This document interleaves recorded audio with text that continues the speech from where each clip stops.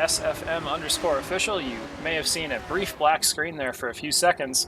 That's because we had to swap over stream PCs, but everybody should be able to see our live pictures now. Do apologize for the short intermittent delay there. We just came off of a fantastic stint in stint number 3. Came down to the last possible moment there for the win. And we are joining a couple seconds into stint 4, riding on board with SVR Floofy in the SVR Black car. And that was just green flag on the we missed about 8 seconds of the race, so we're good. But wow, we went immediately into this. Yeah, so in the booth for stint 4, if you're just joining us, I'm SFM Darkster, joined by Avcracy, Floodman11, and Kiwi Chris 1709. Thanks for joining us, everybody. His Twitter is not on screen, by the way. Yep, I'm working on that now. Yep, fantabulous. So yeah, it looks like we've got Floofy's. Oh God, no wonder I mentioned this, but I got the stream open 3 times. Wow! Oh, great work, team. I was going to say... No, not team, just Kiwi. Great work, Kiwi. Great work, Kiwi. Yeah. So, some of the drivers in this stint we should definitely going to keep an eye on. Roadrunner's back, Commando's back. Karts is back for a second stint after a really good stint 1. We're going to mention Floofy, of course. Yeah, well, you know, he's just great. Is he, though? Family Dudes. From SFM's point of view, Sky Active is in this one. As well as... Who's driving this? Turismo. That's what I can find him. Yep, yeah, Turismo's going to be doing his second and final stint of the evening. So, really glad to have him in the car now. And there is a couple breaking news points from the end of stint 3. I disconnected near the end, as well as MRT Dadbod. So that's 2 of the cars in the top 10-ish area of the race that are going to be on the back foot now. So...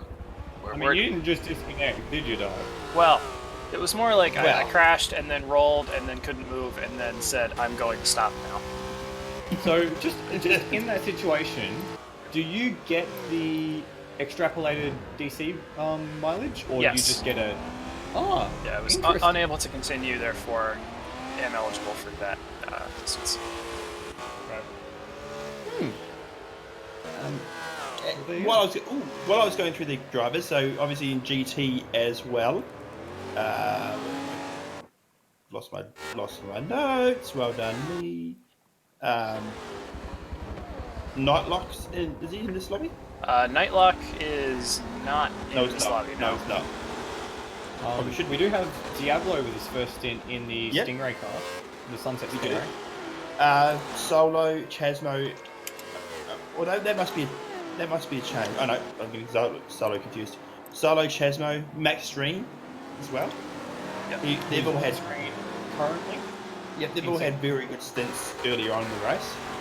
Yeah, Max Stream was given the AMS Diablo's car and the leading Nissan a pretty good run for his money in stint 1 there, but didn't see him back out. Well, 1 and 2. Okay, I must have missed him in stint 1. Yeah. So we're looking at a really good battle up front for this one, I imagine. Well, I mean, if we just look at the GT cars now, which are on screen, the top 5 have not split up at all compared to the rest of the field. It's basically as if there's a big split between the top 5 and the rest of the field.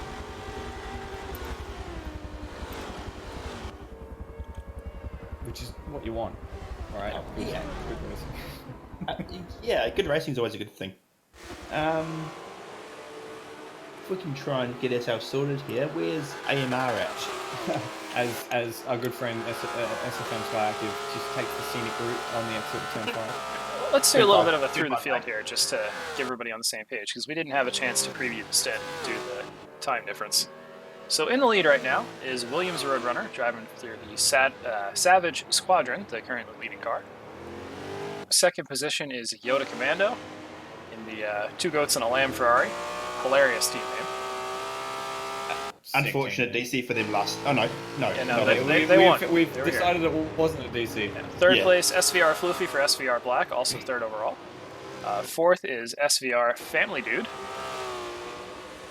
Then we have PXM Karts in the AMR PXM car. I believe that may be what Blackout was requesting. Next up is SFM Sky Active in the SFM Glickenhaus Ferrari. That's the black car. There it is. Right behind him, Turismo 83 in the car that I just rolled. I guess the mechanics very quickly fixed it. Trailing him, LSEM Pigeon. This car had 2 disconnects to start the race with LSEM Yuko, and he will not be returning, with Pigeon taking over for him. In the 9th position is SVR Raikou. 10th, Dark Truth for McLeod, and then in 11th, EPD, driving for Team LCR. The most gorgeous car in the entire field. In the GT side of things, currently leading is FRF Solo, picking up right where he left off in Stint 1. In second, we have Chasmo for SVR. Just behind him is LZR Diablo, who we heard from in the first 2 stints in the comms box. Right behind him, GRT Max Stream, followed closely by AMS Huracan. Those 2 are teammates. And then a little bit of a ways back is Sage Cheetah, MNR Scoops, Already some damage. and Thanks for then the cheetah. LSEM Boost, Scrape on the front. also known as Scrape on the front. Donald Duck, is currently 19th. That's LSEM Boost. SVR No Mercy is in the 20th position. That's 9th in GT. Seems like they're SVR showing a lot of mercy. Yep. Here's SVR Vantage giving us a nice slide through 17, and bringing up the rear is McElroy 45 for the other SFM car in the stint, Corsa Martini. Hey! So that's who's in the stint. Also, quick question: who came up with these Martini liveries? SFM cars. That look alright. The 24 was me, the 97 was Mac. Very nice. Alright, so we're going to ride on board with the Yoda Commando here, so you can keep Roadrunner within striking range. I would not be surprised if he could, just based on the qualifying pace that these 2 drivers had. But you never can be too sure in a race like this, especially this far into it. Yeah, well, they were easily the class of the field. Well, they've been the class of the field the entire race so far. These 2 teams, Goat Milan and I think the other team's name. Savage Squad. That one. They just have been. Ooh! Oh, it was a lucky little touch in the boy water. there, Commando. Wow. We saw that at the very end of the last stint from Schneider as well. So taking all of the road and then some at the exit of turn 17, looks like it has just dropped him away from the back of the lead car, which is. I don't have any titles. Which car was this? The lead car. Savage Squad. The lead car. Savage Road. Yeah, that's Roadrunner. Yeah, that one.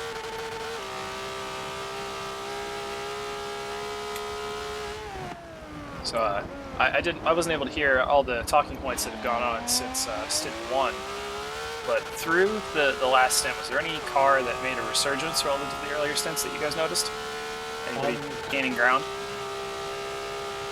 Probably the Sunray car in GT. Of course, Ben's poor stint 2 was very well documented.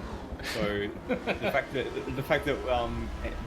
Racer Boy was able to gain back, not on the leader, because I think Salva still won that stint, but a significant amount on everyone else was pretty big for them. And we'll see how much they gain back once timing updates on the TORA website. Yeah, we're currently working on the timing right now. There's some data that needs to be put in for it to show it, but it is being worked on.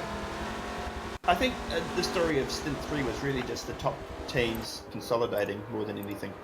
And the battle between Snyder and Lawrence. Oh yeah, that was mental. But it's really, this race is really turning into a battle for top 2, which we suspected was going to be anyway. But then they're going to be a good 5-6 miles ahead of the competition.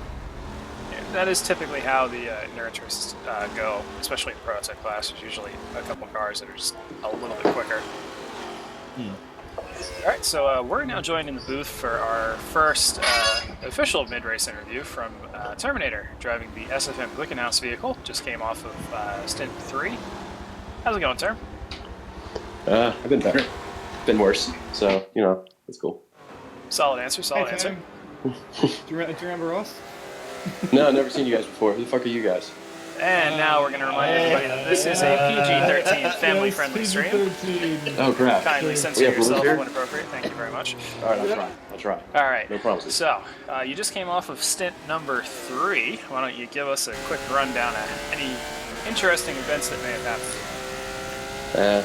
I mean, it's pretty uneventful, so that's good. Tried to play a little pit strategy. I tried to play a little bit of pit strategy and get off cycle so I could just be me, run my laps. But I guess at the start there, I got in a pretty decent little gap between a couple of guys. Forgot who. Well, I got a question for you. Yeah, go ahead. All right.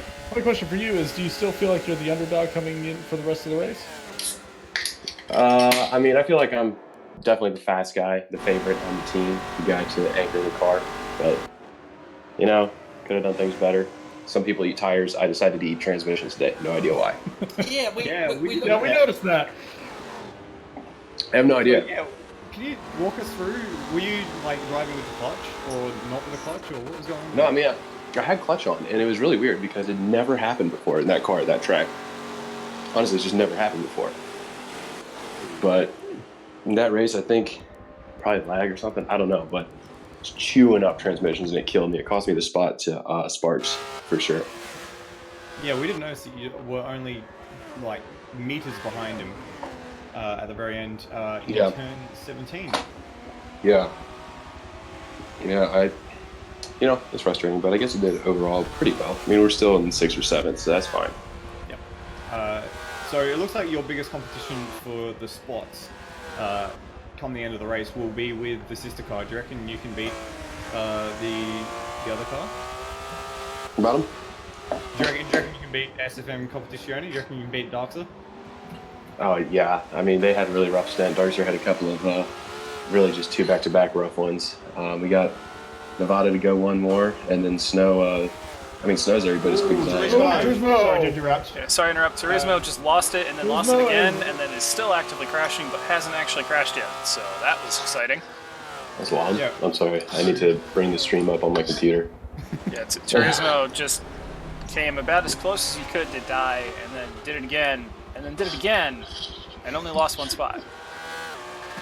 So the timing from the last stint has just been updated, so we can now say that the SFM Glickenhaus team is in 6th. So good job. Cool. Good job, Wow.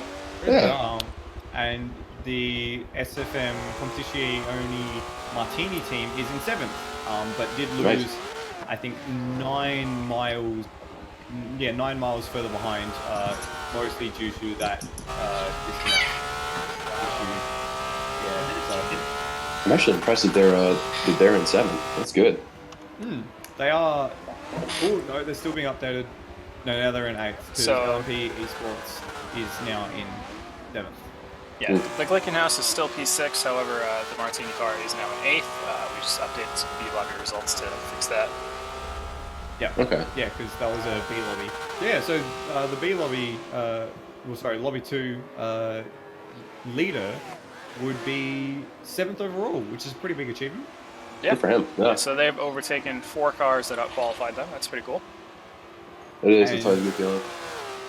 Well, actually, that car in the second lobby, the B lobby, qualified in 10th.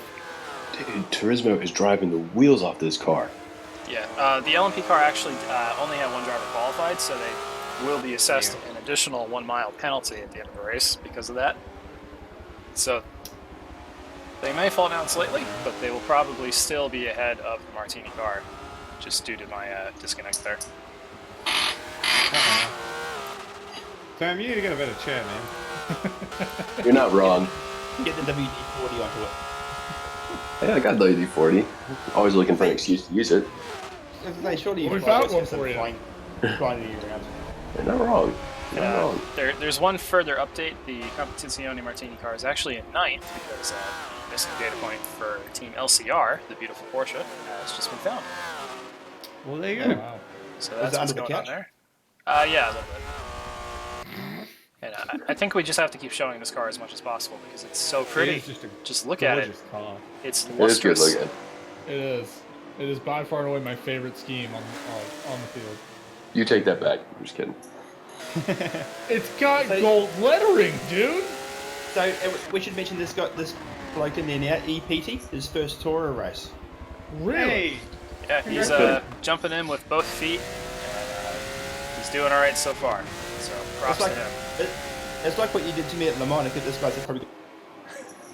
Yeah, It's like Doc did to all of us at friggin' Nürburgring 3 years ago. We know that talking about that race. Yeah, so Kiwi Chris's first TORA experience was being dumped into A lobby at TORA Le Mans 2017 in a GT car, and it was fun. For Team Slow. And, Yeah, good times. and my first step was at night. No Oof. pressure. That's a And none. solid oof. Yeah.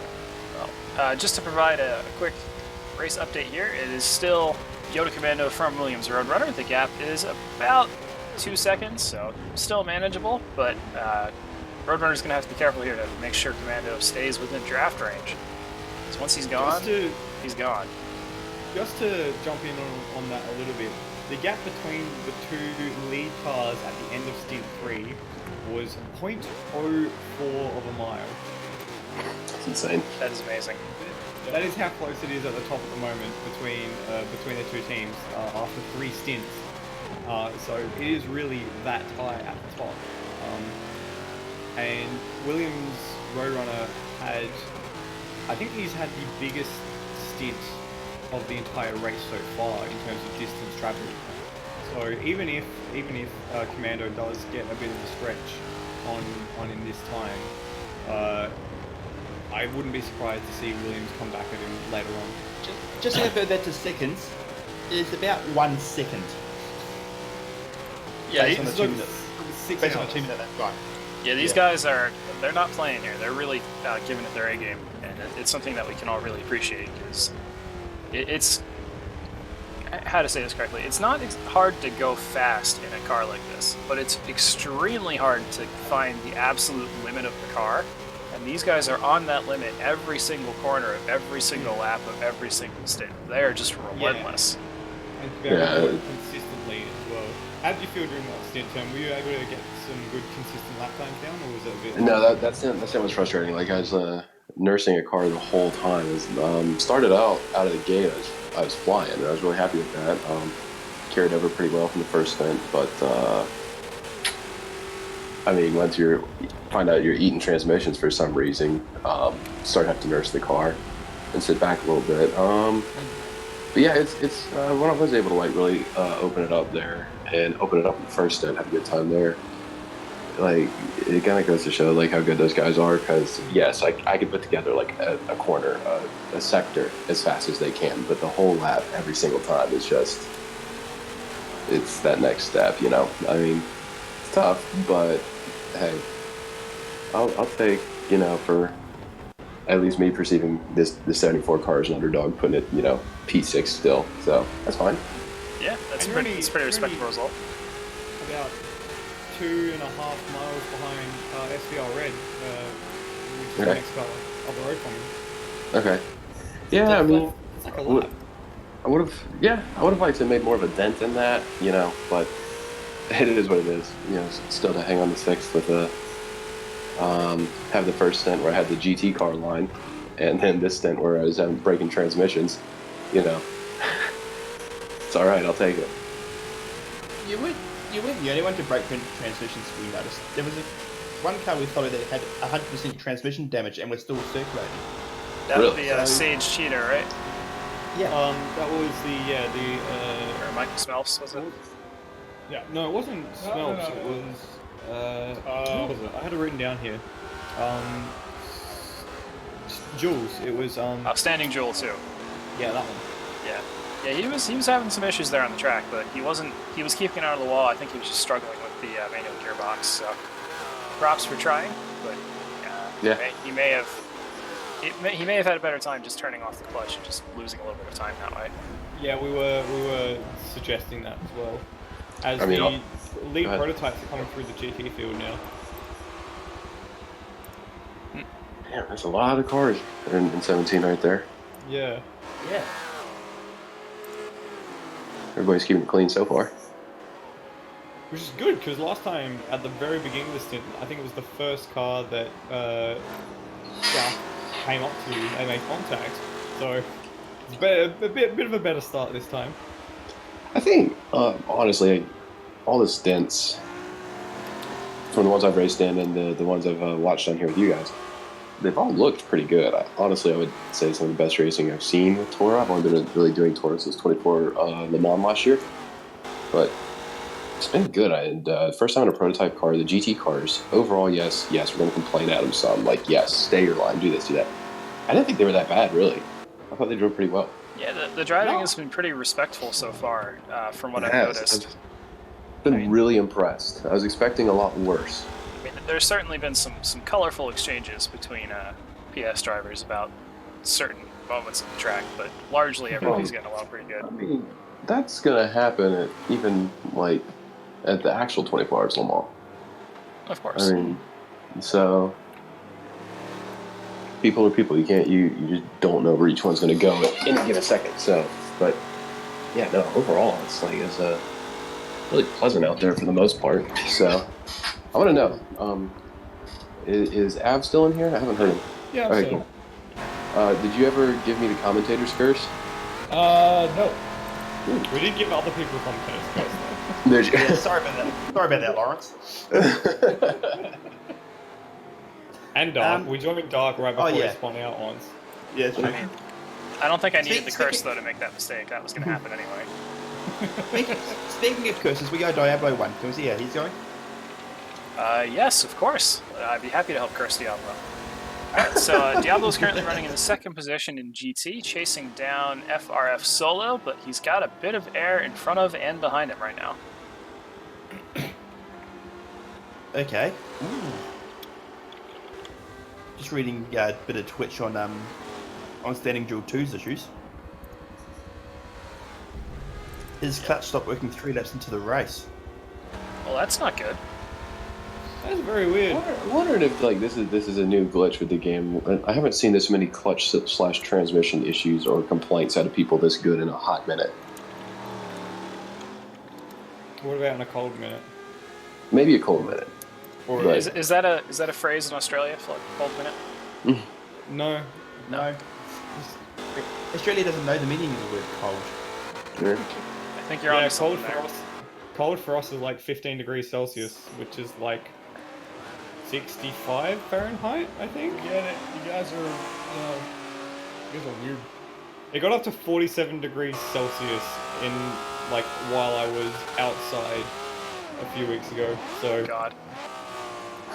That's just what's that, like excessive. 120? Yeah. 46? Good God. 46.7. Goodness. Yeah, that's Yeah. Turismo's tucked in right here behind. I don't know who he's right behind there, but Yeah, I just wanted to bring that up. Turismo is actually the closest to another car he's been for a while. He's chasing SVR Raikou right now, number 5 car. I want to say that's I think SVR red, and Is it it's black? blue. It's SVR blue, even though there's no blue on the car. that's I would really ridiculous. appreciate it if they would, make their cars look like their team name. You know what's going to happen? Next race, you're just going to have a plain white car with the word blue on it. Now, do you see any blue on this vehicle? Any But- at all? No. the word blue is going to be written in red. All right, well, he's actually pitting now, so that's going to give Maybe- Turismo some clear air, and it's going to let EPD take the position away, presumably, for Team LCR. Let's see if he made a pit stop yet. He has not, so this is going to be a pass for track position only.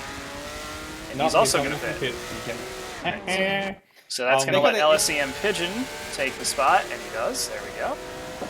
And it's not PD, but it's going to be Dark Truth who's going to be behind him. Who was that, actually? I have no idea who that was. You control the camera. Let's go find out. Yeah. Yeah, right. Alright, so there's a phantom car on the track. Just don't mind me. I ceased to exist a long time ago. It looks like we've missed Roadrunner pitting. He's made a stop. He's pit and he's that far ahead. That's crazy. Yeah, well, he has. Damn. Yeah, so Roadrunner's in third right now. Wow. I wonder if it would be interesting to see towards the end of this stint how much that has played into Roadrunner's hands, just getting out some clean air. Because following a car, even a car that's about your speed, even one that's just a little bit further ahead, it does just get a little distracting and start to pull into their wheel tracks a little bit. Yeah, I agree. That's why I love to pit off cycle so I can get in clean air and away from other cars and just do me. Now we should point out you that can do that in TORA racing. Roadrunner pitted from second, so he may or may not actually be gaining any ground on Commando. Yeah. Of course, you can pit off cycle in TORA races and not have it really affect you because you are mandated to a higher number of pits in most cases than you actually need. So something that I always used to do was hit almost as early as I could and then just try and stretch out the rest of my stint just to sort of get onto my own cycle and like catch people up as they do their thing. I think way back when in the first race I did, the 24 hours of Nürburgring, I actually pit so early that I ended up halfway through the TCR field. But I was actually able to get through them without breaking any of them, which was better than some other people. Again, it's that redacted story that we will tell at some point here in this film official. So, We make it. I don't know if you guys are seeing this, but are you noticing that the Ferraris just seem a little bit more unstable compared to the other vehicles? Just generally how they're driving. Most of these cars are on yeah, Say- that's a good point. Yeah. Like, just watch Raikou here try to go through Sector 1 and then compare it to LSE and Pidgeot's Porsche just ahead. The car just moves so much more. You can see it kind of porpoising there. Alright, looks like Terminator has left the building. So thanks again for him joining us. He terminated himself, or he got terminated. So this is the SVR blue car with no blue. Correct. Well, maybe he's listening to Eiffel 65. We don't know. Who knows? Da-ba-dee-da-ba-da, da-ba-dee-da-ba-da. You know what would be great if they just channeled the BMW M6 art car livery from a few years ago at Daytona, and instead of fast on the side, just had written blue with a red dot next to it. Sorry. Did you see the livery I called a mean livery for a race we did? I put the word slow on there. Oh, that wouldn't surprise me even a little bit. You didn't? And at the other side I just do like a really crudely drawn stick figure of a car. Brilliant. Alright, well, Welcome back, Tim. yep, if you're just joining us, we're about 1/3 of the way through stint number 4 of 6 here at the TORA 12 Hours of Sebring. Riding on board with the SVR blue car, which does not contain the color blue. And we're going to bounce around the field a little bit here. But so far, this stint has been pretty uneventful. What do you guys think? It's like some of the manic action we've had from previous stints, that is for sure. And everyone's all pretty spread out already. I mean, we are 1/3 of the way through. That is a solid, 30 minutes-ish? Yeah. Yeah. But we looked at last stint and we had, maybe it's just, the fact the two drivers were so equally talented. But we had two drivers, Lawrence and Schneider, who were on each other for the full 100 minutes. Looks like we've got a pretty tight battle here for 3rd in class in GT between Maxstream and Chasmo. That should be good to watch. We got the Corvette versus the Jag. Saw this earlier between Raceboy and Solar. Now it's going to be a little bit different, these two. Let's see if Maxstream can get the run onto the front straight here. Nice sound effects. So, just quickly rounding back up to the P class, has Commando made his first pit stop yet? That is a question that I believe the answer is no, but we're going to check anyway. So, Commando... Smash cut to him already in the pits, that would have been perfect. It would have. It looks like he has not pitted yet. Probably go for another 15 minutes or so. Running a very long first stint, again, making use of that clean air. Wonder, yeah, it'll be interesting to see where he pops out in relationship to Roadrunner, because that would be, that's going to be the battle for this stint. Well, he's also doing that because the longer you go into the stint, the more chances you have to fix your car without it adversely affecting you if you have damage. Because you'll have more required pit stops to do, but less time to do the pit. So that may be what he's doing. We saw the JSR. Well, this is effectively a JSR car 2 minutes in the lamp. They had an issue in stint number 3, where I think it was Commando. No, not South. South, yeah. With South turn just randomly drove off the track coming out of turn 5 and lost a bunch of time. So they're going to be probably being a little bit more careful right now. Just try to avoid that kind of thing. Oh. So that's why someone thought they did. Yeah, we thought they disconnected. Yeah, he didn't disconnect. He just wasn't in the lead, which may have made you think he disconnected. I mean, well, we didn't know where because anyone was at that point, because that was when the timing was all messed for us. Yeah, when Av got booted. Yep. Alright, so let's jump back to that battle that we were watching for the third position in GT, and it looks like it has changed hands. Maxstream has gotten by Chasmo, and Chasmo's going to go off there. A bit wide at turn 16, yeah, which is not going to help him get back, and it looks like, who is that ahead? It's Maxstream. Maxstream, yeah, has just checked out a little bit now. It doesn't take much in these cars to lose a lot of time. And there, Maxstream just went Maxstream super goes wide. Real wide. He's going to get a great run onto the front straight now. Oh, he's going to get No, some I made contact. Saved it. I made contact. Wow. Oh. That was some incredible driving there was- from Chasmo and Max to save that. That was, yeah, proper ground trouser moment. Yeah, that was I just don't know what the red thing was doing there. Well, obviously, Max has gone very wide at turn 17, right? I think Arnold might be able to dive up the inside, and then the door closes, but it closes a bit too late, and you already got the nose there, and it can... Maybe Max was trying to get into the pits as well, so could be a bunch of things that go on at once at that time. Just seems a little unnecessary to make that sort of contact this early on, anyway.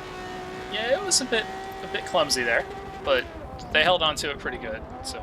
Yeah, and neither of them spun out, so hey, play on.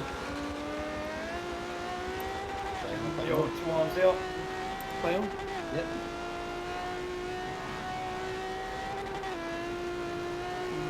But it has cost him. It has cost him for the time being. He's now dropped back a good 100 feet.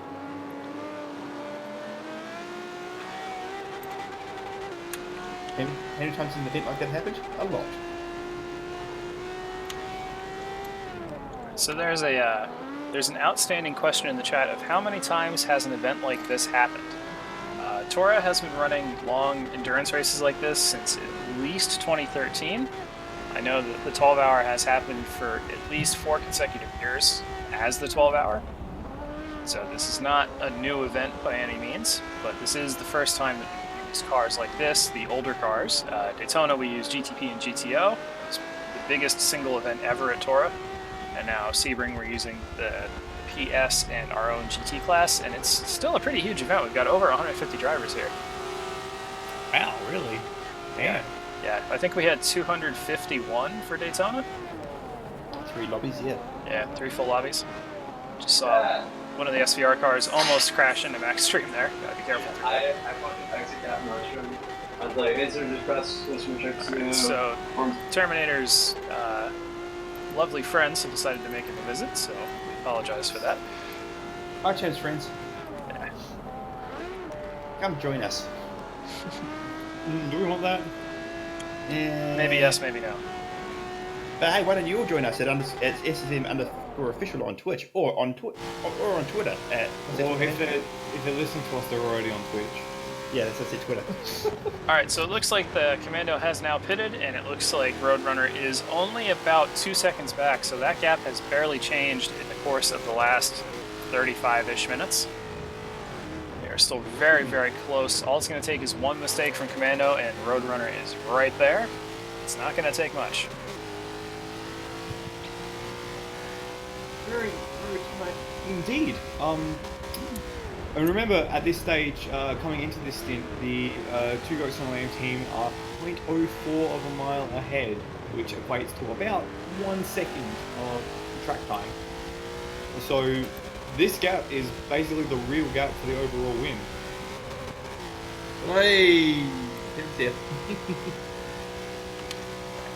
Just to show the current standings here, in the PS class, it is Savage Squadron, which we're riding on board with right now, from Two Goats and a Lamb, which are currently leading, from SVR Black, which is a little way behind, about 5 miles so far through the race. On the GT side of things, it is Team Mandem, currently being driven by FRF Solo, followed by SVR Purple and Eliana Motorsportan. That's going to be your EVR Huracan, or AMS Huracan, just changed from the car. Driving that car right now. Enjoying saying that. I really am. So, And are you extending your arms? Eliana Motorsportan. yes, thank you. So that's our current leaderboard here. We'll bring you back to the race now. That is a really cool graphic, by the way. It is. Thank you for everybody who put the graphics together. They're really Damn, I wish I had gone. That goes to Flat Rascal. Yep, THR Flat, TORA's newest staff member. He's going to be doing the lion's share of the media work he created overlay for us. So it's really impressive work here. It really helps us bring you a good product. A good product? This is a good product? You've got Flood and I here. How can it ever be good? Well, Well, all right. if that's how you want to play it. It's a blimmin' fantastic product. Get it right. Hey! Don't talk yourselves up too much. Don't break your spine by patting yourself on the back. All right, so if anybody's got Can you hear that? if anybody's got any questions for us, What? if anyone has any questions for us about the race, about us, the commentary team, about the cars, the drivers, TORA, let us know in chat. We'll do our best to answer your questions. Also, that's a significant drop compared to where we were in the last stint. Where you said we were amazing. alright, so Roadrunner just made a mistake there. He almost hit the inside wall going into 17, but he was able to catch it, and he's not going to lose any time. But you can only do that so many times before it doesn't work anymore. Before it bites you. Yeah, it's kind of like a cat. You only have 9 lives, and he has 8 now.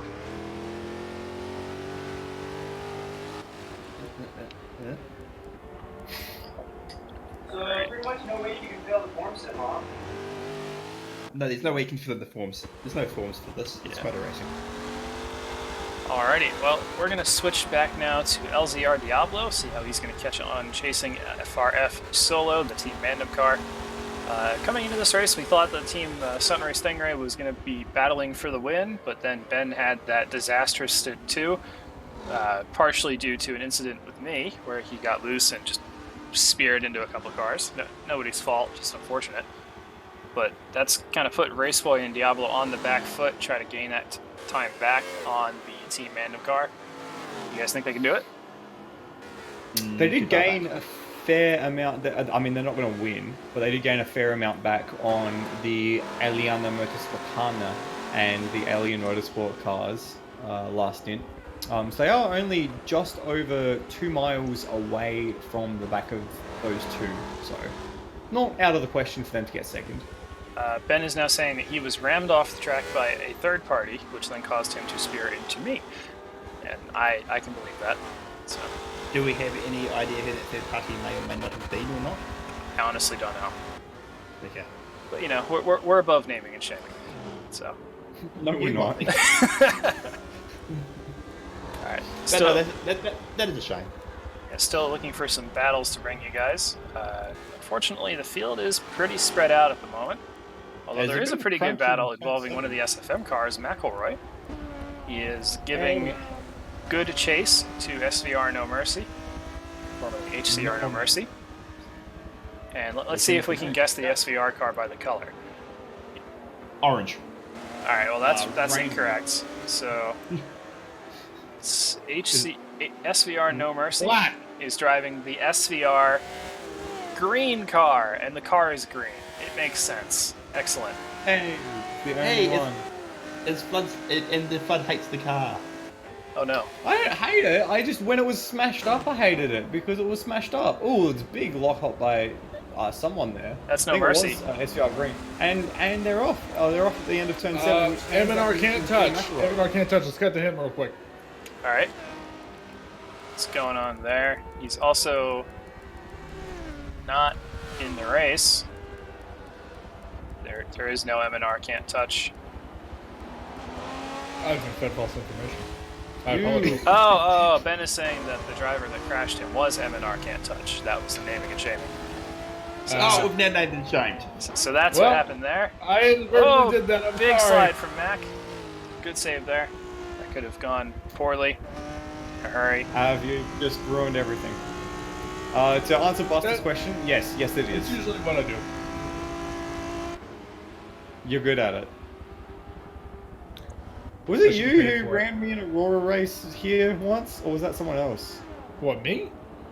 Okay, that might not have been you then. No, It was definitely someone. No, not me. It probably was. He just blocked the memory out of his. I mean, I would. Good memories, good memories. And at that point, it's time for me to leave you guys. I have some other stuff that I need to be doing. Thank you for having me on. It was good fun. I hope you enjoyed the last 3 hours of commentary from me. All right, yeah, thanks for coming in, Flood. Really appreciate your insights. Very appreciated. That was certainly something. They weren't insights. I hope you enjoyed your first experience. I hope you enjoyed your first experience of doing this. Yeah, it was good fun. If you ever need any more help, or if the people enjoyed me doing it, I'll be happy to do it again. So, All right. I'm out. Catch you later, guys. Thanks Good again, luck, Flood. man. Catch you later, man. And then there were 4. Thank God he's gone. Wow, that's oof. Hey, I'm a Kiwi. I'm gonna say that about any Australian. Fair enough. Alright, well, Flood I thought has you left two the were like building. best friends. Hey, I thought you two were like best friends. yeah, but you know, Hey, it's kind of like US and Canada, except a lot more romantic. That is So the me most and Ace? perfect description possible for that kind of relationship. me and Ace are pretty much like that. Yeah. But no, hey, I can't not be mates with someone who I do a podcast with and have met in real life and haven't punched in the face. Alright, I think we're going a little stir crazy in the booth. These guys better give us some action to watch. Send help. Someone pit. Someone pit. Well, there is a bit of a battle going on for the lead. Roadrunner has almost caught Commando. That's new. Geez, that's a good run by a Roadrunner then to get cut this. Yeah, he is dropping the hammer there, catching up to Commando. The gap is now down to about a half second. That's a pretty good progression there. And I know you mentioned this earlier, but the gap between those two cars overall in the race right now is 0.04 miles. That's it. Yeah, which we worked out is based on the what lap time are these guys doing? About 157, 158? They're doing 55s. Oh, they're doing 55s. Okay. So if I do that, Just to put it in perspective, it's 211 feet. That's not even half of a football field. Yeah. It's tiny. it's basically 0.01. So it's basically 1% of the lap. So 1.15 seconds is the difference. Yeah, basically nothing. Yeah. It's a real dogfight up here so far. So these guys are doing their damnedest to not crash, and so far they haven't done so. Yep. It's a real dogfight where they're throwing the pitch and sink at each other. Yeah.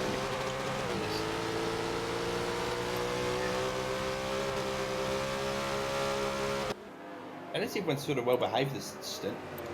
Yeah, there hasn't really been any drama that we've been aware of or been notified of. It's kind of, it's both a good thing and a bad thing, because the dramatic, crazy 7 wide stuff is really entertaining, but it also means that somebody has done something horribly wrong. And it makes our job as commentators harder because we've got to entertain them with some padding. Yeah. Which, hey, I don't mind. Yeah, it's just one of those things. I think we're going to have a pit stop here, boys. Yeah, we're not. you got it right. Yes, we are. You You got it. Yep. That's going to be Commando into the pit lane, and that's going to give Floofy a pretty decent chance to make up a spot, if only temporarily. We'll see where he comes around. Going to switch to the chase camera here. It'll be tight. Tell you what. It's going to be real tight, yeah, although Floofy's also going to go into the pit lane. Here he goes. So there goes that idea. And that's going to give SVR Family Dude maybe a chance to pick up a spot for temporarily. I reckon he'll be coming in as well. We'll see. No, he's staying out. So Family Dude is going to take third from Floofy in the pits. There's Floofy. And he may not hold this for very long because he's pretty low on fuel. Yep, so he'll be in the next couple of laps. I would like to know who painted this car because the way the rear paint stripes fade into the wing is kind of cool looking. I like it. Really, really good. SVR, would you like to tell us who painted this car, please? Could you please get in contact with me so I can learn from that person? And can you please put colours on your things that match? But anyway, can you please change your team logo color to the color of the team that they're on? Yeah. So, that was Karts, yeah. Right, and there was a request for the location of Karts. Karts is currently in the 5th position. He's a bit back from the rest of the guys in class, but he is doing a very respectable job, keeping his nose clean. And it looks like he has already made at least one pit stop, so that's good for him. Probably 2 stops based on how much fuel he has left. So Karts is doing good. Now we're going to see if Roadrunner's going to pit this time, because he's almost to the entrance. I would think he's going to dive in based on the tight line through 17. Yeah, he took that line last lap. Ooh, he almost lost it there. I think he thought about going in and went, no, I'm going too fast. We've seen a few people do that. Actually, just come in, make a dive pretty late. We almost saw someone come to tears last. It might have been actually what's his name? Whoever it was, almost clicked the pie barrier because they left it so late after they got duped out. Yeah, it's pretty easy to do. You got to be really mindful of every single input here. Oh, speaking of which, he almost went off. That's the spot on track where I crashed in the last stint. You just get a little bit on the grass and you can't get off, and that tire wall protrudes a bit farther than it looks to protrude, and you hit it, and it's just instant crash. There's just no warning. Well, perhaps if you drove better. I deserve that. I'm sorry. Oh god, I feel bad now. Kiwi, you jerk. Oh, man. Hey, it's what I do best. Well, it wouldn't be an SFM official stream without a shameless SFM update. So let's find all of our drivers. Turismo is currently in the 6th position in the car that I flipped last stint. He has made at least 2 pit stops based on how much time has progressed. Make that 1 because counting is hard. So Turismo is doing a solid job in the 6th position. SFM Sky Active just made his first pit stop in the Glickenhaus car. So there he is, 2 spots back. And then down in the GT side of things, in the, let's see, 8th position, McElroy is still pedaling the SFM Corsa Martini, which does not actually contain the word martini on the car, it's a swordfish. So that's where our cars are running. Anybody watching would like to know where anybody else is running, do let us know and we will check that out for you. SVR, I think this is tongue-in-cheek, but SVR says, yes, we did this completely on purpose to mess with the commentators in regards to the team names and the car colors. Yeah. Now, next race, is going to rock up with 3 black cars. That would be hilarious. All right, and we are going to get another guest driver in the booth here. It's going to be Frehelias driving the SFM Internazionale car in B lobby. So, Frez, can you hear us? Can you hear me? Do you want to hear me? Do you want to build a snowman? All right, I'm gonna need Kiwi to be. I hear the snowman. All right, we've got Frehelias in the booth now. How you doing, Frez? How's your race going so far? It's not bad. I had a stint one was wasn't alright, but had some mid stint setup changes, and car felt a lot better in stint 3. All right, so you made some changes in Stint 3. What did you change, and what did it change for you in the car? We changed the springs and some of the caster and the toe in or toe out, and it made the car a lot more drivable and less hard on tire wear and gave less understeer, so we can push a lot better now. All right, and you're driving the Jaguar, right? Yeah, the Jaguar E-Type with a straight 6 and a turbo. Okay, I don't think there's any Jaguars in A lobby, so I can't switch to one to show you how it's working on, but there is another one in the race, and that would be CRA. In your stints, did you happen to be near the CRA car at any point? How do you think the two Jaguars compare at this point? The CRA Jaguar was a lot more further up than I was driving, but Bacon is he's getting close to the CRA car, so it's more down to my driving style than the Jaguar itself. But Right, so overall, Bacon would be Iridescent Bacon, your teammate in that car from Canada. My boy. Well, I thought there was going to be a battle on screen while we were doing this between Family Dude and Floofy, but Floofy went too fast and he's not near Family Dude anymore, so that has evaporated. Floofy went too fast. Yeah, that's not a phrase I thought we'd ever say. Yeah. Well, it looks like Family Dude's going to jump in pits. I So find it interesting there's only 2 Jags in the field. it's a bit of a more difficult car to tune, and Frez can speak to that a little bit. And there's only one Shelby in the whole field.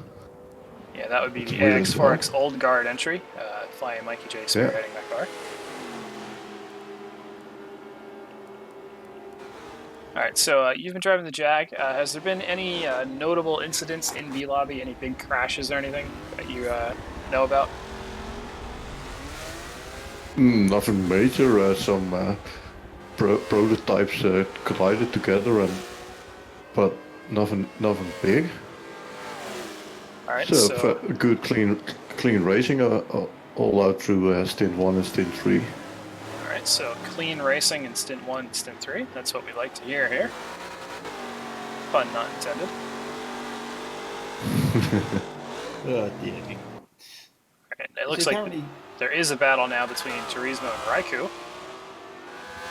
So we'll bring that up. Sorry, Kiwi, go ahead. No, I was going to say, so currently you're the leading GT or SFN, is that correct? If I'm reading this right? Did you have a... Alright, so of the three SM GTs, the Corsa Martini car, the one in this state is currently at 8th overall. The Internazionale, that's Frele's car, is 14th, and the Greenwood Corvette is in 15th. Just ahead of the team car. The Corvette's ahead of us, right? Correct, yeah. Actually, no, you're ahead of the Corvette. You're 0.33 miles ahead. Ooh. I I finished my bread. Is that your aim now? Is it to finish ahead of that car? Because I know you're done for the day. Yeah, you always want to beat your teammates in a different car. Definitely we want to beat the Corvette, but it's going to be an interesting race because the Corvette guys are fast as well. And, I know Brad is going up for another stint in the night, and in the night we have Hunty in the Jaguar, but he's going to do a double stint or so. It's looking good for him. Yeah, Hunty's going to be rounding out that car with the double. They're working late and they're jumping in for 4 hours of racing. It's kind of a tall ask, but he can do it. That's how he likes to race. Not much of a gap in between the stints, so we can keep the rhythm going. Yep. All right, so Frez, are you going to be driving any other stints, or are you done for the rest of the race now? No, I've done 2 stints, and that's all I'm driving. Bacon is doing the other two stints, and then Hunty's doing 2 stints. So we've found it equal for everyone to do 2 stints. All right, sounds like a plan. All right, well, we've been hearing from Frehelias, so thanks for coming on, Frez, and hope to see your car get a good No result. worries. Thank you, and you guys as well. Alrighty. I'll try getting a result. Ooh, good. I mean, Now that's really cool because I mean, Frez is fairly new to the SFM team and Hunty as well. So it always matters me to see those guys do well. Yeah, they joined up after the Le Mans race for Frez midway through TEC in Hunty's case, but they do pretty good. And Bacon as well. Oh yeah.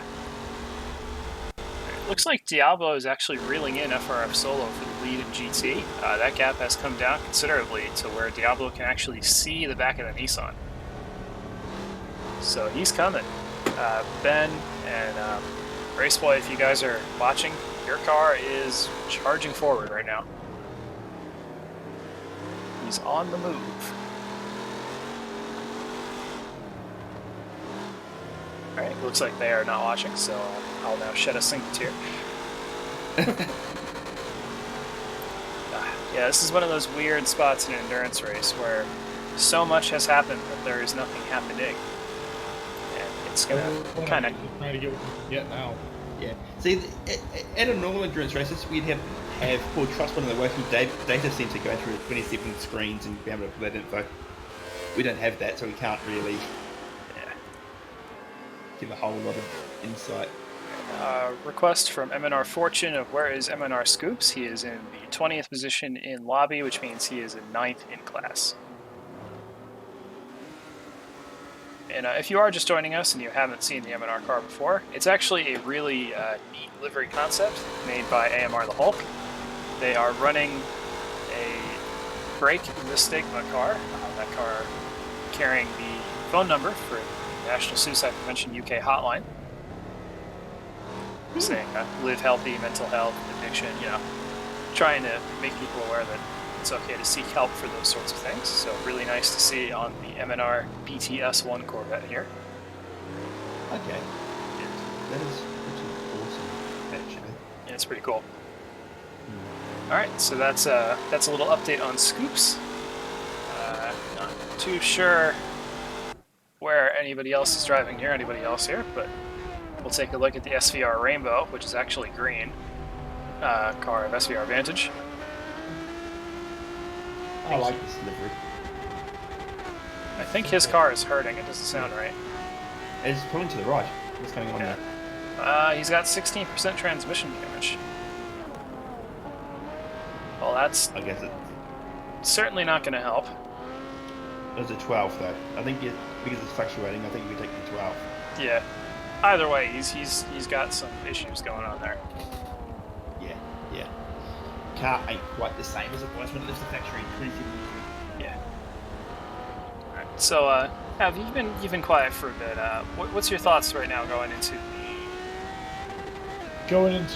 hour number 8 of the race? Hour number 8? Yeah. In my opinion, it's about time it's finally started to settle down. Even though you know it's going to ramp up in intensity during the next stint anyway, because guess what? Going to be racing at night. Oh yeah. Whoa, it's going to be great. It's going to be great. A wild Diablo has appeared. That means Diablo's pitted. Actually, no, it means Solo pitted and Diablo's just put a lap on Vantage. That's what happened there. But yeah, finally started to calm down a little bit. Everyone's just trying to take what they can get at this point.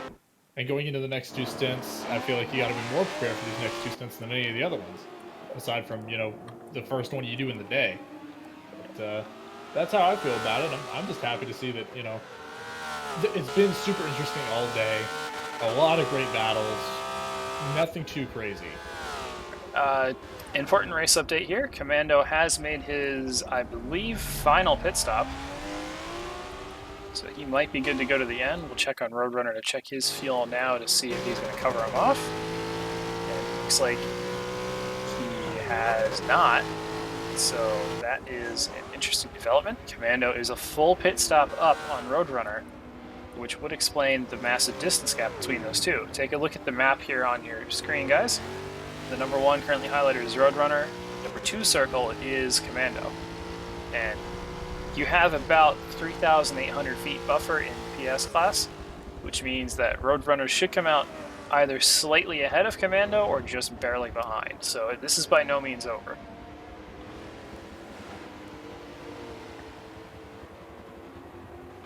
Alright, so we've got Roadrunner leading from Commando, and then about a full sector behind those two is SVR Floofy and the SVR Black car.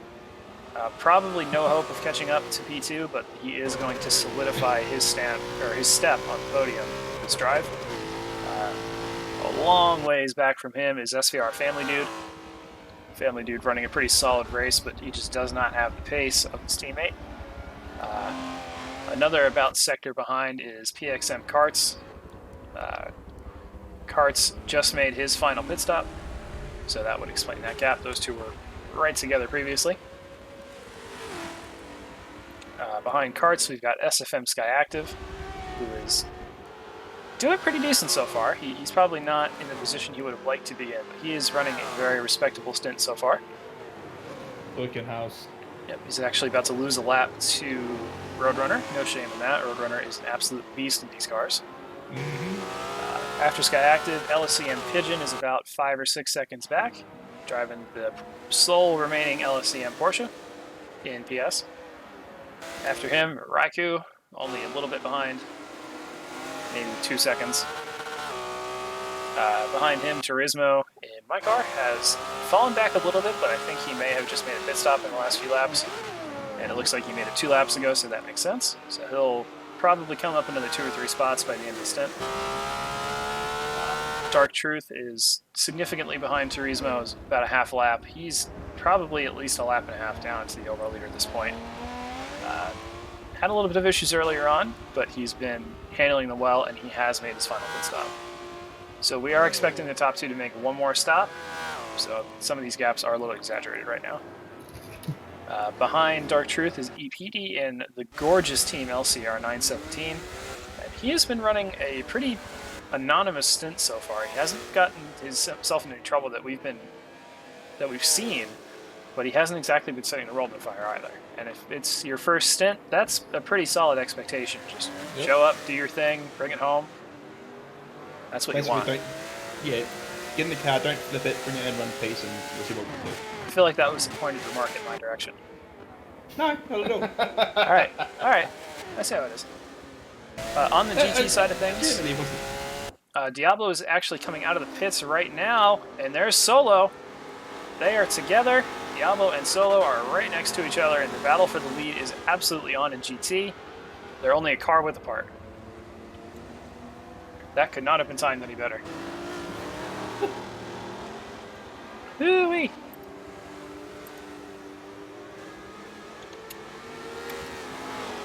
Oh man. And we've got, what, probably about a half hour left in this race? Something like that, yeah.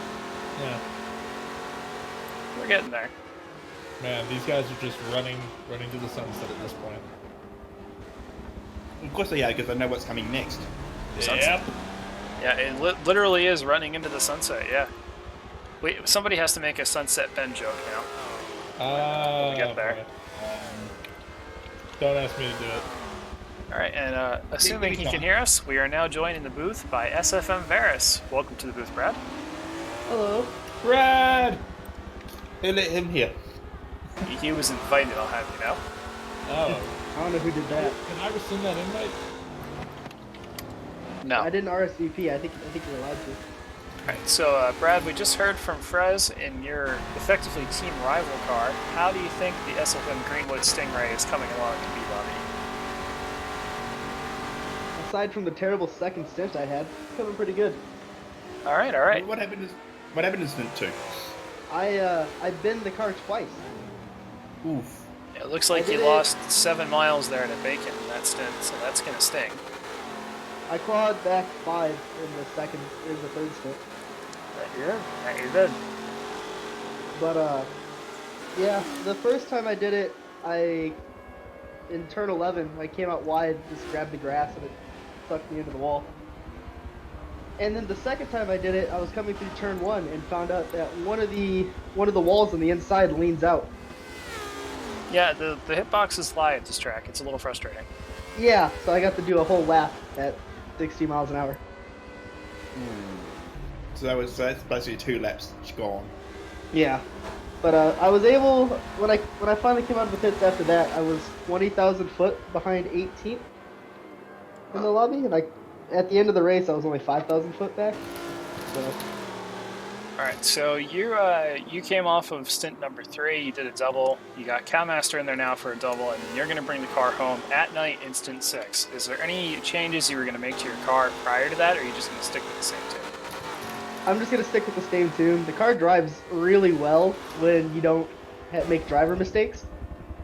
The Corvette's super stable, and you're able to just like drive the car super hard, and it doesn't really punish you for it. All right, so you're feeling pretty confident then. That's good. It looks like the Corvette itself is actually a pretty good choice. We're riding on board with Diablo right now. He's chasing down FRF Solo in the Team Mandem car for the stint win. Yeah. No, the Corvette's a very strong car. It's just got so much corner exit torque that, especially out of the hairpin, it's just so hard to match it in any other car.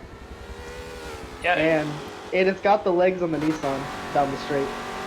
yeah, it's a little bit quicker, but it's not so much quicker so as to be quote-unquote BOP braking like the Ferrari was No, in PS. the Nissan's a bit faster than the Corvette.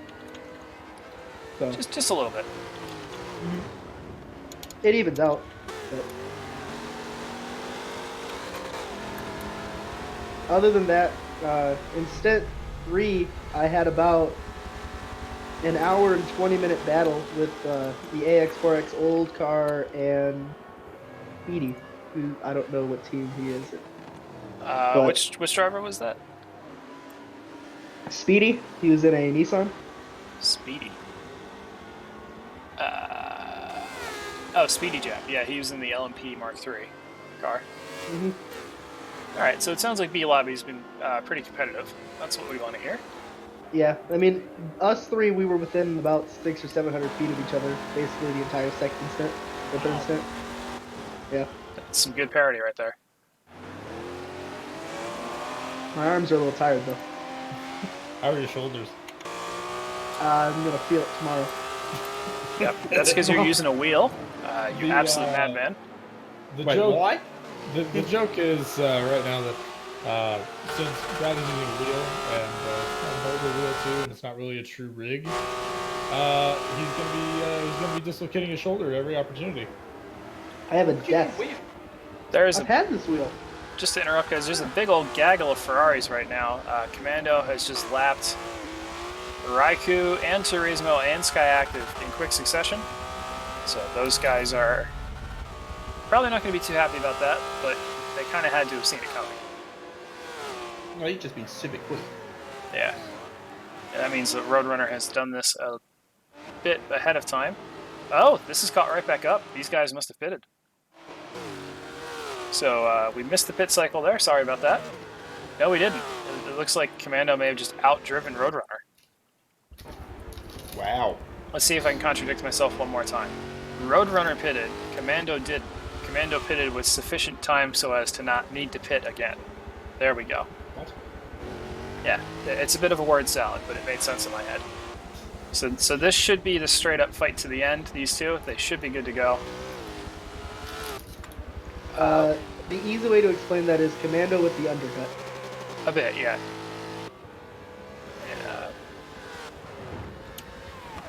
Let's show, for those who are just joining us or just coming back, the current top 3 as of the end of Stint 3. We have Savage Squadron on top, that's Mellish and Roadrunner, followed by 2 Goats and a Lamb. Best team name in the world. That's going to be your Commando, your words are hard, guys. It's going to be your South, Mitch, and Commando, and then SVR Black of Floofy and Snyder. GT, it's Team Mandem, in the Nissan. That's Craviator, Zoom, and Solo. Craviator will be doing the last 2 stints. And then we've got SVR Purple in second, then Solar, Kaichi, Chasmo, and Spartan Chief. And then Eliana Motorsportana in third. That's the number 90 Corvette for Mead and Huracan. So that's your top 3 right now as they run, not including this stint, and that is subject to change.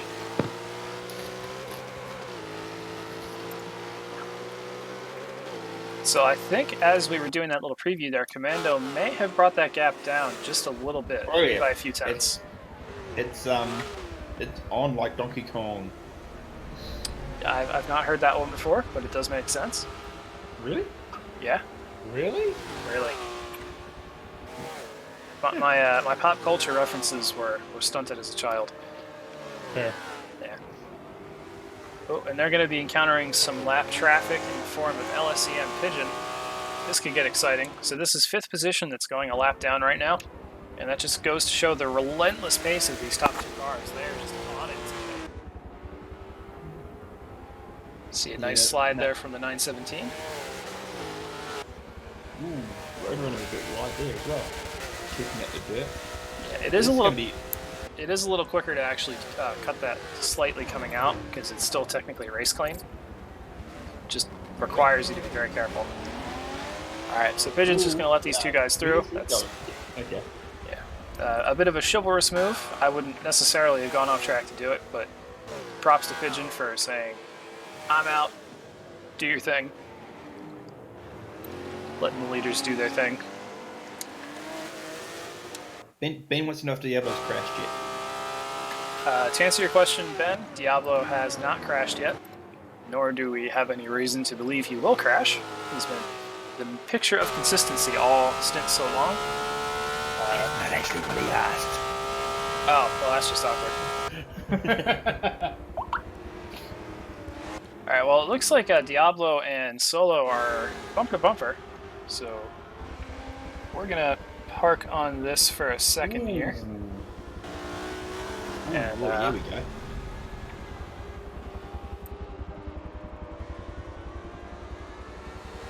He's right on his backside coming into... Oh, he's going to have a lunch here, I suspect. He could run out the sweeper. Not too far back. The Corvette can outbrake the Nissan slightly, in my experience. If you're really aggressive with the engine braking, you can do it. Okay.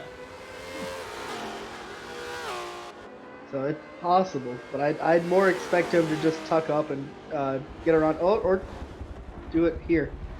I was gonna say I expect him to tuck up and just try to get past him on the straight with the better top end, but. Watch the tower. Watch the tower.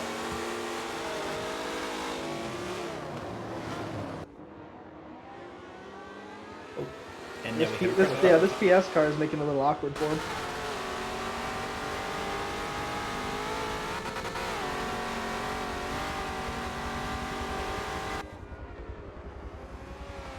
This is one of those moments where I feel like once Diablo gets around him, he's just gonna pull away.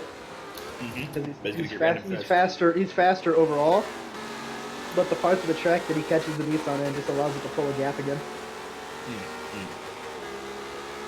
Yeah. Here we go. Pulls up towards the move. I'm guessing he's got the straight line power. Oh boy! Oh! Nice and close. That's incredibly tight racing. You're giving it their all, man. Problem is he's now going to be on the outside for turn 1, so I'd expect Solo to. One of them's gonna break a little early. We'll see who or not. No, they're not. They're just gonna rub it. They're just gonna lean on each other a little bit. So it looks like Solo's going to hold it. Yeah.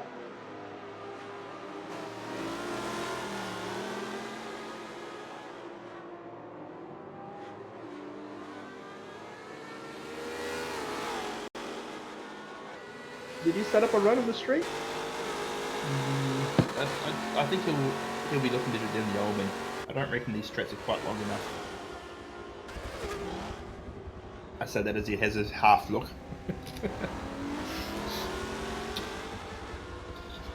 Oh, if anyone can hear any crunching, it's me eating chips. Sorry.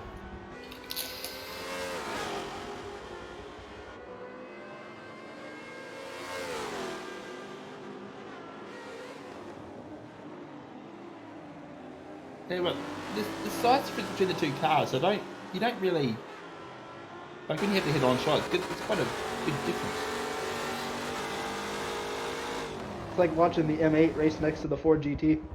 Yeah.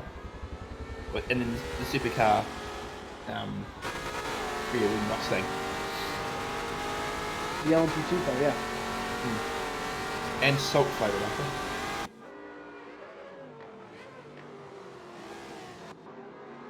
We talk about food. I have Wendy's. Wendy's? Is that a bunch of Wendy's? It's like Windex, but food. Why did they leave us? Why did they leave us two here? I don't know why. I don't know why. Hey, it can't be any worse than when Flood and I were here. As we're having a look in the bend here. He's gonna have another lunch. Oh, is he gonna try to go around the outside of him this time, or is he just trying to set up for the run down the straight?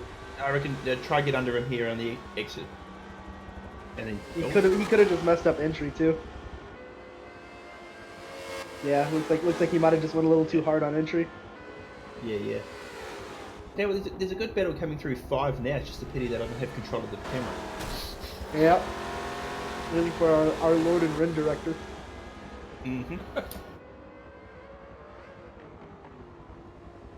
He's apparently getting thirsty. I can appreciate that.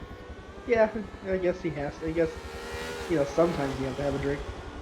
So, while we're watching this, racing at night around this place seems like an absolutely terrifying prospect in multi-class. To tell you the truth, I haven't done any laps at night with another car. Oh Oh boy. boy. Only by myself. Yeah, only by myself. I won't be in the booth, but I will be available right after to yell at you. I've ran laps by myself. I just haven't done it. This has all been solo stuff, so this will be interesting to see how it works out. But yes, it does sound terrifying that the possibility of a proto without headlights steaming down into 17 right next to you is a bit terrifying. Yeah, because I'm looking at cars like the Corvette. They don't have headlights in the best of times. But like, where are the headlights on the Corvette? They're flipped. So if you look on the front of a Diablo's car, they actually just literally rotate 180 degrees around, and then just it looks kind of dumb, to be honest. But because they're not pop-ups, they're on like a spindle. So yeah, they kind of just spin around. But that's how the headlights in the Corvette work.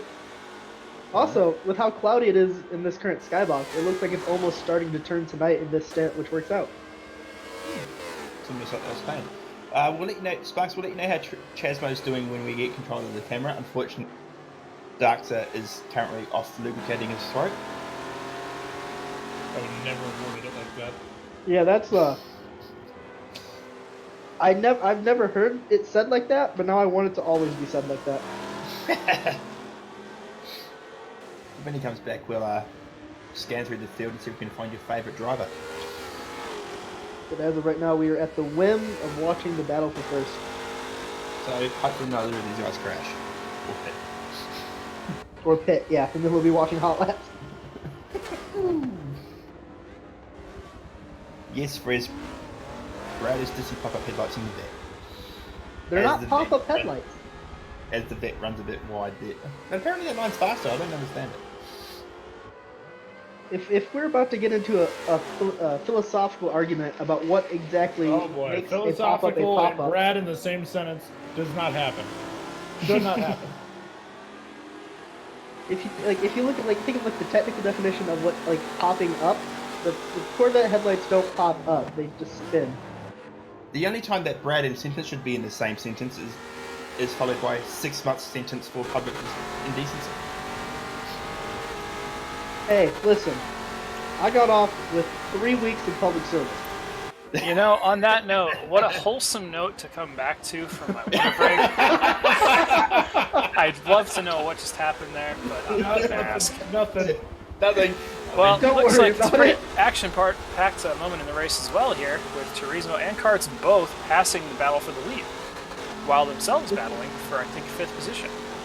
If you could, there's a battle in turn 7 we've been watching on the map that we haven't been able to get a good look at. All right, who are we looking for here?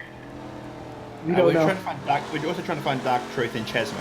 Dark Truth is in Yeah. 10th position overall right now, It's also his first race. doing a solid job. Chasmo is in 4th position in GT. Nice only race there. Looks like he's a bit twitchy right there as well. Were you guys looking for scoops and boost? Not the time, but we'll take a look. All right. We've been watching the dots, and every once in a while they get close to each other, but we're stuck watching first and second. Yeah, I do apologize, but your main man needed some water, so I had to go get some. You had to lubricate your throat. Indeed. It was getting a lot of use the last couple hours. Moving on. Moving on. Freezing. Alright, so all the best jokes here, that's from official. And it looks like that battle may have been Turismo and Karts, nose to tail, the AMR and SFM cars. Whoa, Turismo, careful there, buddy. Whoa. Yeah, you gotta be careful on the curbs through there. Yeah, They look like you can run them, but they're like 6 feet tall. that's Well, how most I of the rolled cur- earlier. Most of the curbs here are like that. Yeah, especially that one right there. You just went through that first left. Oh, we've seen cars previously get on 2 wheels and have a massive moment. At the start of stint 3, I was forced on the inside of a Dino in that corner, and jumped the curb. It was very sketchy for the Dino, but also probably really sketchy for the rest of the entire GT field behind me. It would also, I'm sure it was. it would appear that I told a fib earlier. Commando did have one more pit to do, and he's now done it. So now the question is Roadrunner also going to do one more pit, or did he actually pull out an entire sector on Commando? You fibbing fibber, you fibbist. Rude. Ooh. Also, the mild bit of tranny damage as well there, but I think you'll be good to the end from here. Looks like Diablo may have just made his final pit stop as well, so that'll shake up the battle for the lead in GT. Yep, he did, 1 lap ago. So Solo probably is going to come in now to fend him off. There he is. We'll see where he comes out. It's going to be uncomfortably close. So we'll see where Diablo comes out. See if the overcut worked, or see if the undercut worked for Diablo. So here's Solo looking back from in the pit lane. Look for that blue, white, and red Corvette, Sunray Stingray. And Diablo is going to get the pass. No, he's No, not. he's not. Ah. Unless Cold he tires, messes though. up the braking zone with cold tires, yeah. This could get messy. Almost a nudge there, not quite. Yeah, he's gonna hold him off for now. But we got Floofy in the background there. He's going to come to play and make this a whole lot messier. Wasn't the first time today that Ruby's shaking everything up. Shaking back. Don't talk again about Floofy drive by on the outside. Right, so the most uneventful conclusions to that moment as possible there. So Diablo's still right on him, though. And Solo's going to make a mistake and actually go too far to the inside. This is going to compromise his run out. Diablo may have a little more speed coming in the next braking zone now. Diablo had to lift to not just run into the back of him there. He played up his mistake really well by just holding the center, like holding the middle of the track on exit, so making it hard for Diablo to make a move. There he goes. Inside. But Diablo's he's gonna throwing go it for in. the dive into turn 10. Just put some pressure on Solo, reminding him that he's there, but not enough to get the move done. It's so hard to pass in a GT car through the 11, 12, 13 complex. The car just wants to slide to the edge of the track all the time.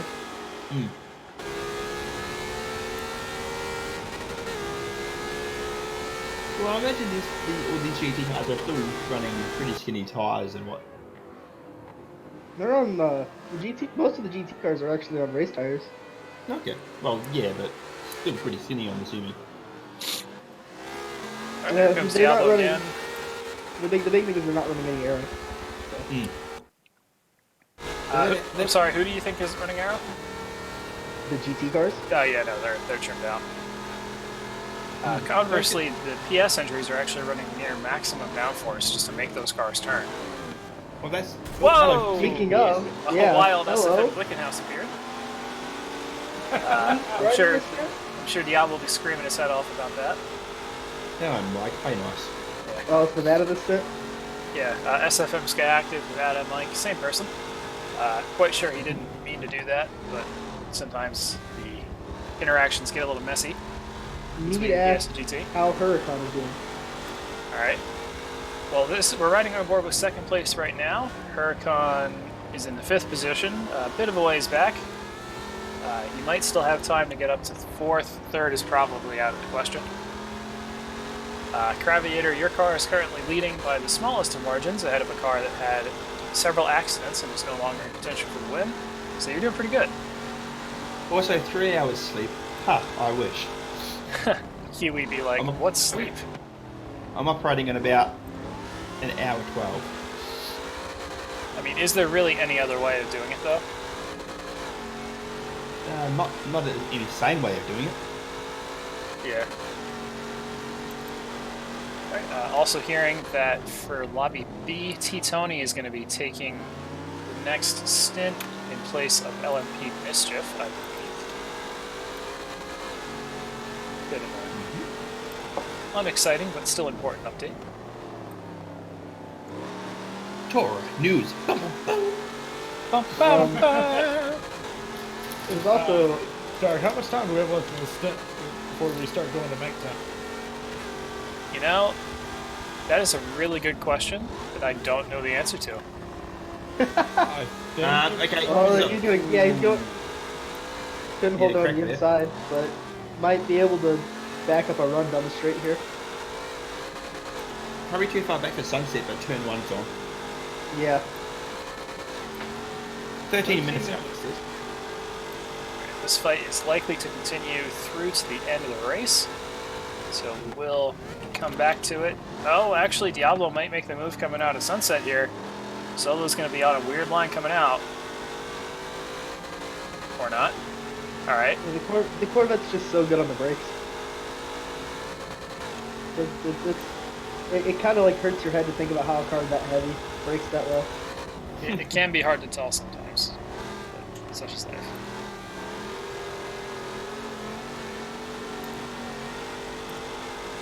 I do know as well that I encountered what I think is a new bit of a small glitch in Forza second stint. Okay. When taking distances, people had their total distance in miles, but it defaulted their distance from the leader to meters. Ooh, dear. Yeah, it took about five or 6 minutes of talking to figure it out and get everything converted right. Because it still said feet, but it was the metered amount. Interesting. So they're using sensible units, but accidentally. Yeah. So that's just a bit of a fun thing if your lobby starts to run behind a little bit, just to keep in mind. Are there any other battles? I don't think so at this stage. I think at this point it's just take what you got. It would appear that Darkseid has had to momentarily step out of the booth again. So you must be on board watching Diablo desperately trying to run him down.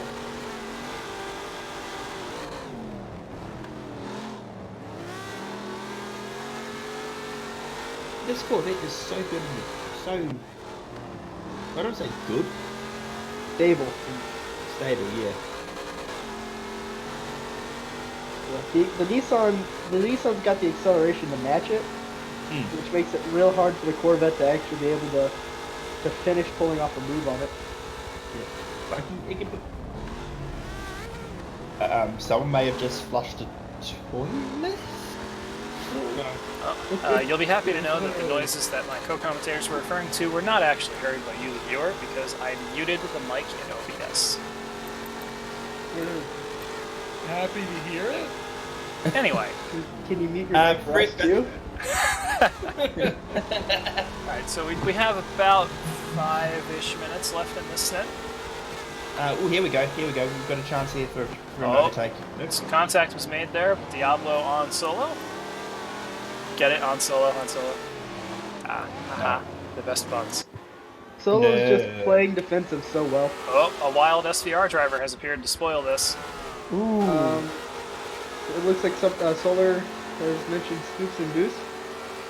Scoops and boots? Oh, he's saying the battle between the two, though. Yeah. Alright, well, we'll check on that. We're about to be almost 3 wide into the hairpin. Oh, Diablo's alongside. Whoa. Nope. Solo closed the door physically. The McLeod Ferrari got around there pretty safe, but that's going to let Diablo almost have the preferred line coming in here. He's going to be able to force Solo a little bit deep. Come on, Tyler, get in there. There's no love lost between them after the move out of the hairpin. Oh, yeah. Diablo didn't want to leave any room for him as they hit again going through turn 10. And Diablo will never move somebody out of the way to pass them, but he will move them to let them know that he's still there. Diablo will fight for his right to A racing it. Yeah. He won't. And you're on. No, he won't so much do that. But if he's there, he will hold his line to show you that you can't just push him off track. Fair enough. Come on, bait. I should not read out. Looks like TX3 Hard BR and chat is rooting on Solo rather hard right now, as they make contact coming into Sunset again, with Diablo just grazing the rear end of him. Alright, so TX3 Hard VR is actually Sauber Zoom. So that would be Solo's direct teammate in this race, so it makes even more sense that he'd be cheering for him. Huh. Yep, he was signed to the Sauber Esports division last year from TX3 during the Forza RC. Lots of acronyms. Yeah. I wonder how that works. I honestly don't know. Wonder if they'll end up renaming to Alfa Romeo Esports. No, because we'll see. The team's still technically Sauber, so probably not. I think it's actually going to be Veloce branded, because that's the organization that Sauber partnered with. And that's also where Force One Racers and Virus were previously partnered with before LCR. So, alright, there goes Roadrunner, excuse me. Inserting himself between the two cars in the hairpin. It's going to give Solo another 5 or so seconds of breathing room until Diablo can accelerate back up to his bumper. And if you are just joining us, we are broadcasting the TORA 12 Hours of Sebring here on SFM Official. This is stint 4 of 6. We got 2 more 2-hour chunks of the race to go after this one. We'll be bringing you through to the end here on SFM Official. If you're looking for a bit of a more relaxed coverage style, check out SVR Solar on Twitch as well for additional coverage. We are right here near the end of stint 4, joined here in the booth by SFM Varus, Avcracy, and Kiwi Chris 1709. We're watching the battle between FRF Solo and LZR Diablo for the win in GT. The stint win. The stint win, yes. Very important distinction.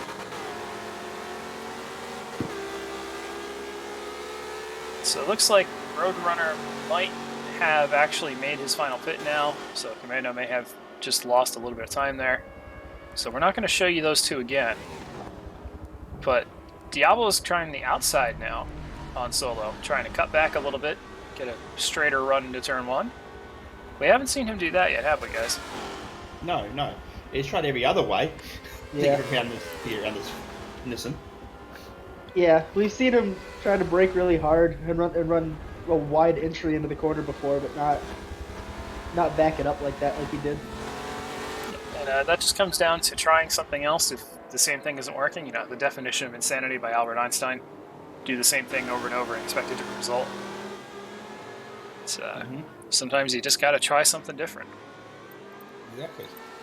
And if something different means you lose a few seconds, then so be it. But at the same time, though, I know you guys talked this earlier today, but in a race like this, is racing your own race better than racing the competitors? It varies. It depends on the situation that you find yourself in. If you're by yourself, just worry about your own thing, but if you have a chance to slow somebody else down, kind of like what Diablo's doing solo right now, you should totally push them. It just kind of comes down to where you are in your own race that will answer that question. Okay. And your own mentality coming into it.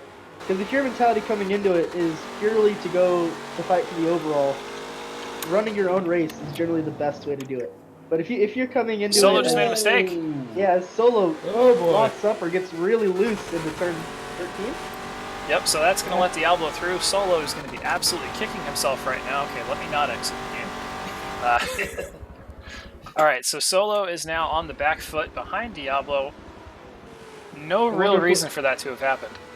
Just lost good, what was it, 300 or 400 foot right there. Yep. Yeah, Frez saying in chat that Solo cracked under the pressure. I mean, it was going to happen at some point, either by a dive from Diablo or just by that little mistake. It looks like a little mistake is all it took. 4 minutes left, boys. 4 minutes left. And I got 4 minutes to sing the world. After this 4 minutes, I will be seeing my exit. Thank you again, Advocacy, for joining us for the first 8 hours of this race. Very much appreciate having you on board. It's been a lot of fun. Honestly, couldn't think of a better way to spend my weekend. All right, but still a little bit to go here before we let you leave. Oh yeah, I'm not walking out yet. Yeah. Damn it. Walk your way out. Wow. Moon walks out the door. Dabs. All right, so we're still riding on board here with FRF Solo, but there was a mention earlier of a battle between Boost and Scoops, and since this battle for the GT lead has appeared to end, we'll check it out. Whoa, okay. Whoa! Oh, okay there. Who was that?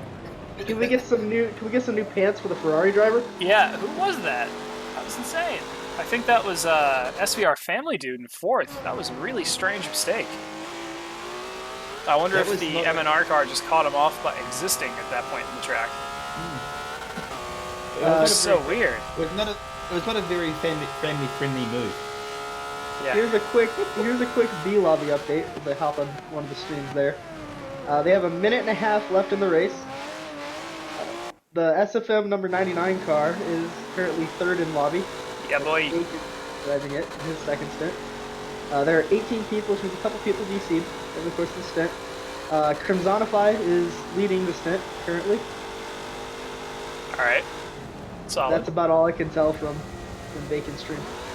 But yeah, they're coming up with just a little over a minute left to go in B lobby. Alright, So so... the lobby's probably pretty close to on equidistant from equal. You wanna? Yeah. You had it right, Kiwi. You had it right. You got this, Kiwi.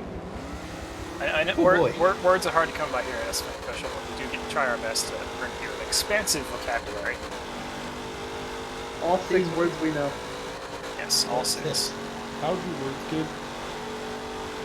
I said we weren't going to show you them again, but Roadrunner has just monstered his way through here in the stint. He's going to put a second lap on the MRT Ferrari there. Commando only 1 corner behind. He's just coming out of the hairpin as Roadrunner disappears off into the next apex there. So, 1 hour 40 minutes, and it's going to come down to about 1.5 seconds. And what did we say the gap was before? About 1.5 seconds? Yeah. Yeah, so that's going to mean the total gap is about 3 seconds after 8 hours. Which for those playing along at home is nothing.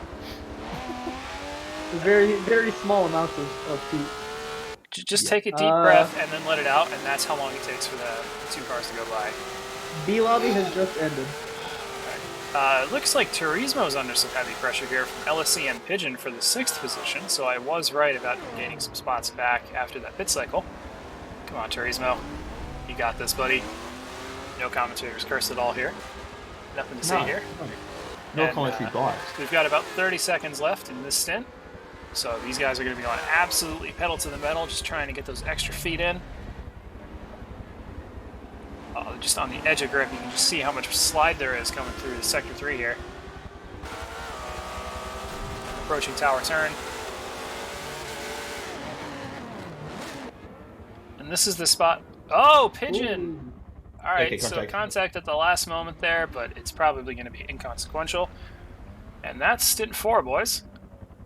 Woo! We did it, boys. 4 out of 6. That was some truly wild stuff there. Stint number 4 has concluded, and that means that stint number 5 will be starting up very, very soon.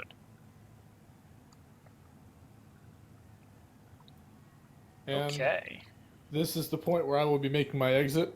Thank you guys very much for letting me be a part of this today. Thanks to everybody watching for letting me broadcast to you for 4 hours straight.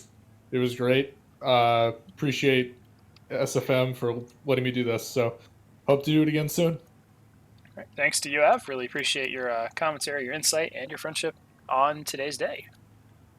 All right. Thank you guys so much here in the booth. We'll talk to you guys very soon. All right. Thanks Today's again. day. See Thanks, you mate. later, guys.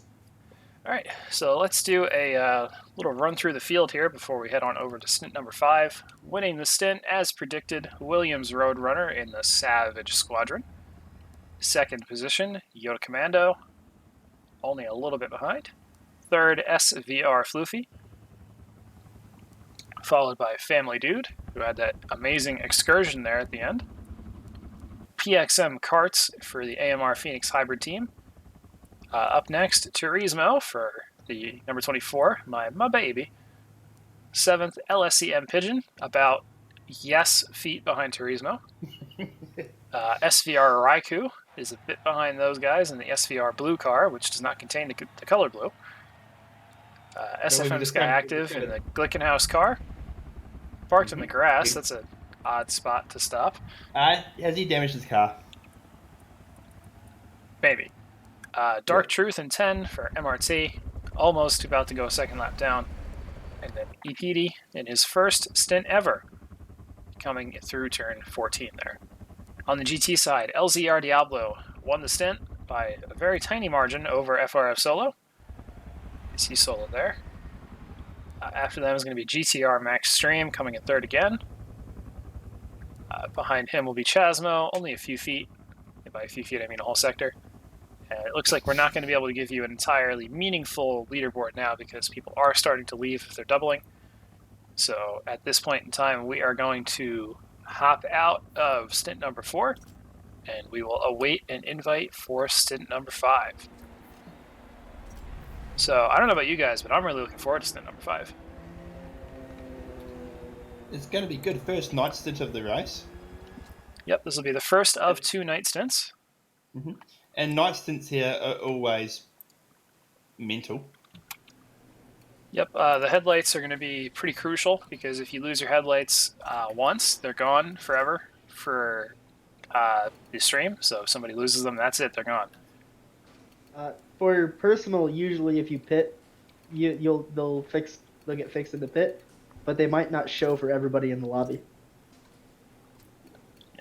Varus is correct. That is a known thing that does happen here.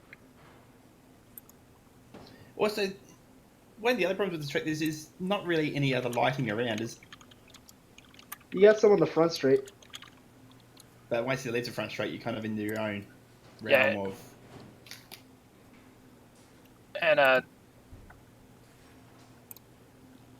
as somebody that has driven a night stint in a TORA 12 hours of Sebring at Sebring, that was a little redundant.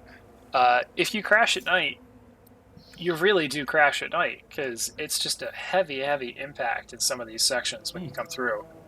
You just get absolutely walloped coming through some of those tire walls.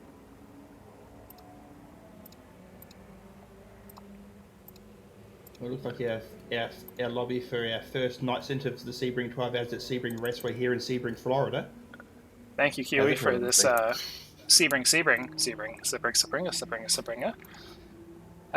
Springer. The best memes. All right, and Kiwi, is this the part where you go sleep? It depends. Do you want how many commentators? Fuck. For- PG-13 here on SFM Official whenever possible. We do apologize. yeah, But, sorry. Yeah. How many commentators do you have coming on for this stints? I believe it'll be me and Varus for now. So if you want to stay on, you're more than welcome to. If you don't, that's also quite all right. Mm-hmm. I will be needing to leave at least partway through the stint to start warming up for stint 6 and start prepping a lobby for it. All right, so you may have to just deal with the sweet sound of SFM Darkser for a few moments there. I know it's the worst fate in the world. So what can you do? And well, that's what happens when you do this all night. I've been up since what 2 a.m. participating, 3 a.m. commentating. It's now 9 a.m. That is a long day, my friend. Since 60, think you might want me? Sure. If you want to come back on, we'll be happy to have you. All right, I'm gonna have a nap. Good Thank you, plan. gentlemen, and thank you, ladies and gentlemen of the stream. It's been fun as always. For the second time I've ever done this, so All right. hopefully my jokes went too off color for you. All right, so that's Kiwi Chris signing off for the next couple hours. He will be returning relatively soon, so we'll be happy to hear from him again. So thanks again, Kiwi. Thank you, guys. See you later, Kiwi. All right, so Varus, Brad, Mr. Weeb, it would appear that we are stuck here together in this wonderful adventure called Sebring. I love this track.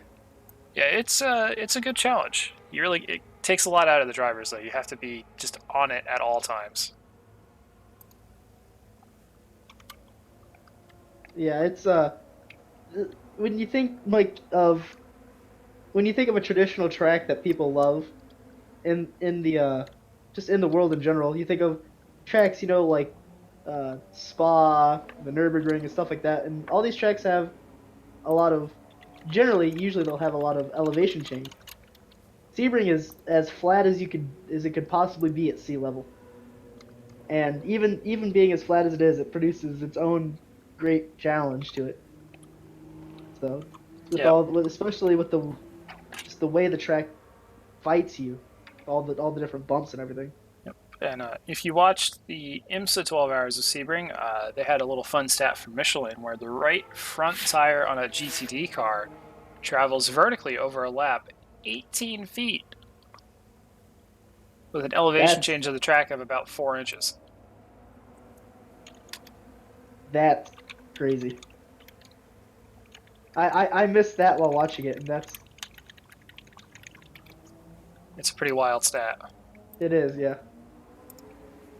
So. All right. So setting up this lobby, who are some of the drivers that are taking part in this one?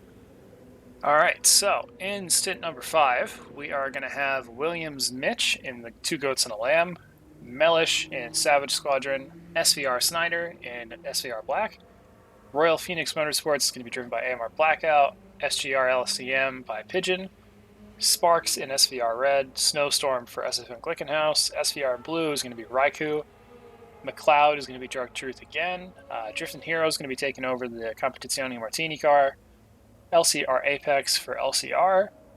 Craviator will be taking over Solo's car, Team Mandem. Solar will be driving SVR Purple. Huracan for Eliana Motorsportan.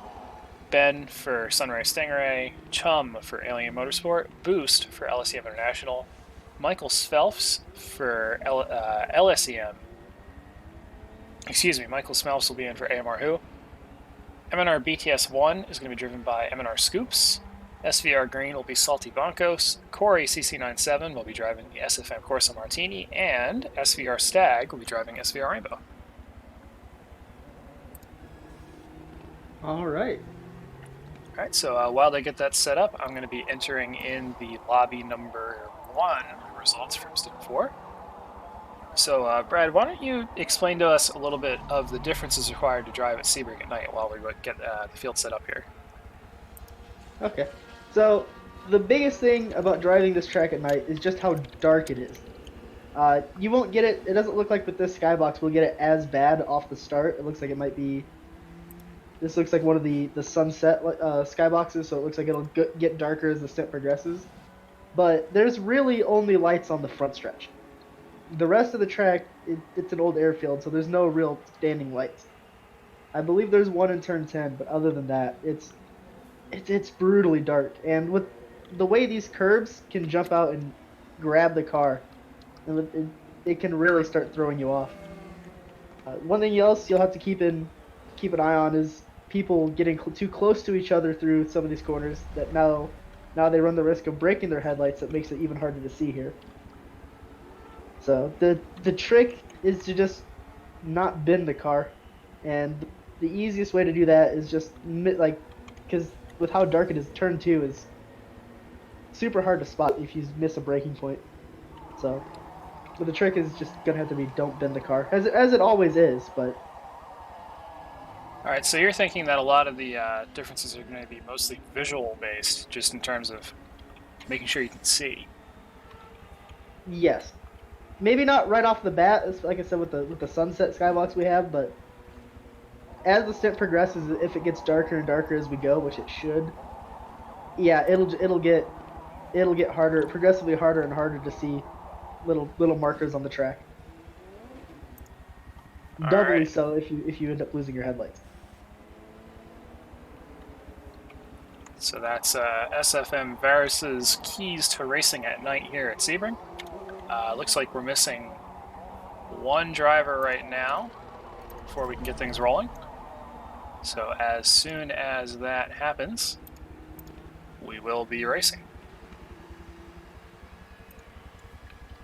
All right, so we've read through the names of the drivers that are going to be in this stint. Is there anyone in particular that you're looking forward to seeing them try to drive at night, Brad? Anyone stick out to you? Double check and make sure I know who's in this stint. Oh, Mitch. I'm so ready to just see how Mitch, because we all know Mitch is an amazing driver, and I'm just wanting to see if because I don't know how much night practice or night racing they did in general in the FRC. So seeing if this might be a new challenge for him, or how much practice most of these guys have actually done at night. Yeah, I'm pretty sure that the FRC was either entirely or almost entirely daytime races. I know they did a few rain, like maybe 2 or 3 rain all season. But Yeah. But Mitch is no stranger to racing in events like these. He was JSR Mitch prior to being signed by Williams. So, yeah, it's been a while for him since he's in a race like this. Yeah, the thing to watch is see if it comes back to him like riding a bike, or if maybe it's a new challenge that he may have lost his edge at after a little while after not practicing. All right, and it looks like we are about to get started here at the stint number 5 of 6 here on SFM Official. If you're just joining us, this is the TORA 12 Hours of Sebring. I'm at Syndrome24 on Twitter, SFM Darkstar on Xbox, joined here by at BSeavers83 on Twitter, SFM Varus on Xbox. And this is going to be a wild 1 hour and 40 minutes of racing. So here we go. The lights are off and the headlights are on.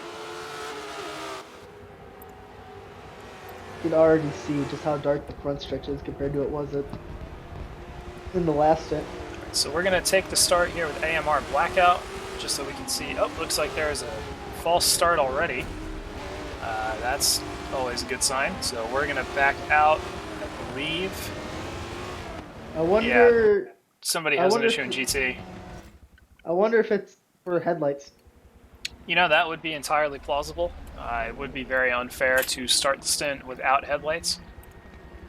Alright, so hearing from host Ben that Corey CC97 in the SFM Corsa Martini Ferrari did not have headlights. So that's what's going on there. So they're going to most likely reload the track and then come back here. So think of it as kind of like hopping on a quick train ride. Just move on over to the next county and come back, see if we can get things to work.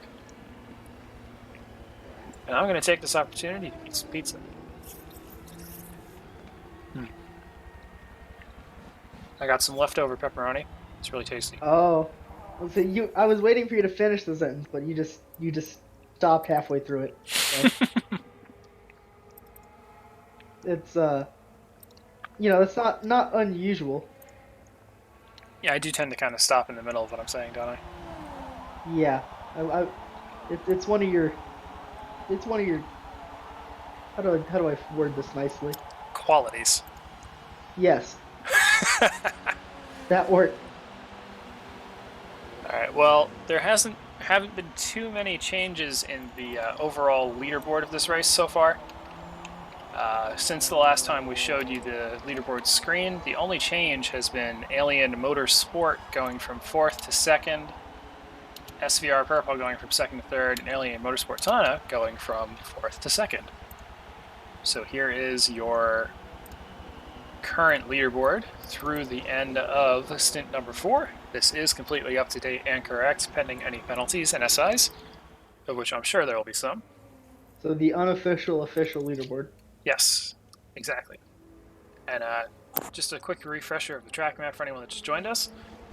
The start is going to be coming out of turn number 5 near Big Bend. That's turn number 6. And look for some large passing moves into turn number 7, the hairpin. And as well, watch for a lot of really good action between turns 13 and 17, Tower and Sunset. So it should be any second now, and then we'll be back to racing action instead of menu inaction. Another thing I've noticed is there's been a lot more action in 10 than I've been expecting this race. With just how some of the cars get runs out of the hairpin, they're able to build runs into turn 10. Down that slightly curved straight. So, plenty of action all around the track. Yeah, there's always something going on here. Alright, not sure what we're waiting for now. Looks like Salty Boncos may have to plug his radio in and out a couple times. Shouldn't take too long to get that resolved.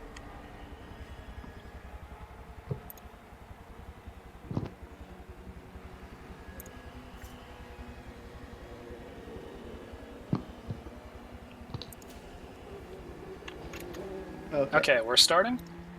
So here we are.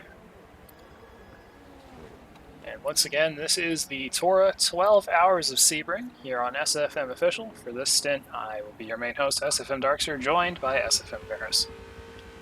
And we're going to try to ride on board with AMR Blackout again for the start here, just so we can get the best possible view of the start.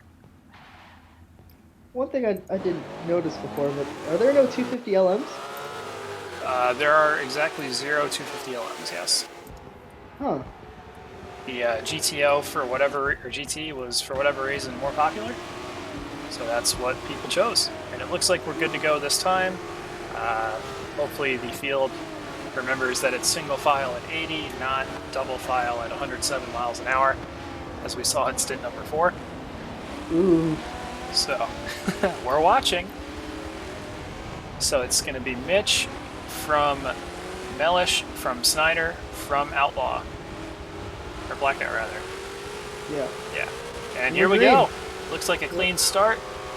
Just kidding. Looks like a dreadful start from Snowstorm on back. And there's already a move by Blackout on Snyder, but I don't think that's going to get anywhere because he was on the wrong side. Had to back out too as he turned into him just a little bit. Yep. So either Snowstorm was sleeping there on the start, or Snowstorm was the only person that did not jump the start.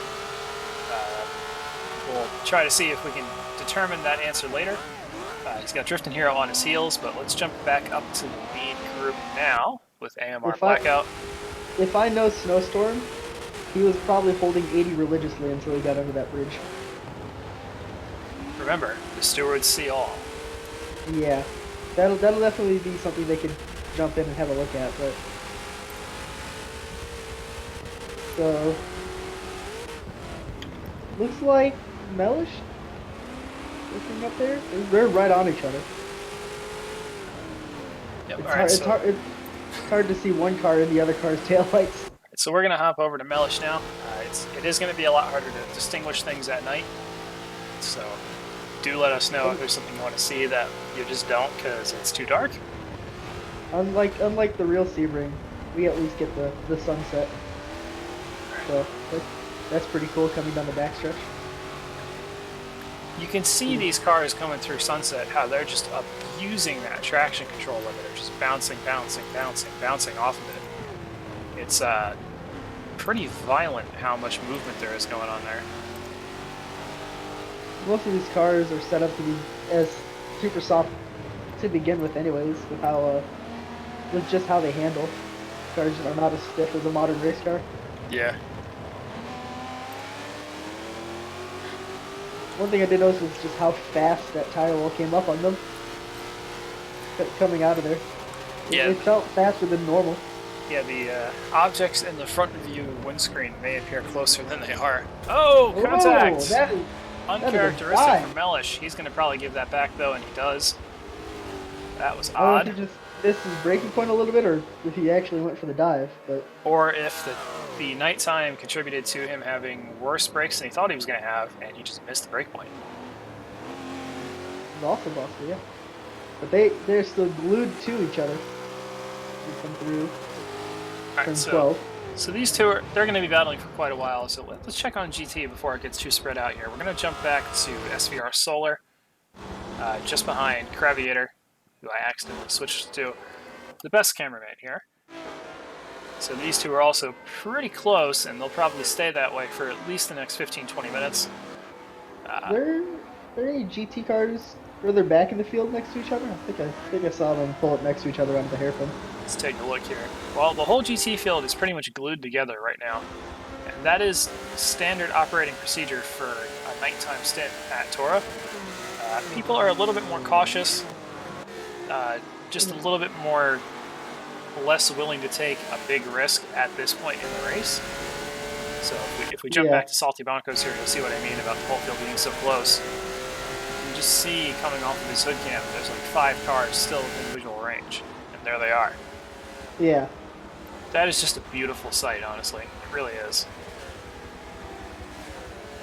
These cars, as not good in them as I am, I love them to death. Yeah.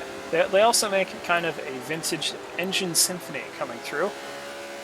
There's so many different engine notes, different configurations, cylinder counts. It's really, really cool to just listen. I believe we have V12s, V8s, flat 6s. Is that it? I think Just so. the 3 combinations we have? Yeah. I believe so. And if you ever do get the chance, try to check out something like the HSR event, Historic Sports Car Racing. It's just so cool, the variety of cars that you get to see. And it's not like they're just paraded around. They thrash those things. They're going full speed. So give it a chance if you have the opportunity. Or if you're in Europe, the Peter Auto series does the same kind of thing. Vintage race cars, full speed, historic racetracks. One of my favorite events of the year every year is the Goodwood. Oh yeah, Goodwood Revival. And then there's the Yep. Festival of Speed as well. One is the hill climb, one is the circuit racing event. The revival of the circuit race, and that is Some crazy stuff. there are cars worth more than I could ever dream of making, beating on each other there, and it is glorious. I believe It's really, a couple years ago somebody wrecked one of the original 5 Shelby Daytonas. So then he fixed it and raced it the next year. yes, that is. It's really a testament to the kind of car owner that most car fans want car owners to be like. And it's the ones also... that Go ahead. the ones that go out there and buy a vintage race car and don't let it just sit in a garage somewhere. The ones because if you talk to the engineers who made it, they designed it to race and win. So it's always good fun watching. Even because the drivers they have that usually helping drive the car are these are drivers that watched the cars race growing up. So it's like a hero moment for them as well. It's also that racing a vintage car actually adds to the value of the car over time. Unlike with something like a vintage sports car where adding more miles removes value from the car. Yeah. It's really, really unique in terms of valuation of items. It adds to its pedigree.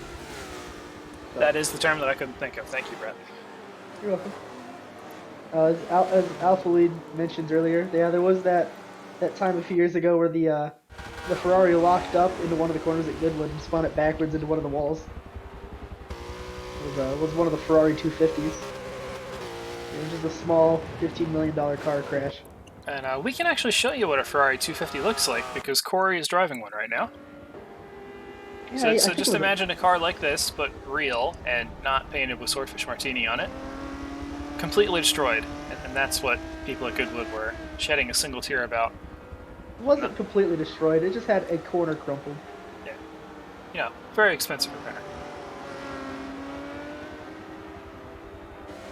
But this is, I guess you could say, this is kind of our Goodwood revival. Doing this on here. So how about we do a rundown through the field now that things have settled down a little bit after the start. I can get behind that plan. So in first place, we have Williams Mitch. Just a tiny bit behind Mitch, we have Mellish. Not too far behind, but not exactly off into the sunset either. Looks like he's fallen back a little bit after that start. In third position is SVR Snyder. He's about 10-15 seconds back already. Moving up to AMR Blackout in the fourth position. He's only about a second or two behind Snyder. And the highest ranked Ford GT. Indeed. Next up is SVR Sparks. And literally on his bumper is my teammate, SFM Drifting Hero. Drift, this is going to be his first laps in the car in 3 days because of his relentless work schedule, and it doesn't seem to be slowing him down. After Drift is the second SFM PS entry, Snowstorm, the black Meliskin House entry. And this is basically just like camouflage at the night stint. We're not going to be able to see this car too well if he loses headlights. That carbon car is so hard to see at night. Yeah. You just have to know that it's there by the brake rotors. Yeah. Next up, SVR Raikou in the SVR Blue that also isn't blue. Not too far off him. Yeah, I'm going to say that every time. Okay. Behind him, Dark Truth in the McLeod Racing Team Hold Fast car. They had a disconnect in the last stint, and they were battling really hard with a lot of the teams in stints 2 and 3. Looks like they're doing pretty good so far. After him is the most gorgeous LCR Apex. Or miraculously, his car is gorgeous. I've never seen the man's face. So here's the LCR gold and white car at night. It is just beautiful. Yeah, when what lights there are catch the car just right.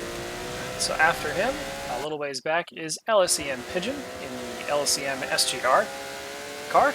SGR means Scrubs Go Racing. That is Yuko tapping out and having Pigeon help him finish the car, with Yuko not trusting his internet for the rest of the day after disconnecting both stints. First place in GT is JSR Craviator. Just a teeny bit behind him is SVR Solar in the SVR purple car, which is not purple.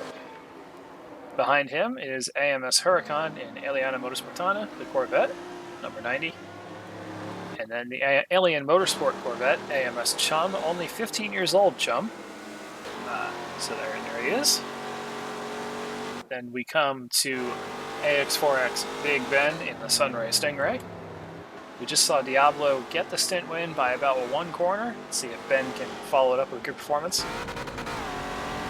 Do you believe Ben's words where I'm just going to try to just run some respectable stints for himself? Next up is Donald Duck, aka LSEM Boost.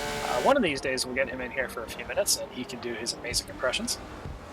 After him, SVR Stag in the SVR Rainbow car, which is also green. Then SVR Saltibancos in the SVR Green car, which is actually green. Just behind Salty is MNR Scoops in the BTS 1 MNR car. Followed by Michael Smelps in AMR Who Are You? Who?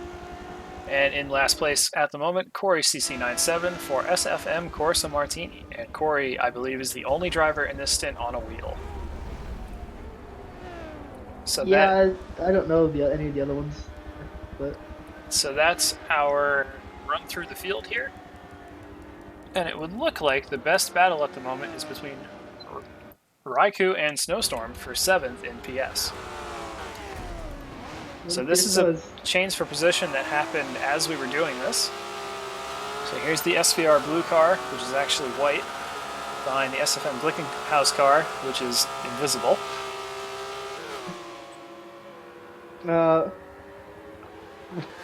one more quick note from Alpha Lead in chat. He said he watched Corey's stream and said that the spectator mode actually makes it seem brighter than it actually is for the drivers. Yeah, So- that's a pretty common thing that we've noticed. Usually the drivers will see complete and utter darkness, and then it will eventually turn into what we see now. But for them right now, imagine that you're SVR Raikou and you don't see Snowstorm in front of you. How unnerving must that be? Tail lights, glowing brake rotors, and headlights. And if you see the headlights, you know something's gone horribly wrong. So if you think it's kind of hard to catch glimpses of the cars with the apparent better lighting we have, imagine actually driving the cars. And yeah, I'm kind of glad I don't have to do a night stint, to be honest with you, because I'm sure you saw, but I was absolutely wrestling that 330 earlier. And I think if I had to do it at night, I probably would have just died even more. Well, you rolled during the day, so I'm afraid to see what you would do at night. Yeah. Yeah, just for whatever reason, I just could not get that thing dialed in. And if you're a Forza driver and you like driving the Ferrari 330, the Le Mans Esports Series will be using it at Spa for the next qualification round. So Starts in a few days, doesn't it? I believe it starts on the 26th, I think. But either way, that's the car they're going to be using. So anybody here has already got a pretty good leg up on the competition. They at least know the car's characteristics. Yeah. Probably be terrifying going up Eau Rouge in that car. Oh yeah, it totally is. So it looks like Snowstorm is actually starting to pull away from Raikou, so let's move away from here to see if we got anything else interesting going on. Looks like Snyder's jumped in the pit lane, and it looks like there's going to be some interclass passing happening, so we'll ride on board with Mitch to see how he navigates past Ben. Or in this case, doesn't navigate past Ben. You really just have to wait as a PS driver through there. There are a few sections of this track that are basically one lane, even for interclass stuff, and that complex is 2 to 4. There's just no way. Right, here's Chum. Let's see how he holds up to the pressure. Oh my goodness! Careful there, Mitch. Sim Twitch almost hits the wall, cuts the corner. Extreme fail for that section of the track. Pretty sure, yeah, that it wasn't an intentional cut. I'm pretty sure that was the sim taking him by the wheel. Yeah. Alright, now he's going to try to get around the Huracan. He's going to be doing a triple to close the race out. Triple to open, Huracan to close. Touched him just a little bit there. Yeah. That's not going to be really an issue. It's just more of an irritating thing if you're in a GT car. Alright, so now he's got the leaders to dispatch. That's going to be the Solar and Creviator. Solar in the red car, Creviator in the fire car. Is that the battle for GT lead right now? It is. So that extension there that Mitch just did, that's probably fine because there was no advantage gain and he was trying to give them some room. Yeah, he just tried to back up the corner a little bit to not just run into them in the corner, it looked like. Yeah, and then we see Mellish here losing a bit of time through that traffic navigation. He might have gotten stuck a little bit earlier on in the lap. But yeah, still only about a second and a half between these two guys, maybe 2 seconds. So it's by no means over. The traffic, especially early on in the stint, can be really tricky. Because if you catch them in just the wrong spot, you just, like, as a PS driver, you just have to follow the GTs through a couple sections. Like, you could just, he jumps the curb a little bit out of turn 1. This upsets the car. But there's just, the track just isn't wide enough with how it flows, and the cars just don't have the grip to be able to hold a line to one side of the track in some spots. Yep. Alright, so this battle is pretty much not really a battle right now. Let's see how go back and watch that GT battle lead. Yep, go back to Solar. Here we go. So Solar and Creviator, SVR Purple, and Team Mandem. I'm not entirely sure what Mandem is supposed to signify. It's kind of a seemingly random name.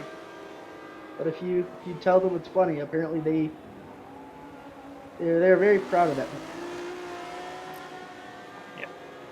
I would love to know what it means, so if anybody can determine that and let us know, it would be appreciated. Enlighten. Enlighten us. Yes.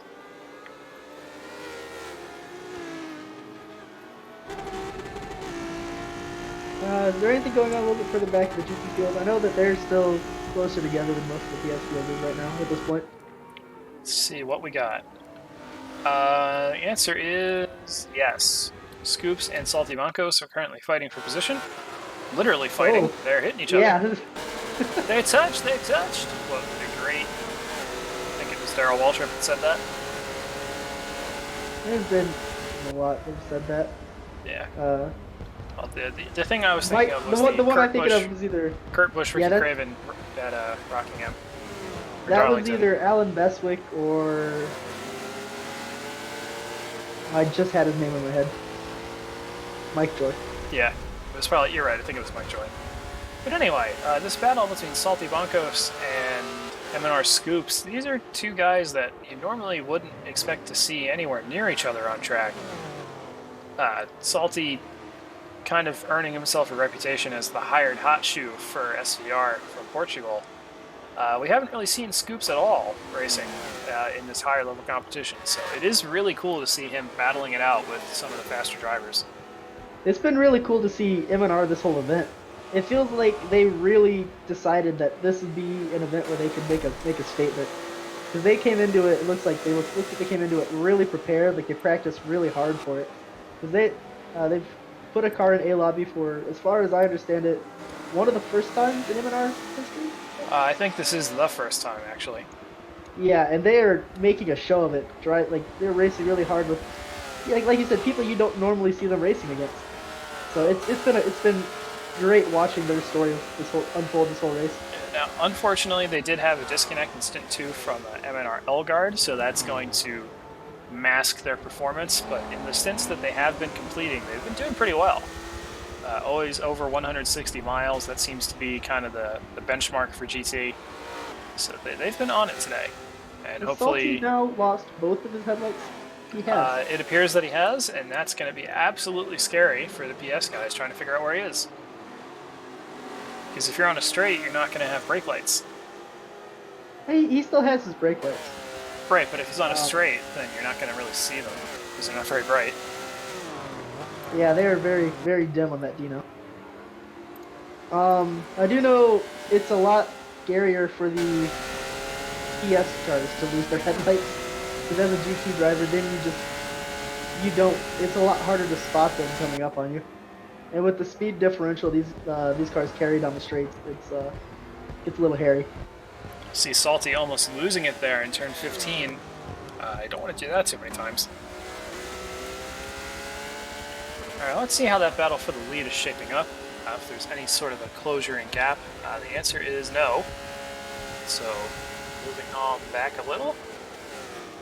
Looks like That big Solar gag. Craviator are leading a big old train of cars. Yeah. Has Solar gotten around? Oh, they're still fighting. Alright, so they're going to be side by side with traffic behind, and Solar's going to actually back out of it. Yeah, Very he smart can't- driving from Solar. He probably saw the headlights behind him and said, I don't want part of this. I think it's more that they know coming into the section that those PS cars are going to be stuck behind them, and Solar just played it smart there, knowing that while he had the opportunity for the move, it's easier to just tuck in and try again once the prototypes have gotten past. So we'll see if Solar is able to get that started. He should be able to. He's pretty heads-up driver most of the time. He's putting tons of pressure there.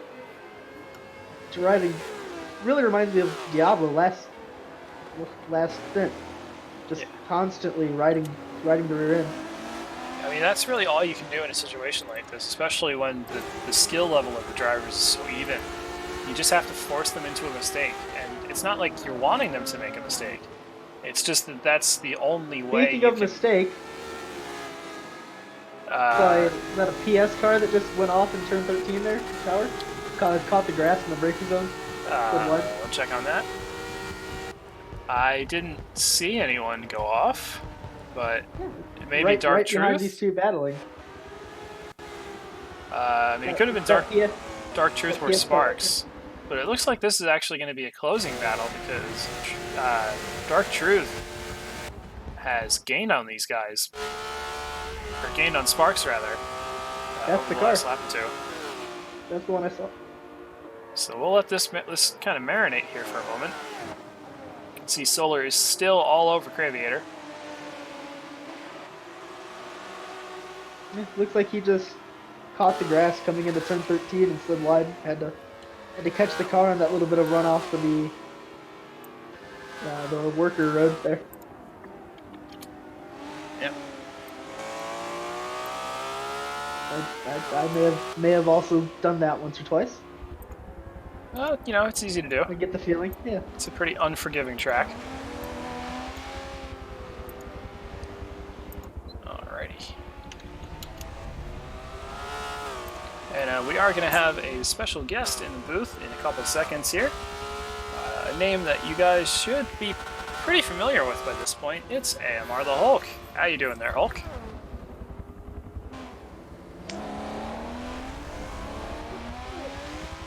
Hulk, can you hear us now? Yeah, I can hear you guys. Alright. So, welcome to the booth. Oh, thanks a lot, man. Alright, so you've got more than a handful of paint schemes in this race. Why don't you tell us which cars you've painted that are in A Lobby right now, and what your inspiration was for some of those artistic decisions. Okay, sure, I got... Well, the AMR car, we'll start there.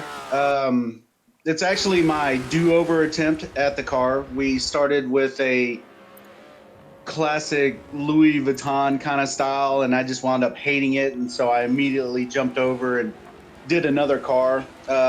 It's just one of those cars that we base solely off of the style of the era. So it's got the 60s, 70s styling, pinstripes and lines on it. I just wanted to make something very era-driven, and it worked out. People call it the Target car because it looks like it's got a giant Target emblem on the hood. That's fun. There you go. Just for everyone following along, this is the number 70 AMR Who, and I just want to add in that Drifting Hero has informed us that bits have begun in PS, so we'll keep an eye on that. But continuing on with Hulk, you said you really put a lot of thought into this number 70 car here. I did, and it was because it was like, oh, I hated the first one so much. I even tweeted about it. I was like, you guys ever really done a design and then hated it? So it got a lot of response. It got a lot of laughs. But yeah, that was one. That's one of my cars. I also did the M&R Corvette Stingray. Yeah, the mental health awareness one.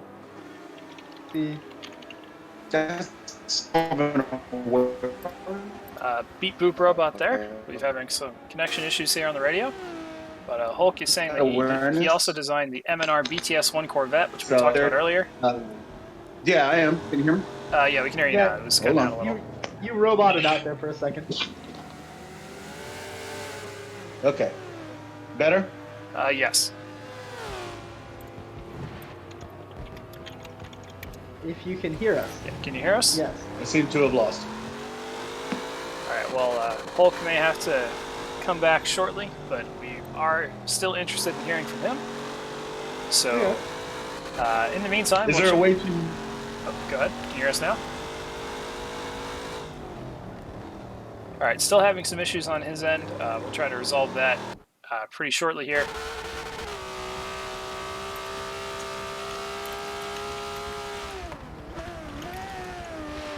So we'll check the fuel status of our PS class entries while we wait for Hulk to try to make his way back in here.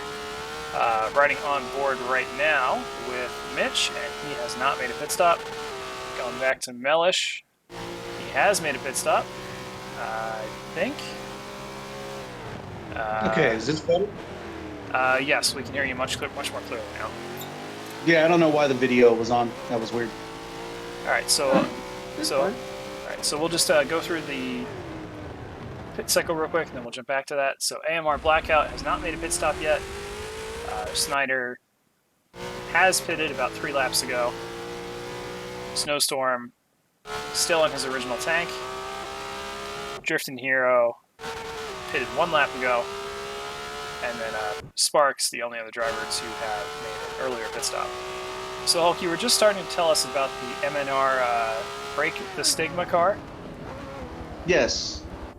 Yeah, they came to me. They asked if I'd be willing to do an awareness car.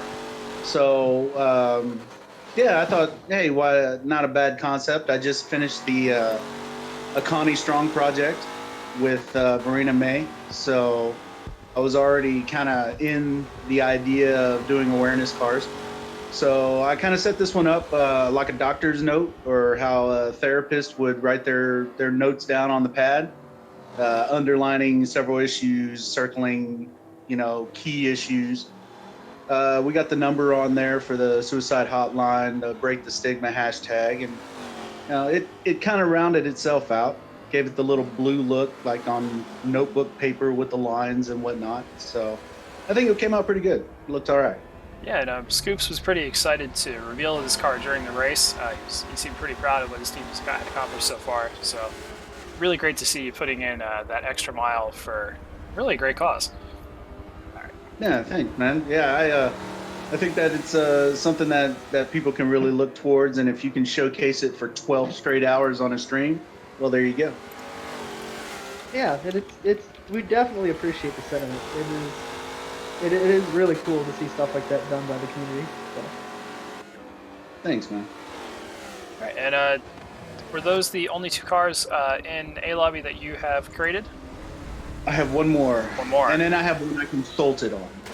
So, the Craviator Mandem team, the flame car. All right, let's I did that as well. Yeah. I did that one as well. And that was, it started out as a joke.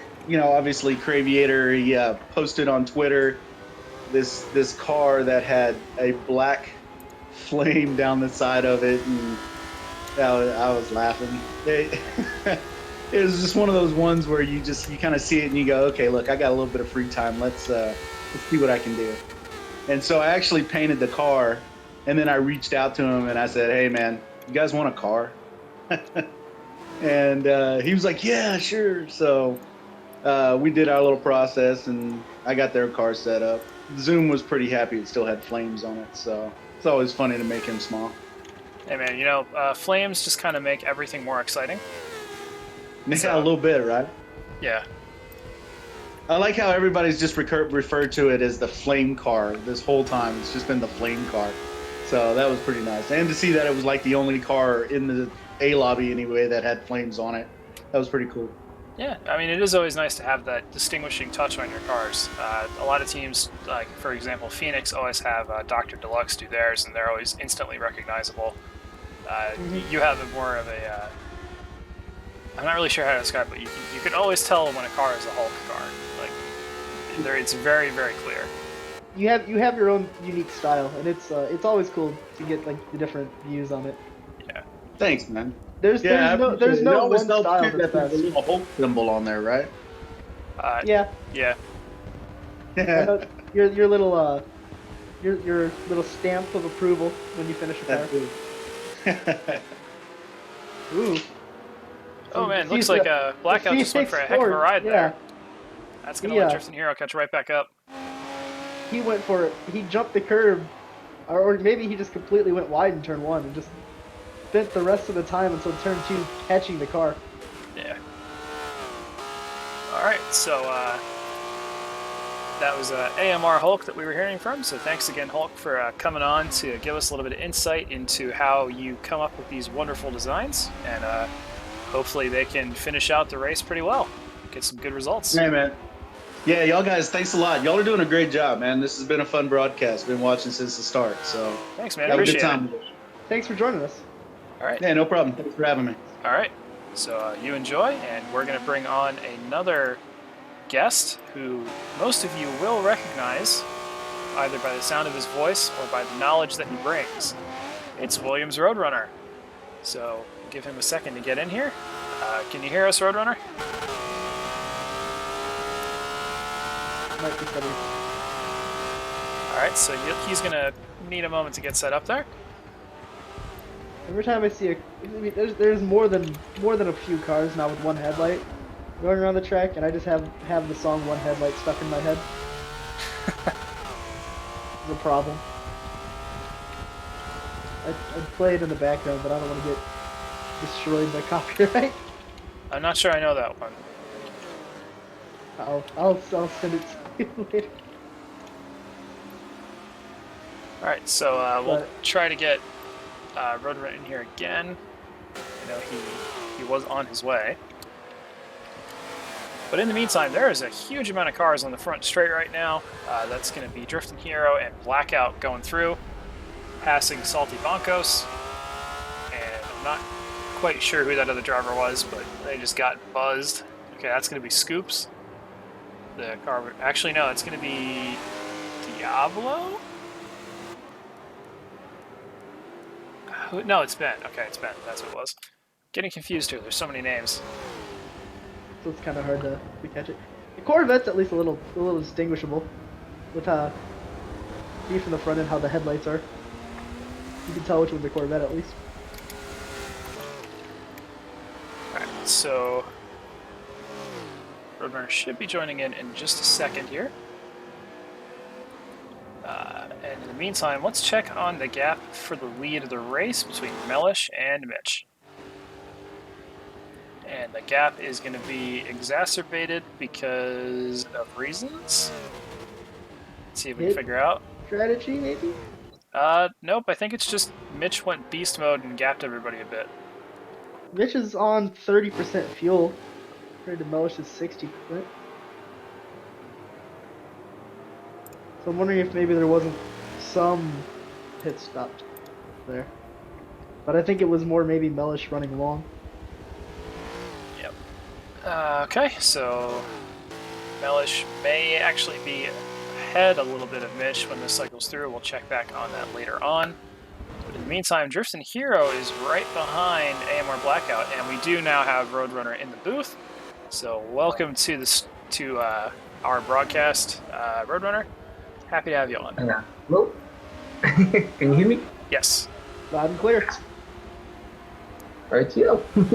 Alright, so you guys and the Savage Squadron car are currently leading the race by a very, very small margin over the Two Goats and a Lamb entry. How are you feeling about your chances for the remainder of the race, and is there anything you have up your sleeve to try to give yourself that little extra edge going into the final stint? Well, there's definitely nothing up the sleeve. I haven't done any practice for the night, and I'm gonna actually not do any practice because my wrist is absolutely killing me. Alright, so you're getting a little fatigued there from your earlier driving. Oh yeah, halfway through the previous stint, I was struggling to rotate the car because I was holding the controller in a different way. And I think I was moving the analog stick around 45 degrees rather than 90, and it was stopping me from rotating the car. And it's just I couldn't hold the controller properly. Alright, now to a casual listener, the description you just gave would make absolutely no sense. So let's try to relate it to a, oh, there's been a crash, Drifting Hero! Alright, well, it looks like you didn't crash, so we'll carry on. It's kind of almost like adjusting the steering rack on your road car, so you don't have to turn it as much. So I'm going to guess you're using sim steering for this, aren't you? Correct, yeah. Alright, so that's going to make your car much more sensitive to input, but it's going to give you a little bit more control. So can you just speak to the amount of, just how much more difficult it is to go as quickly as you and Two Goats and a Lamb are going with the sim steering configuration? To be honest, sim steering, you can either use sim steering or normal steering, all depending upon your driving style. I personally like to have the rear end really controlled, but the front have a bit more compliance. So any type of input I put into the car, I want it to do exactly what I intend for it to do. That's why I run sim steering. But a lot of people who run normal steering, you wouldn't really lose any time as long as you actually tune the car around that. And if you do that successfully, you lose 0 time. Right, yeah, no, the difference is that the sim steering has a little bit less input damping than normal steering does. It's more for wheel users, but you do get an edge with it compared to normal. So I know that I personally while I found sim steering faster, I found it napping every once in a while in my car, so I ran it for qualifying and then turned it off for the race so I wouldn't die. Yeah, that's that's Oh. quite a common thing. Oh no! Just to interrupt, hearing that SVR Snyder has disconnected from the race from 3rd position. Rip. So Oh, no. that's going to be a big disappointment for SVR Black. Well, they were running in 3rd, weren't they, too, overall? They were, yeah. They'll probably still be in the top 10 at the end of the race, but they won't be anywhere near as high up as they would like to be. Yeah, that probably knocks them off the podium. That's kind of really sad. Yeah. All right, so back to I know what our that feels like. back to our little interview here. So you're going to be hopping in for stint number 6, which is in about an hour or so, an hour and 10 minutes. And you Yeah. last drove stint number 2. Or 4, rather. So you and Mellish have been just straight alternating this whole race. Yeah, we're 2-man in it. Yeah, so would you say that you and Mellish are running largely the same setup, or are you running a bit more disparate configuration depending on who's in the car? So for the most part, it's exactly the same. There's just a very slight variation when it comes to roll bar and spring configuration. That adjustment is only between like 10 and 15 difference in terms of spring stiffness, and in terms of roll bar about 0.3 0.2 give or take. Basically, the car is tuned right on the pivot, and that pivot, how much you can control that determines with your driving style. So I've told Mellish what to adjust in order to change it to his driving style, and he's done a few adjustments, like very small adjustments, and it's now tuned to his style, which is basically very close to what I'm running. So with the car being right on the edge, being able to personalize the car around your driving style is a lot easier. So that's why there's very minor adjustments. All right, and that just goes to show what we were talking about earlier, that the guys at this level of the race are just that little bit more precise than other faster drivers. And it really does make the difference just for that consistency, just being on that ragged edge and being able to hold it. So yeah, tune makes a big difference. I found like 7/10. I retuned the car last night, and I found 7/10 just in the tune from qualifying. all right, so hearing from Roadrunner that he found a huge amount of time and has a very specific way of steering the car. So we'll let you get back to your resting your hands, I guess, before stint 6. And hopefully you and who's in the 2 goats and a lamb for the last stint? South? Yeah, hopefully you and South can put on a really tight show for the win of the race. Hopefully, fingers crossed. And great stream. And thank you very much. All right, thanks for coming on, and hopefully we'll talk to you next time we do one of these races.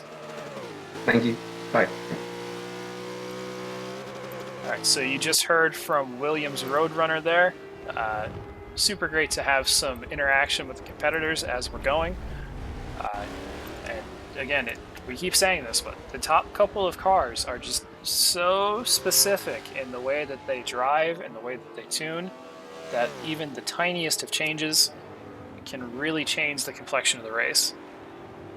So, again, thanks to Hulk and to Roadrunner for popping in here, and Terminator earlier, and Frez, actually. So we've had 4 interviews so far. Doing pretty good. Alright, guys. So there's about 1 hour left in this stint, about halfway through part 5 of 6, and that means we've got 3-ish of 12 hours to go racing. So if you're just joining us, this is the TORA 12 Hours of Sebring here on SFM Official. Commentators for Stint 5 are myself, SFM Norxer, and SFM Varus. And it's been a mix of crazy and calm. Earlier on, we had a 7-wide moment in Stint 2 while I was driving, which resulted in me crashing, as predicted. We also had some really, really good fighting earlier on. Hearing that Craviator may have disconnected. Nope, he's still there, so that's fake news. Anyway, there's just been a lot of really cool moments in this race. The ebb and the flow of the cars, the sounds, the lights, the paints. lot of really, really quality stuff has been prepared by the teams, the drivers, the organizers, just so we can have this event brought to you today. And if you are watching, do make sure to say hello in our Twitch chat, just so we can answer your questions, see how your drivers are doing, tell us if we're making any rules mistakes, you know, the usual stuff.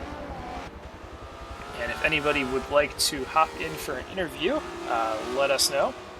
Alright, so there's a question from Iago Cruz. Can anybody explain how many classes that are in this race? Well, the quantity is 2, and the top class, which we're not on board with right now, but I'll switch to one of them, is called PS, Proto Sport, and those are your late 1960s, early 1970s FIA Group 4 sports cars. And it's things like the Ferrari 330, the Ford GT40, the Porsche 91720, and the Lola T70. Very high power, very lightweight cars, very hard to drive. And this is the A Lobby stream. Going back to the rest of that question, the GT cars are some road cars that TORA selected for their racing pedigree, like the Nissan R380, like the Ferrari 250 GTO, or Le Mans, I don't remember which one this is, and kind of like the Corvette 427 Stingray. Just some cars that any like American sports car racing fan would instantly know, and would probably recognize by sound as well. So we've got 11 each of those in each stint at the start, down to 10 PS and 11 GT in this particular event. And it's been a pretty calm stint so far. So, Varus, are you there? Alright, so he's getting some water. Got to lubricate the old larynx. Riding on board with Corey CC97, who's taking a little trip through the grass, and what better time than during a commentator break to do the SFM update. So Corey right now is riding at the back in GT, but still putting up a good pace. In the PS category, SFM Snowstorm has piloted the Glickenhaus entry to 6th right now. That may change based on pit cycle. It looks like Snow pitted about 5 or 6 laps ago, so he's not likely to change position for the next 10 or 15 minutes or so. And our final SFM entered car is Drifting Hero in the number 24 SFM Competizione Martini, which is the car that I drove earlier on, and it looks like he is passing Blackout for position and getting shoved into the wall quite rudely, I might add. So this is a fight for position for 3rd place between Blackout and SFM Drifting Hero. No quarters going to be given here. These cars are both reasonably close together in the standings. Going into this stint, the SFM Martini car was in 8th, and the Royal Phoenix Motorsport car, which is the AMR PXM entry, is in 4th. Only 14 miles, so unlikely for them to swap positions, but it still could happen. So keep your eyes on SFM Drifting Hero as he tries to take the spot away. Hearing that the GT battle is about to get nice and tasty, so we're going to jump back down to Solar. Oh boy, yeah. He's right on Craviator's slipstream. Getting passed by Pigeon, LSE and Pigeon. Going into turn 3 here. Solar's in the Ferrari, so he's going to be having a little bit better low-end acceleration, but that Nissan is so light. The mid-acceleration is just brutal in that car. So it's going to be a tight race between these two drivers. And Solar here is more racing for pride than for the actual win of the race at this point. It's unlikely anyone's going to catch Team Mandem, but he's certainly going to try, because why wouldn't he? He's here to race. This is what he does. So Solar's chasing Craviator right now, coming into the end of Sector 2. Hearing from Floofy that Craviator is experiencing some latency issues. That'll be manifested by his car bouncing around in front of Solar, who won't know what to do. Here comes the McLeod Team Racing Hold Fast entry of Dark Truth. Just going to fly by on the left here, and then split the GT guys. Solar's not going to like that.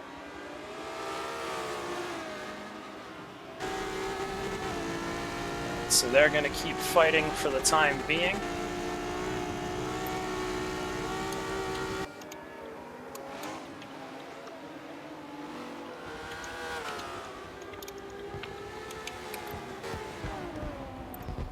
Alright, so those two are still nose to tail, but I don't see any signs of impatience from Solar. So I think we can safely cut away from this for a few seconds here. Let's see how Mitch is coming along in the 2 goats and a lamb Ferrari. He might be coming into the pits this time. Nope, just nice and tidy lines. Alright, that's cool. Check his fuel load as well. He has made a pit stop in the last 6 or so laps. And going back to Mellish, he made his last pit stop about 2 or 3 laps ago. So these two are now back on cycle.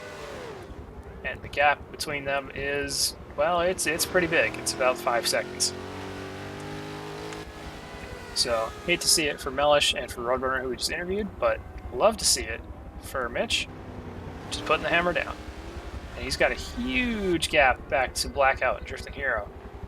So there's some good racing still to be seen here in this race. See if we've got any battles to show. Scoops and Salty Boncos are pretty close.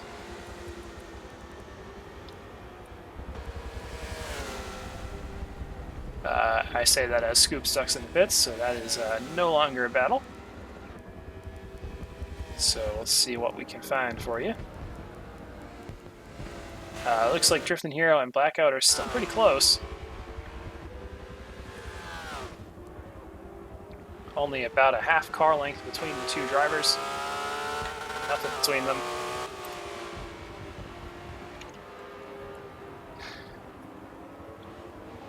So, keep digging, boys, keep digging.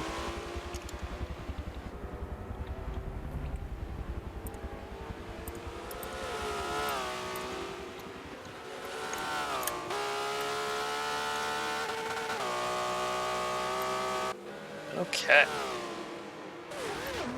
So, anybody on our Twitch, if you got any questions, let me know. I'm trying to fill some time here.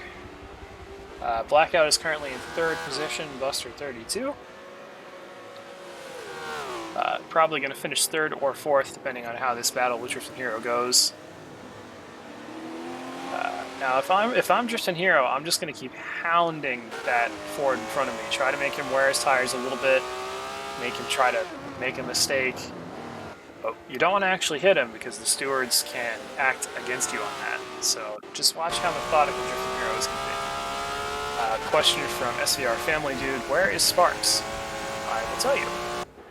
So here's Drifting Hero now, going through 16, and we'll go back to Sparks, so 1, 2, about 3 seconds back, not very far at all. He could still close that gap pretty easily. All it would take would be some traffic, and Sparks will be right back in the thick of this. So that's where he's at. The driver behind him is Snowstorm. I believe Snow may have just pitted. Nope. Alright, so he's just a little bit behind. That's alright, though. So we'll hop back over to Drifting Hero. I think some cars are in the pits. We'll see who it is. In the pits right now is going to be AMS Chum and LSCM Boost, so they're going to come out pretty much on their own. Salty Bakos also jumping in the pits, as is SVR Sparks. So Family Dude Sparks has now pitted, which means he will probably be on his last tank to the end of the race. So back to the fight. Competizione Martini versus Royal Phoenix. This is the battle for 3rd in the stint. Probably not for 3rd in the race due to the issues that I experienced in stint 3, and that the SVR Black... Actually, no, it might be the battle for 3rd, because SVR Black had a disconnect in this stint from Grizzly and Snyder. So we'll have to see how the math checks out, but I have a feeling that Royal Phoenix may actually be on the podium. So that is pretty cool. So let's see how that shakes itself out between those two drivers. See, Drifting Hero made a little bit of a mistake there, hitting a cone. kicking himself about that. All right, and I think we have now an interview with SVR Snyder, the driver we were just discussing. So, sorry to hear about your earlier issues there, Snyder, but we are glad that you could join us in the booth for a couple of questions here. Of course, of course. Is this thing working correctly? Yep. You can hear me good? Loud and clear. Cool. Loud and clear. All right, so you were driving for SVR Black alongside Floofy. You guys have been friends for a long time, but this is the first time that you guys are able to share a car. Technically the second. I believe last year we ran Le Mans and the Vet with Mellish, us three, and I think we had one other, if I remember correctly. Yes, the TUS entry that was so cruelly smote a blow by Nani. Yeah, well, we don't talk about that too much except in names, but... Exactly. All right, well, right now, your car coming into this stint was in third place, about 6 miles off the overall lead. Coming out of this stint, probably going to be down in about 6th or 7th position, maybe 8th. But you've still got a pretty good chance at a top 5 overall here. Yeah, I mean, the car has been running really good all day. If Floofy, I mean, I might have to do some stuff for work. I mean, Floofy might run the last stint, but Floofy might not. I mean, we're going to probably run the car regardless to try and make up some time if we can. But like I said, the car's been running really good all day. The top 2 teams have been unreal. Their pace is way better than anything I expected coming out of qualifying. And the teams behind us have given us a hard time too, but somehow we've comfortably been able to sit in third for most of the day, which has been nice. So, yeah, we spoke to Roadrunner about 10 minutes ago about the relentless pace that those top 2 teams have had. Mellish is actually pitting right now, so that'll shake up the race a bit. But earlier on, you and Floofy were taking it to the top cars early in the stints, and I think in this stint as well, you were pretty close heading into about 5 or 6 laps. Where do you think they were getting their edge over the rest of the field? Like, what sections of the track did they have the advantage? I wouldn't honestly say like it's just sections of the track. I think it's just more of the smoothness of the driver and the control that they have over their car. I mean, me and Floofy's tune, the way we've set up the car, it's on the edge all the time. And I know these cars are like that in general, so I'm saying their cars aren't either. But they have a lot better handle on it, I think. And just, the way they're able to do it consistently, lap after lap after lap. I mean, I'm making minor errors here and there. I'm sure you saw some of that in Stint 3 when I was battling with Lawrence for a while, but they put together a more complete race, I think. Not to knock on, Foofy or, anyone else that is up here with us, but they just seem to bring it lap after lap. Yeah, that is something that we've been hearing through the day. And welcome back to the booth, SFM Varus. I had to take care of a mid-race BOP adjustment. Excellent news. Thank you for sharing. So back to the task at hand now, Snyder. So this is your first real major race with SVR. Do you have any plans to race in something like British GT or the GT Cup with SVR, or is this going to be the first race for a while? Sam's been haggling me to get more involved again. That's one of the reasons that my acceptance into the team was condoned. So I want to do more. I mean, I just got a new job. I just moved actually cross country, and my time's been kind of limited. Oh dang! But I'm trying to get back into racing again. I mean, I took a break for a while. You know that, who know me and are around me. Yeah. But I want to do British GT this year, and I'm sure we'll have an SVR entry with me in it, and I'm sure we'll have more in general because I know Sam likes to bring everybody out, and everyone wants to do these events or races and series and stuff because lately they've been so competitive and so much fun. So you'll probably see me in there. Last year I was going to defend my GT4 title, but I really got busy and didn't. And so 2 years going through, I'll be back this year and hopefully try and give some people a run for their money. So. All right. So we might Any hints on if you're going to try to reclaim another GT4 title again, or are you going to move on up to GT3? See, I do a lot of GT3s for endurances when we don't do this one-off retro stuff, which has been fabulous, by the way. Good stuff by TORA. We're putting it together. It's been phenomenal. But with all the endurance I do with GT3, it's a nice change of pace to jump into a GT4 car. It's a little different. You got a different feel of the car. You have to tune it a tad differently.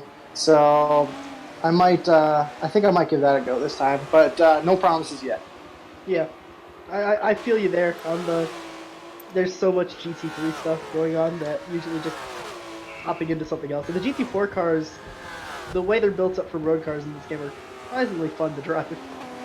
Yeah, if you can get it right, they're a blast. I mean, I enjoy. I mean, even some of the stuff that's in FRC is fun. You know, some of the stuff you do with that, but Yeah, it's those stock cars. It's just a whole different caliber of racing. It's a lot closer. We did a series last year that was it copied the Pilot Challenge in IMSA, so GT4 and TCR in quotation in air quotations, but the TCR class was all the road versions of it, and the all-wheel drive cars were forced front lock differentials, and it was. I drove in the TCR class. Those cars were so fun to drive. Like you don't expect making an all-wheel drive car front-wheel drive with a differential to be as fun to drive as it is. Yeah, and Definitely. we might see something like that with the Hot Hatch Challenge if Mikey decides to bring it back on TORA. So keep your eyes peeled on the forum sections. You never know what might pop up there. But once again, thank you to SVR Snyder for jumping into the booth here for our little short interview, and hopefully You're welcome. SVR, Thanks for having me, Dark. Yep. Everybody else. Yeah, hopefully you or Floofy, whoever it is, can bring home a good final stint. Hopefully, right? Yeah. So, see y'all later. All right, thanks again. I'm still too used to calling him Grizzly. Yeah. All right, so that was Snyder once again. The name change has got me. Yep. There's too many people in Forza. There's so many. I actually made a spreadsheet to try to keep track of it all, and then I gave up because there's too many things to track. It's just so much. 3 or 4 announcements a day gets kind of hard to. You only have so much free time. Yeah. Well, just a little update on some of the battles here. SVR Sparks has made back some distance on Drifting Hero. He's only about a second apart. And AMR Blackout, once Drifting Hero pitted, was able to get about 2 or 3 seconds ahead of where Drifting Hero was. So that fight has both expanded and condensed on itself. And during our interview with Grizzly, SVR Solar did actually make a pit stop. And it looks like he made another pit stop now, so he's double stacking them. Kind of a bizarre choice there from Solar. Actually, looks like I just said something that wasn't true. Don't mind me. So what we just saw there was Huracan pitting. There was a proto in E-Lobby that ran to the hour mark and then pitted 3 times in a row. And you can do that in these cars. They have the fuel capacity. Yeah, so it wouldn't be unheard of to do that. Alright, so Craviator's in the lead right now. He hasn't pitted. Solar's in second. He's pitted. Huracan's in third. He's pitted. So we've got at least 1 pit stop to go from Craviator, maybe 2, and probably only 1 each from Huracan and Solar at this point. Alright, I'm going to check in on B-Lobby and see how that's going. There currently is an hour 8 left on the clock, so 48 minutes, if I'm doing my math right? No, I think you got it. Yeah. 48 minutes left in B-Lobby. Currently, Proto lead is no doubt flat out. Alright, so that's HCR Boxer formerly. Yep. The only other stuff I can currently see is LCR Ben is in 15th, Hunties in 16th, and Speedy Jab is in 17th out of 20, so everybody's there. So they're 5th, 6th, and 7th in GT. Alright, so thanks for that B-Lobby update. If you're looking to see some of the B-Lobby action, Dino Dad Shadow was able to stream at least stints 1 and 2 on his channel, so check that out if you want to see the second group of drivers do battle. Otherwise, there's at least 2 or 3 or 4 people streaming the POV there, so go. Alright, and in addition to the coverage you're watching right now, SVR Solar is also streaming A-Lobby, but with a totally different broadcast style. So if you're looking for some different insights, check him out. Right now he's actually driving, so you'll be able to see the lead battle and how pitch black it is. And he'll be very focused. Yeah. I've noticed when he's just also spectating a stint and just doing it on, it's very laid back and leaned back in his chair, just having a chat. But when he's driving, it's full focus, which is the two sides of solar. So. All right, and I can now confirm that there are 37.5 minutes left in A lobby. So that means if you're looking at your clock, the race is going to end at 7:53 Eastern Daylight Time, which will give us about 7 minutes before stint 6. All right, so it looks like Snowstorm is pitting. Coming out any second now. That may have been an unscheduled stop. Because I think he'd already done 3. So we'll see what happened to Snow after the stint ends.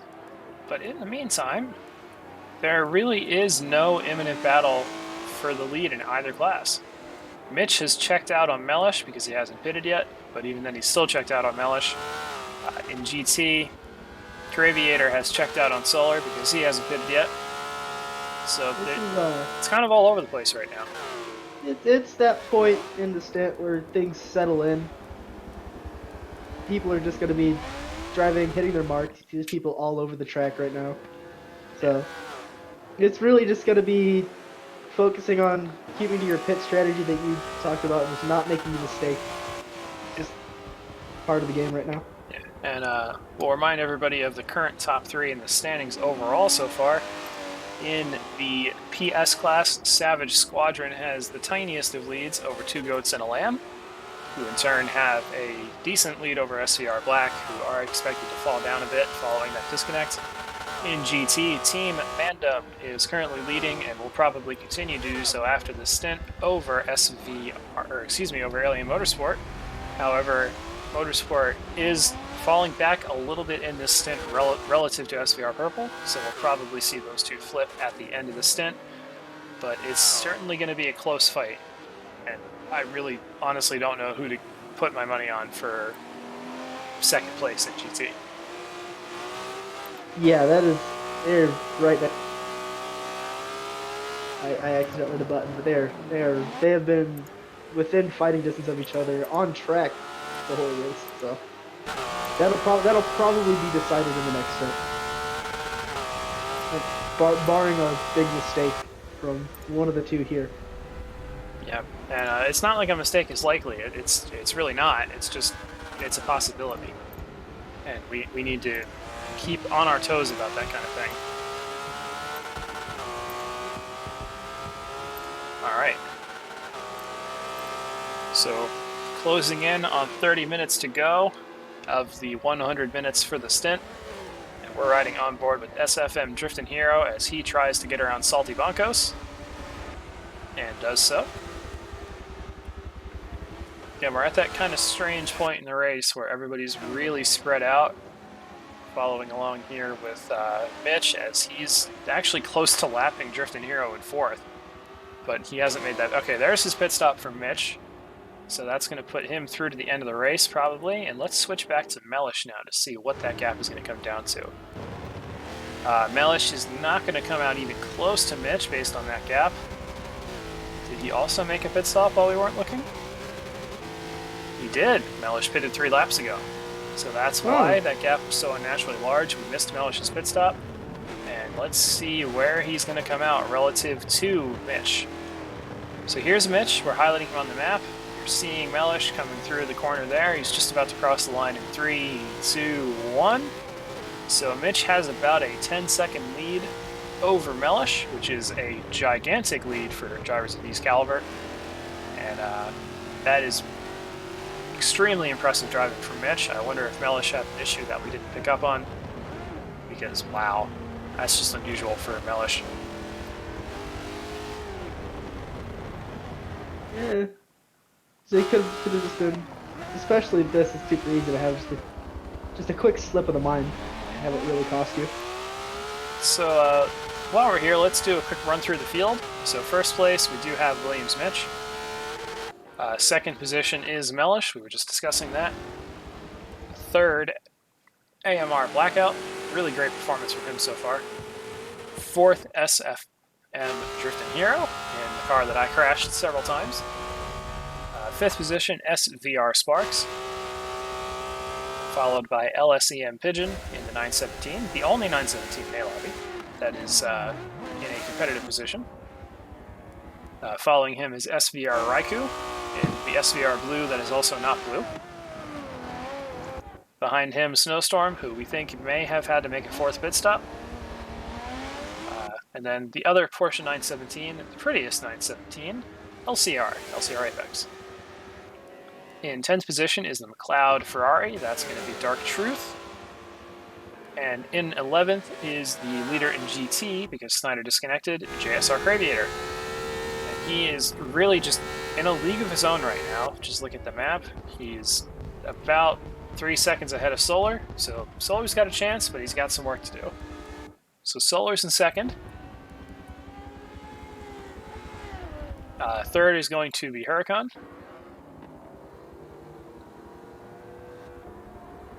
4th is going to be Chum, the other AMS car. Only a few seconds behind Huracan, so he's doing pretty well. 5th is going to be SVR Stag. It is. 6th at the moment is Ben in the Sunray Stingray. Beautiful car. 7th will be LSEM Donald Duck Boost. 8th MNR Scoops.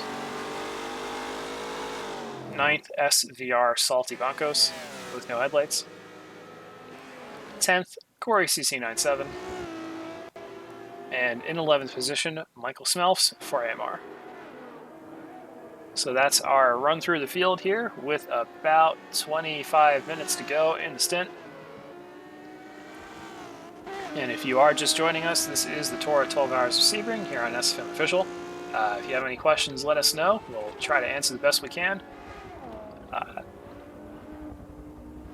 And it's a pretty spread out race at the moment. Not too much going on here. You can see on the map that everybody's pretty spread out at the moment. Mellish is now putting a lap on Pigeon. It was bound to happen at some point. Somebody's just stuck in the pits. It's going to be Sparks, so this is going to be his final pit stop. Just see him sitting there, and somebody's coming in behind him. I want to say that's going to be LCR, probably. There's a lot of cars in the pits. All right, so that was LCR Apex as well. Let's see who it is. And Dark Truth for McLeod as well in the pits. So 3 drivers in the pits at the same time. All of which are going to go a second lap down to Williams Mitch, who just put his first lap on SVR Sparks.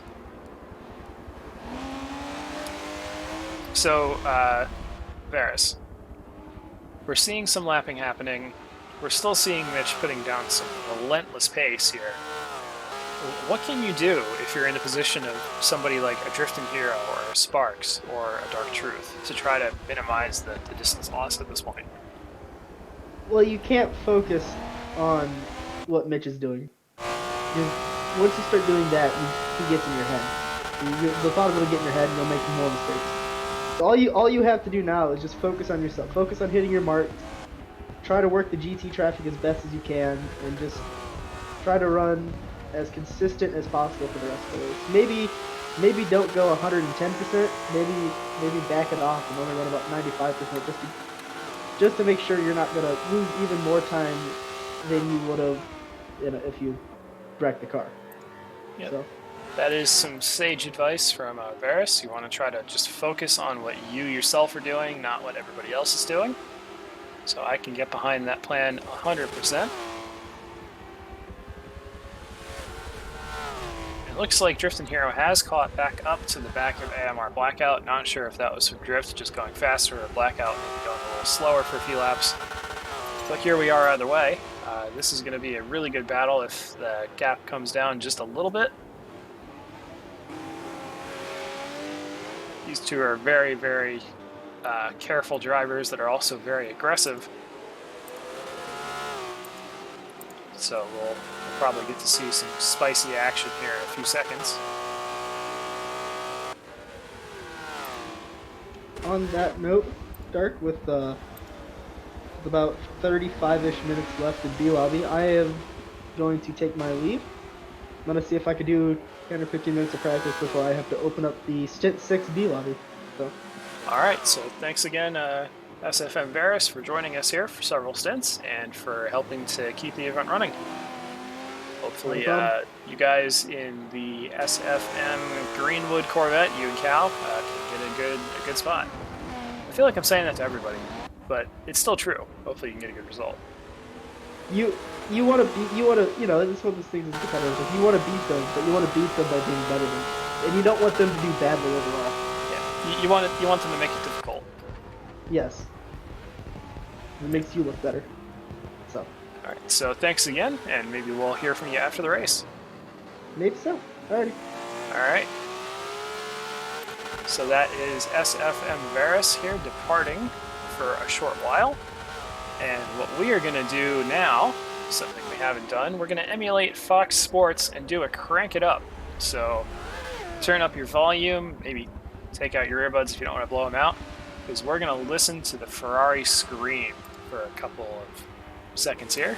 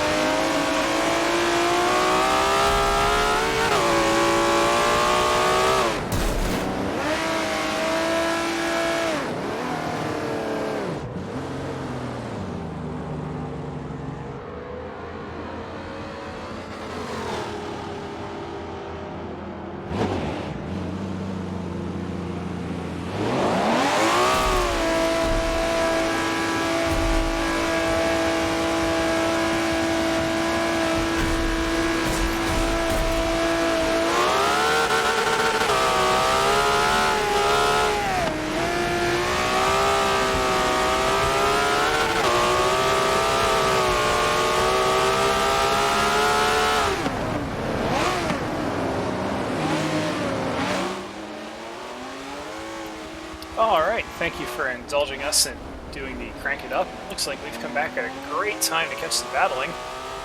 That appears to be Williams Mitch putting a lap on several guys at once here. Looks like Blackout's next on the block. So Mitch is going to lap everybody except Mellish at this point. Just got Drifting Hero, he's going to get Blackout now. Very, very tense stuff here in the last about 15 minutes of the race. For the stint, rather. Hoo boy. So, at this point, I'd like to remind everybody to stay hydrated. Don't want to get too excited and pass out from the lack of moisture. Just got myself a nice cup of orange juice. I encourage everyone to do the same.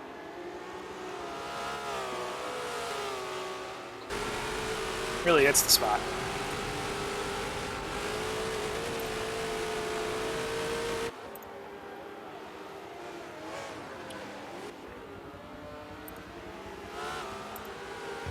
Alright, and I can now confirm that for SVR Black, SVR Snyder will be trying again. Hopefully he's going to sit this one out. And that might be a pass for the podium spot. Drifting Hero on the outside of AMR Blackout. See who gets that one done. Drifting Hero around the outside. Doesn't look to be running traction control. He's letting it slide. And Blackout's going to get the inside, but Drift's going to get the cutback on the grass and onto the front straight. This is crazy fighting. Blackout is just barely quicker out of turn 17. That's going to let Drifting Hero slot in behind. And this is a wild and crazy battle. Ford versus Ferrari, the classic endurance debate. We've seen it at Daytona, we've seen it at Le Mans, we've seen it at Sebring, and now we're seeing it in virtual Sebring.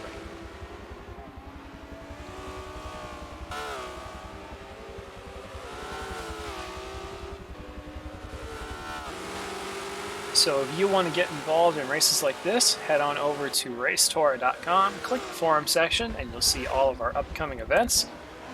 We have Task Car and Production Sedan running now. We'll have British GT and GT Cup running shortly, and then we'll of course have more endurance events throughout the year. There's always something to race. There's a lot of things going on at once. We have GT300 too, some production car racing. Pick your poison and go have some fun. So there was a GT car there, but I think he may have gone off in the grass. I think it was Michael Smelfs. Oh, okay, he just slotted it behind. That could have been messy. And to all of our current viewers on Twitch, don't be afraid to say hello. I might even invite you in for a short interview. Just try to keep things interesting here.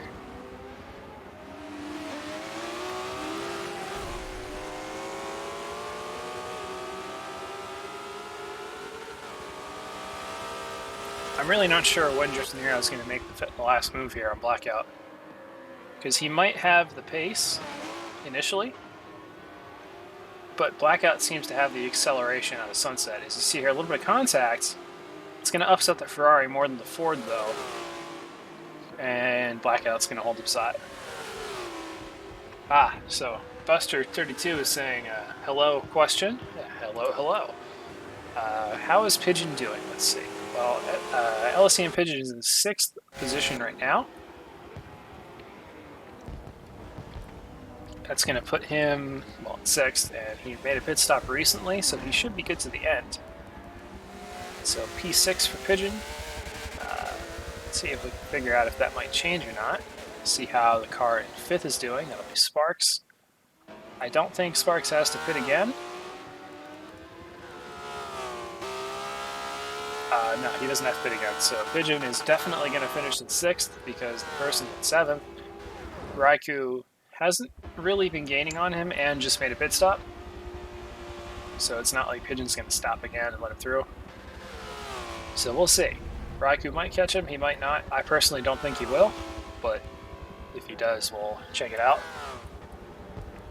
Checking in on GT, it looks like Solar did actually have to make another pit stop, so I was wrong earlier. He was letting it wait a little bit longer than we thought. So that's going to put Craviator way out in front, which means he probably... Oh no, he just pitted. Alright. So Solar might have had an issue. Maybe? I'm not sure. If anybody's been paying attention or if any of their teammates are in there, let me know if Craviator's going to stop again. Because I don't see how he could have gotten that big of a gap on Solar that quickly. A little bit farther back, Huracan has also made his final stop a few laps ago, which means that Chum probably did as well. There it is, they pitted the same lap. And behind him is SVR Stag, who just came out of the pits, so probably the only person in GT that might have to pit up front, the Craviator, but I'm still not sure if he actually does need to pit or not.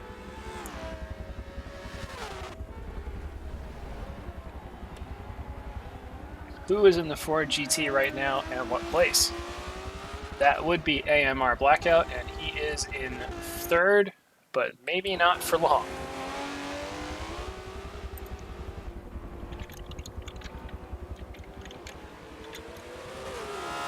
Alright, so Blackout's in that car. That's what we just mentioned. Riding with Drifting Hero so we can see the whole fight. That's where we're at.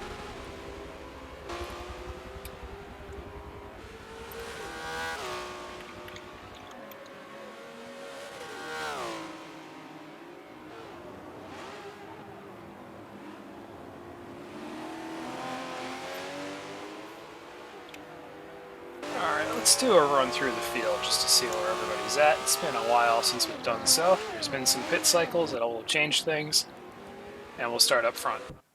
So in the first position is Williams Mitch. No surprises there. He's been up front all day.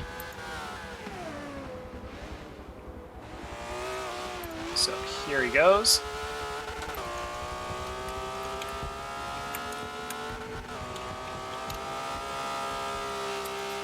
Working on some comms technical issues, sorry about that. So Mitch is in first. Second place is going to be Mellish.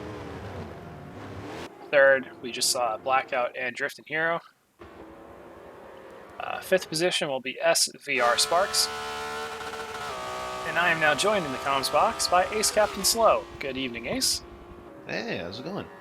All right. Thanks for coming in here so I'm not all by myself. Appreciate it.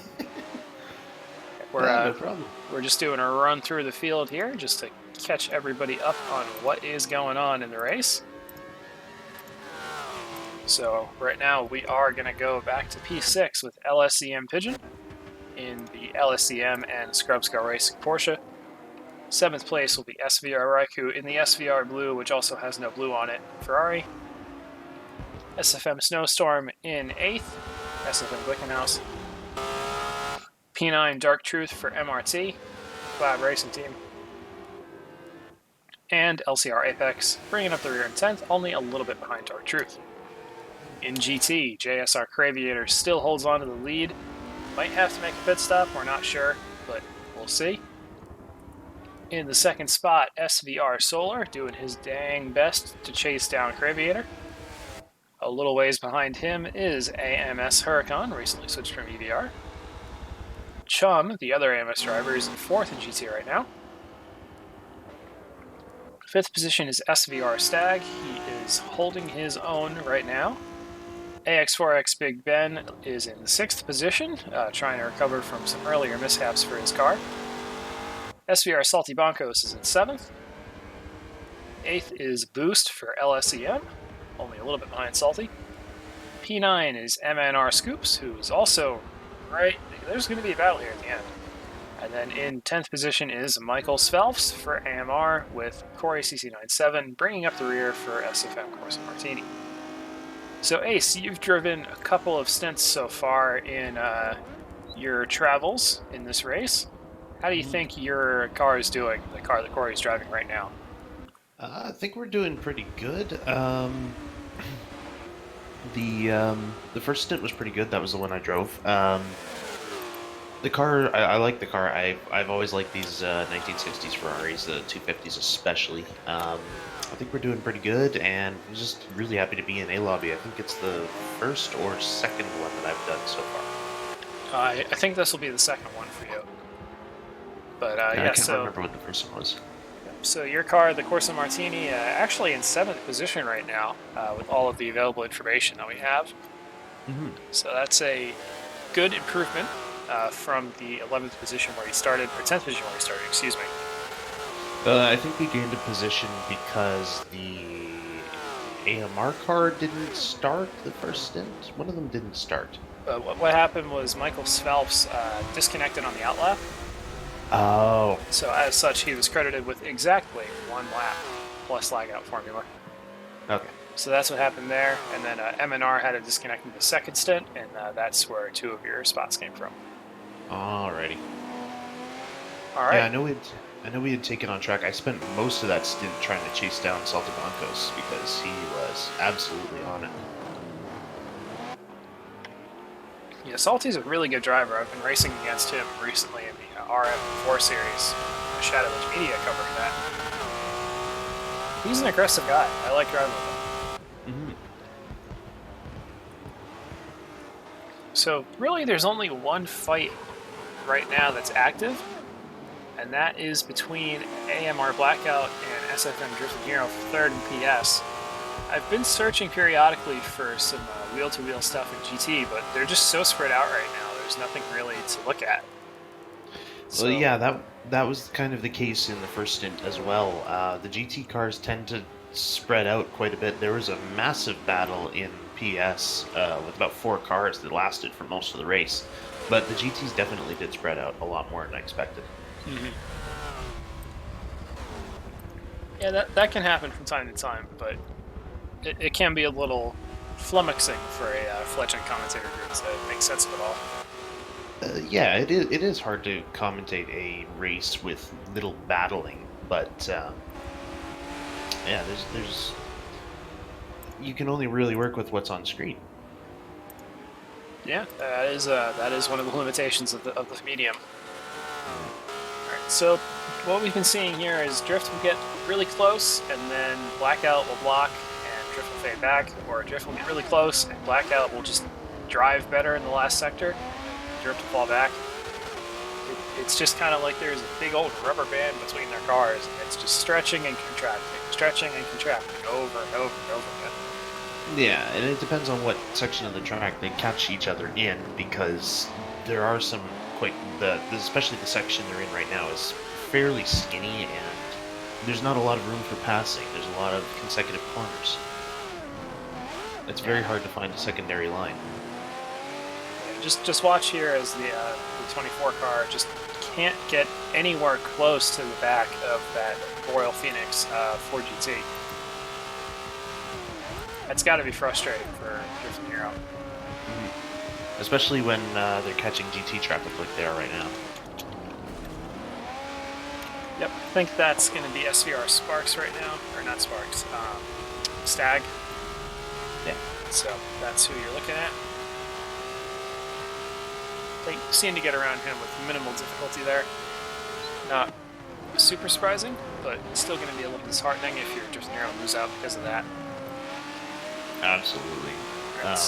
It's always frustrating when you can't take or you lose a position because of somebody who's not even in your class you're not even racing with, but that is the nature of multi-class racing. It's just the way the cookie crumbles, you know? You have to be prepared to deal with it. Alright, and there are now less than 10 minutes remaining in stint number 5. Less than 10 minutes remaining. So we're almost there to the final part. And this is still a pretty good battle for 3rd position in PS. Not likely to change the outcome of the race position-wise for these two drivers, but it is still pride on the line. Yeah, with the endurance races, it's not so much the passing; it's the distance driven that you want to have. So you do want to get past somebody eventually, but you don't want to lose too much time in the battle either. Yeah. Because that can just cause both of you distance. Yeah, you got to be really smart about your moves here. So I'm hesitant to look away, but I think we should really check to see if Mitch did have to make another pit stop. So let's see if he did. Checking his fuel. He did. All right, so Mitch did have to make another stop, which means that Mellish should be closer, but Mellish is still not really close. He's about an entire sector behind Mitch. So superb driving from Williams Mitch here for the Two Goats and a Lamb Jap Speed Racing car. And Savage Squadron Mitch might lose some ground here. May even lose the lead of the race, if only just. Yeah, still one stint though, so I think it could go either way. Absolutely. Yeah. See if we can actually time that that gap. Bring up a stopwatch here. We'll do it as they cross the line. So here's Mitch. Cross the line any second now. Start the timer.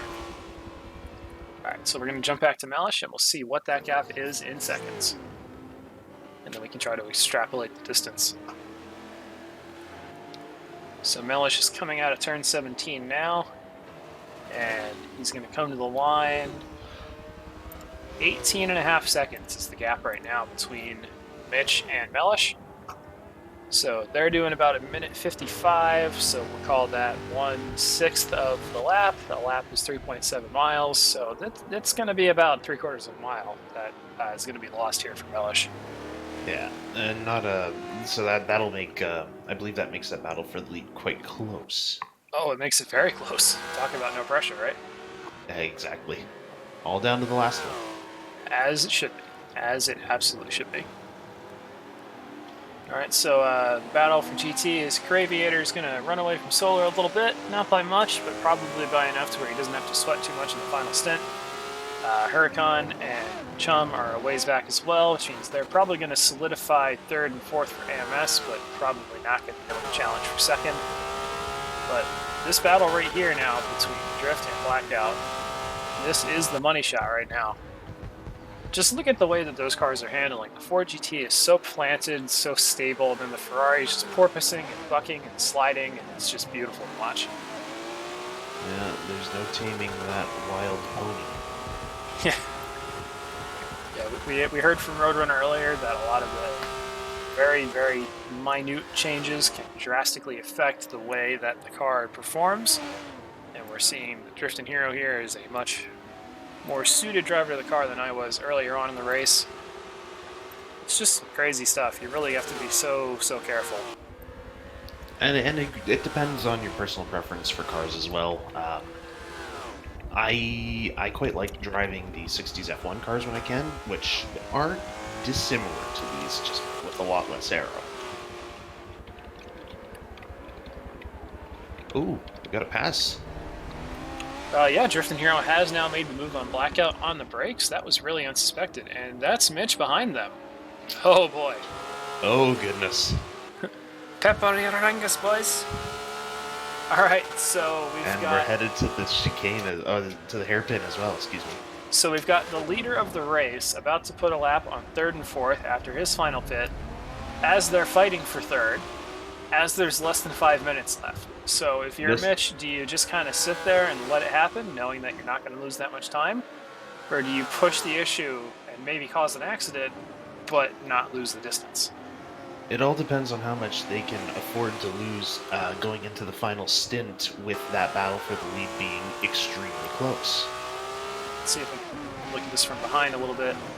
It looks like Mitch is going to go for it. He's gotten around Blackout, but Drifting Hero is going to be a little harder to pass because he's in front, so he doesn't have any reason to go over as much. Now, there is a rule that if you're going a lap down, you're not supposed to impede the person overtaking you, but you also don't have to just jump out of the way. So we'll see what Drifting Hero does here. These two are most likely communicating about this very thing. Alright, so there goes Mitch up the inside. Kind of a moot point at this point in time because he just made the pass on his own. But now Blackout's going to have the chance to dive back in. Yeah, having Drifting Hero pushed out to the outside leaves that inside line open. Yeah, we have seen the Ford has a little bit better acceleration coming out of 17. Some contact. We're going to go side by side into one. Yeah, Robin's racing, boys. Come on, let's do it. Alright, so Drift's got the lead in the battle. Mitch has checked out on the field. The Blackout is doing really great here. This is the highest placed Ford in the race. Collaboration between Phoenix Motorsport and Aspiring Motorsport Royalty for Royal Phoenix. I think that was the GT driver, that was Craviator, that just bumped into the back of his teammate, Mitch. So, there goes Crav. Bye, Crav. Blackout is still in... Well, actually, he's in 4th now. He wasn't 3rd, to answer Buster's question. So he's pretty close to where he was, but not quite where he was originally.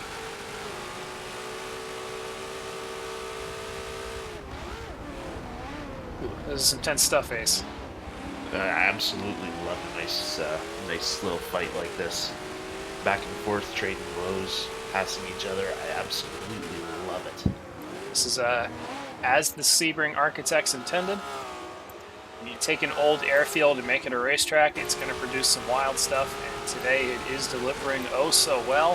With under 3 minutes remaining, so you're watching Battle for Third here on SFM Official between AMR Blackout and SFM Drifting Hero. Looks like Drifting Hero has the edge at the moment, just by virtue of being ahead and having a better run onto the Pullman Straight. But it's not over. With only 3 minutes left, there's probably going to be a little bit less patience from Blackout now, because he knows he doesn't have anything to lose fighting Drifting Hero. That car had an issue. His car didn't. So he's going to look for every second that he can possibly get, every foot. Yeah. Now, the smart thing would have been for Blackout to let Drifting Hero go 5 laps ago and just run his own race to maximize his distance. But I think he doesn't care and just wants to fight because of where they are on track. It's very hard to suppress that instinct in an endurance race. You want to fight, you want to keep that position. It's just what you're programmed to do. But it's not always the most effective use of your effort. Yeah, it is kind of like a double-edged sword. You got to be pretty careful about that. All right. I don't want to do the commentator's curse too much because this is my car, but I kind of do it at the same time because it's my car. It's okay, it's not Ab, it's you. Yeah, alright, so we are under 90 seconds to go here at the stint 5 here. So this is getting a real tense. We're riding on board with AMR Blackout, chasing down Drifting Hero. I honestly don't think he's got enough time to make up that gap at this point. It's just he's over a car length back.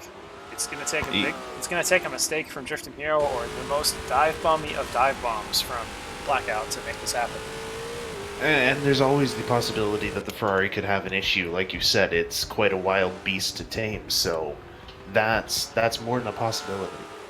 Yeah, it's a pretty crazy car. Hitting about 45 seconds to go here.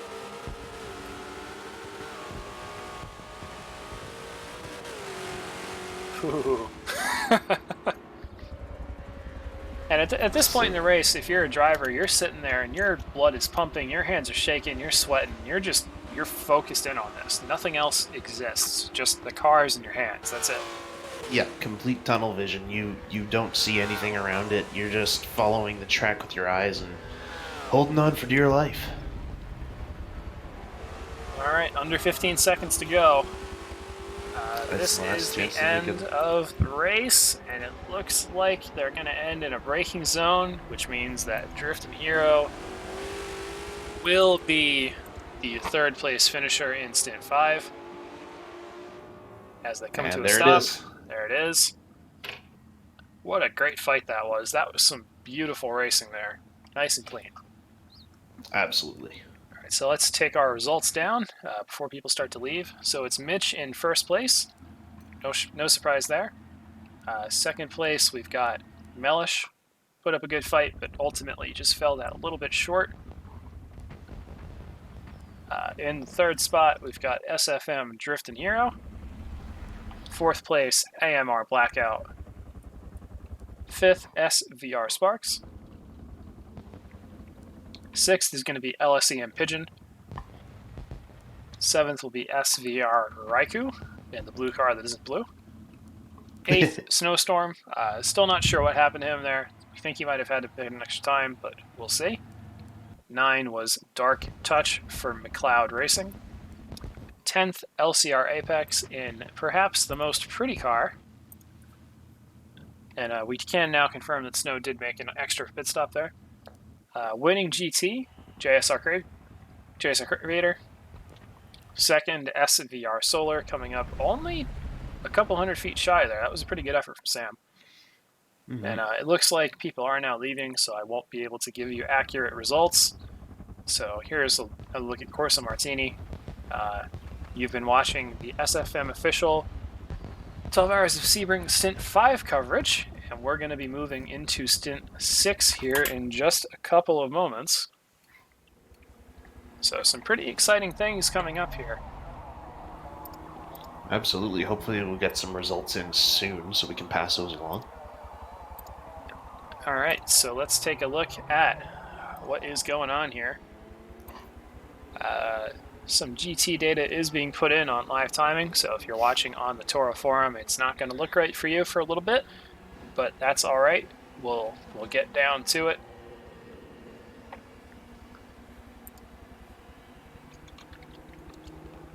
So, excuse me.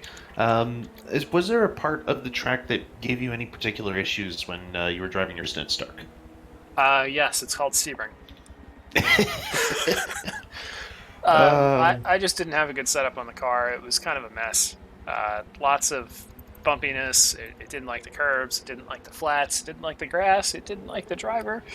It was just the least comfy race car I have ever race carred. Yeah, they can definitely be a little bit unpredictable, unfriendly at times. If I had to pick any particular problem spot, it was 15 for me, though. Trying to nail the braking line into 15 was not the easiest thing. I'd either do too much or not enough, and I would coast outside.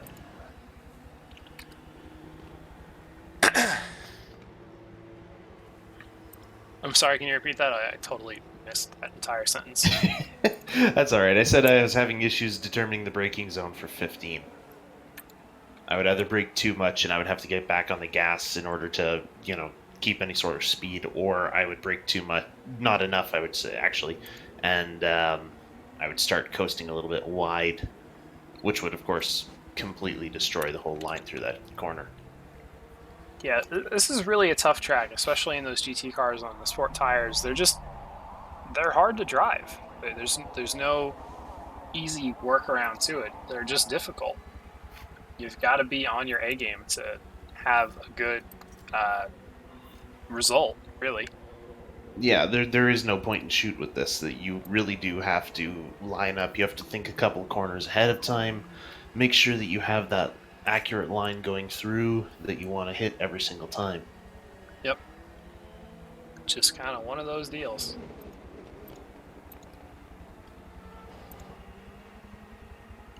Alright, so SVR Solar will be hosting stint number 6, so he's going to get that set up now. And in the meantime, we've got a bit of downtime here. So to answer your question, Happy Cat Grizz, the host will be SVR Solar for the lobby, and then for the Protosport Communications, SVR... Oh, I see. Okay, so Floofy was listed to host that, but he's not going to race, which means that we need to do some rearranging of things. Oh, goodness. So, get back to you guys on that. All right. I can see he's got the game and party going now, so I suppose I should head off there because I am in stint 6. You know, that would probably be a wise choice of action considering you're participating. Yep, absolutely. So I will bow out of the commentator's box for this time. It's been great being here, and hopefully we'll see you after this next 2 hours. All right, thanks again for coming in, and hopefully somebody can come in to keep me company. All right, thanks again, Ace. Good luck. Absolutely. All right, so Ace Captain Slow has left the building. So we are still in a bit of a holding pattern here.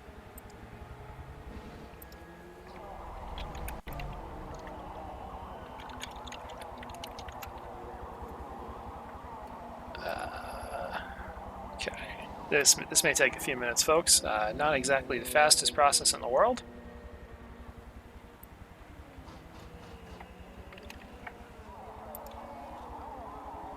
So bear with us here as we get things going.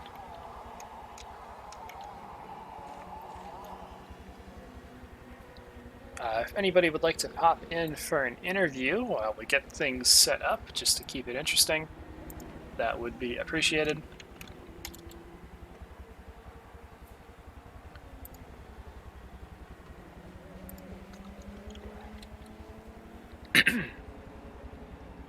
Kiwi Chris may be returning, however he is still asleep, so that would preclude him from joining back in the comms box. Hearing that Big Ben will be joining us for stint number 6, So great to hear from TORA's VP, and he should be here very shortly. So wonderful news that Ben will be joining us.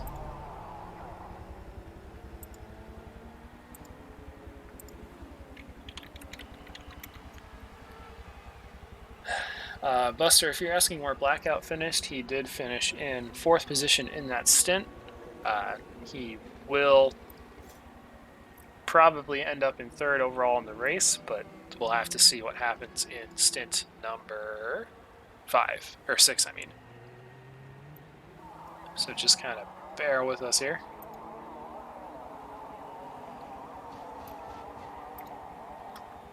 So we're getting near to the end of the race. It's been a pretty long event. Started at 10 o'clock in the morning, or for us on stream at about 9:30 in the morning Eastern time. It's now 8 o'clock, so that's going on 10 and a half hours here. Pretty long day. We've seen some really great passes in PS and GT. We've seen some less than great passes in PS and GT. We've seen some really good strategy comebacks. We've seen some people have some complete mishaps through no fault of their own, like disconnects. It's been a pretty hectic event here. We've also had some guests in the booth, AMR the Hulk for Helias, Terminator for SFM, and then Williams Roadrunner. Maybe we'll get another one in Stint 6, who knows? So thank you to all of our Twitch viewers for coming on out and giving us your time. Really appreciate it. It's always nice to get some engagement from the community, get people interested in some esports racing.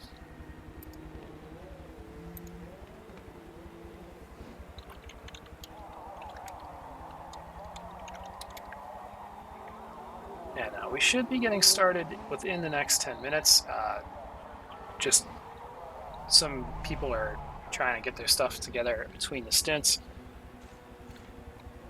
And hopefully we can get this race concluded by 10 Eastern time tonight.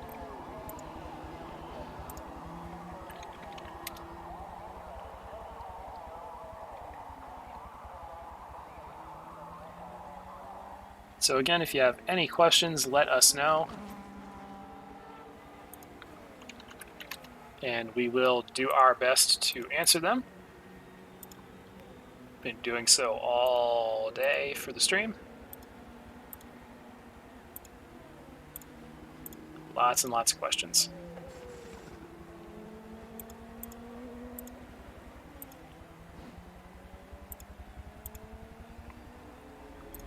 All right, so Kiwi, can you hear me? I can. Excellent. Can you hear me? I can. Perfect. All right, That's so what you're going for? join me in welcoming Kiwi Chris 1709 back to the booth for stint number 6. Welcome, Kiwi. Yes, excellent. Do you feel refreshed after your 2.5 hour power nap? I do. It was much needed. It was ready to go for the last stint, and hopefully won't leave you in the lurch. So for you now, it's what, 10 o'clock in the morning? 11. 11 in the morning. Okay. Yeah. So that's pretty manageable. It's a pretty good time of day. It is. Much more manageable than, 3 in the morning when I started? Yeah, I don't know if I'd be able to start that early. That would be absolutely brutal. No. Only really weird people getting up that early to do stuff. Yeah, I know, right? What normal person would voluntarily do that? Yeah, I don't know. Yeah. But no, it's been great fun. I don't do this often with you guys, but when I do, it's been absolutely fantastic. Yep, and we're happy to have you. Yeah, I'm glad to hear. How'd the last stint go? It actually came down to a pretty tight battle for 3rd position in PS. AMR Blackout and SFM Drift and Hero put on a really good show, Awesome. giving absolutely no quarter to each other, but still being respectful. So it was really nice to watch, and they did a really good job with their driving there, and I would happily watch them do battle again. Great news. This is the last stint of the race, so who we got in the car here from our boys? Okay, so for SFM, in the number 74 Glickenhaus entry is Snowstorm. In Oh, the good number eye. 24 Competizione will be Drifting Hero. Mm-hmm. In the number 97 Corsa Martini, that'll be Ace Captain Slow. And then down in B lobby, for Greenwood Corvette, it'll be Varus. And for Internazionale, it'll be Hunty. Oh, great news. And I see we've got Roadrunner. You had Roadrunner in here before, did you? I did, yeah. Roadrunner did join us for a short interview, and he explained Awesome. the differences between his setup and the setup that some of the other competitors will be using. I'll give you a hint: his is better. Yeah. Just a little more precise is all. Nothing too major. But Yeah, awesome. yeah, really great to get some insight from one of the best drivers in the Forza community. Really happy to hear from him. I have to go back and see if I can learn something. Pro tip: I won't. Let's see, JSR South's in here as well for this last stint. Not many doing a double. Doing both nice. As Drifting Hero is, but he might be the only one. Yeah, Drifting Hero is the only soul crazy enough to do a double. Because Mead is the only one, or Huracan's the only one crazy enough to do a triple. Oh, Jesus. Yeah, bit of a bold move there from the former EVR team boss, but he felt that he could do it, and I think he's got a pretty good handle on it. So, I mean, props he to does. him for trying it. I approve. Okay, so we've got, 0.4 of a mile between the top two. Yeah, there's nothing between them right now. It's going to come down to probably the last stint, probably even the last fuel window of the last stint.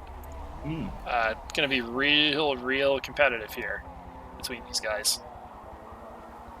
So basically, 0.4. So how long's this Ullman Straight here? It's about 0.3 of a mile, is it? Something like that. It's pretty long. Yeah. So to give you an idea, so that's about the gap. Yeah, so really it's going to come down to where does the race end? Because you could be in front, but still not have enough distance, depending on where your opponent is. That's going to be a great last stint. And GT as well is... Oh, so it's a GT there. See, the Mandem have got it cleared out a bit. Yeah, they've probably run the most perfect of races that we've seen in a while here. By the way, Sauber been driving from what I've seen. Sauber Zoom, you mean? Yeah. Yeah, I think he will be the driver in this particular stint. So really looking forward to seeing him out again. Cravtor? Craviator, yeah. Craviator. Why did it pronounce the syllables, Chris? Yeah, I mean, English is a really strange language, so you can be forgiven for almost any mistake that you may make in the process therein. So, awesome. We're still trying to assemble the grid here for stint number 6. So, bear with us here as the hosts do their best to assemble everybody on time. It's a lot harder than it sounds, believe me. I do it often. Buster32, just answering your question, because it's a one-off event, and why not use old cars for a race?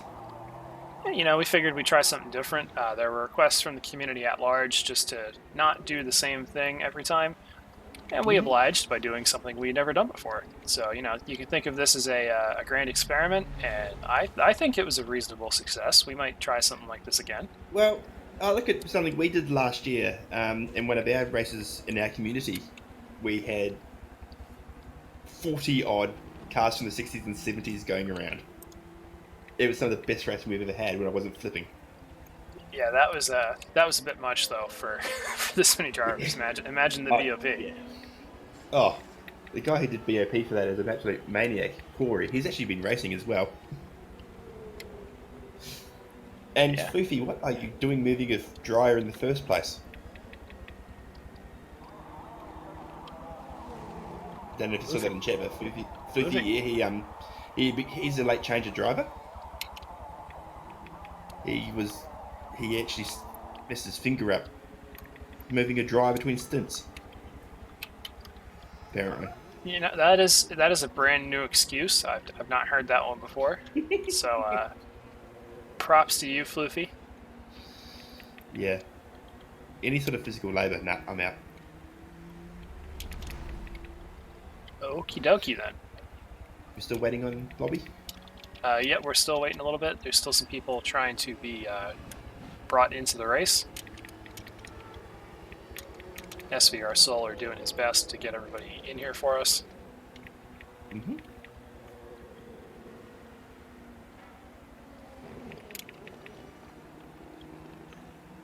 Now we're expecting Ben to come in as well for this last stint. Awesome. Who's this? We're expecting Ben to come in for the last stint to say hi on comms. Yes, he will be here pretty shortly. He's just doing some administrative tasks at the moment. Oh, yeah, keying in results. Yeah, you know, it takes a while. There's a lot of data to does. keep track of. So Oh, yeah.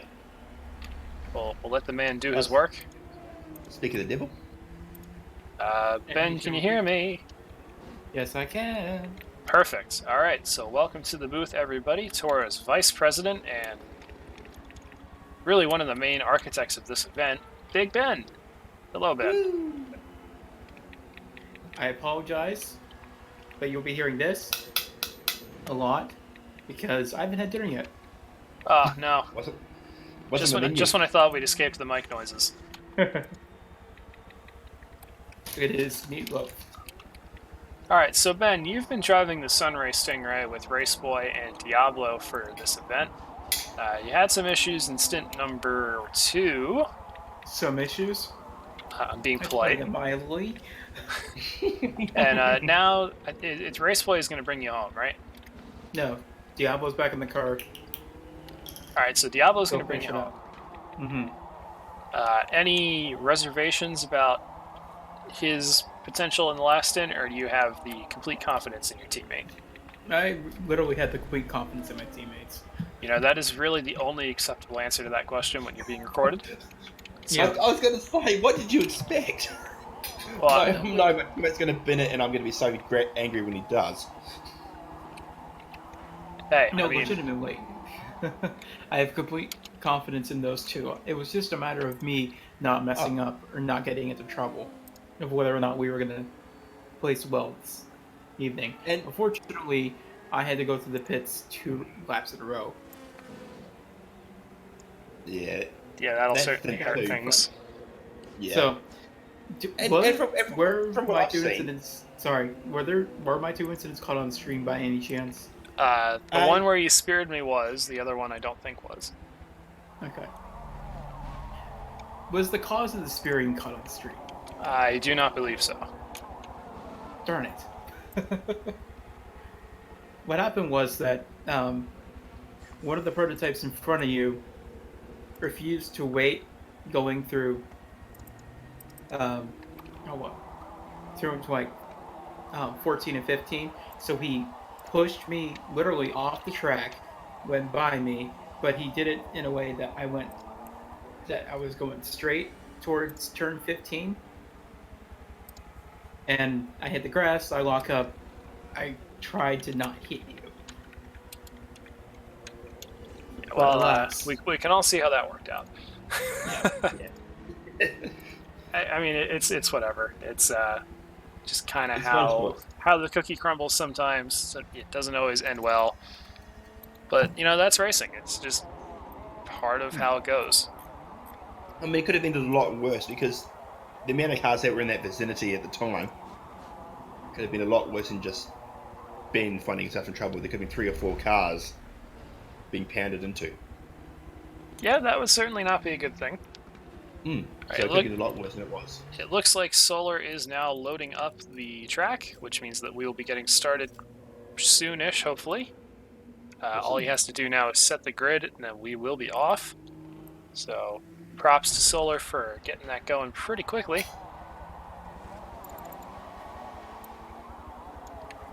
Yeah. One of the things that people don't realize is the amount of behind-the-scenes work that we do. So, for those who don't know, Darkster and I have been up since 7 o'clock. At least for me. Maybe you got up around 8, but we had to be up 2 hours before the race at 8 a.m.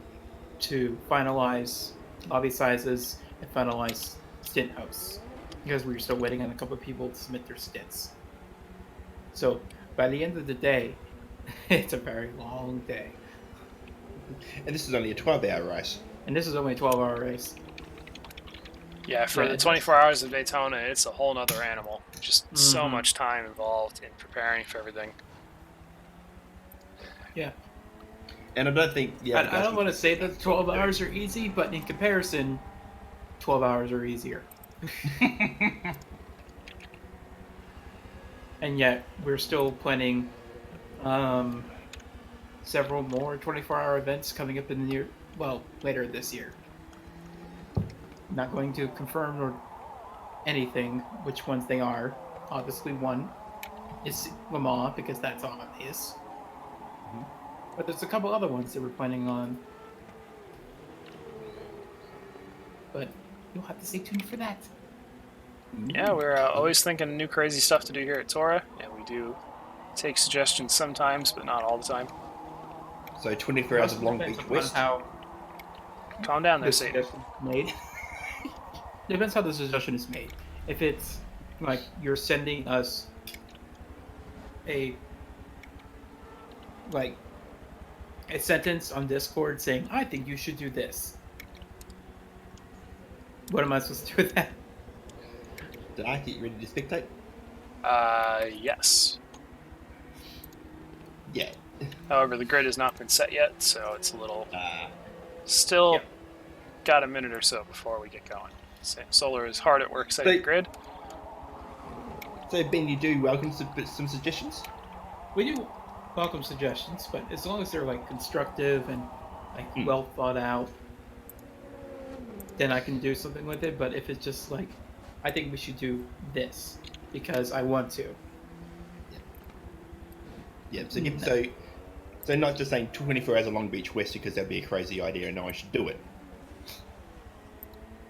Yeah, that'd be a little ridiculous. Yeah, it'd be fun though. My head hurts just thinking about trying to manage that. Granted, it doesn't hurt nearly as much as the one time someone suggested a multi-class race with NASCARs and Indy cars. Oh my lord! Shudder. Yeah. All right. Well, it was one of your teammates. I'm sure it was, but let's cut that off for a moment and mention that the eagle-eyed viewer may have noticed the starting grid scrolling across the top of the screen. Words are hard. But let's show our current top 3 in each class. So after 10 hours of the 12 hours, in first position in PS is Two Goats and a Lamb, which is really Jap Speed Racing. In second is the Savage Squadron of Mellish and Roadrunner. And in third is Royal Phoenix Motorsport, which is a collaboration between AMR and Phoenix. In GT, first place is Team Mandem, which is effectively another JSR car, with Sauber Zoom and FRF Solo as well. Second place is SVR Purple, that would be Solar's team. And then number 53, Alien Motorsport, that's going to be, I believe, the entry for Chum. That's Chum and Max. Yeah. Mm-hmm. Oh, what happened to Eliana Motorsportana? Huracan had some sort of issue late there, and didn't gain as much ground as we thought he was going to. Yeah, his fourth stint wasn't nearly as good as his last one.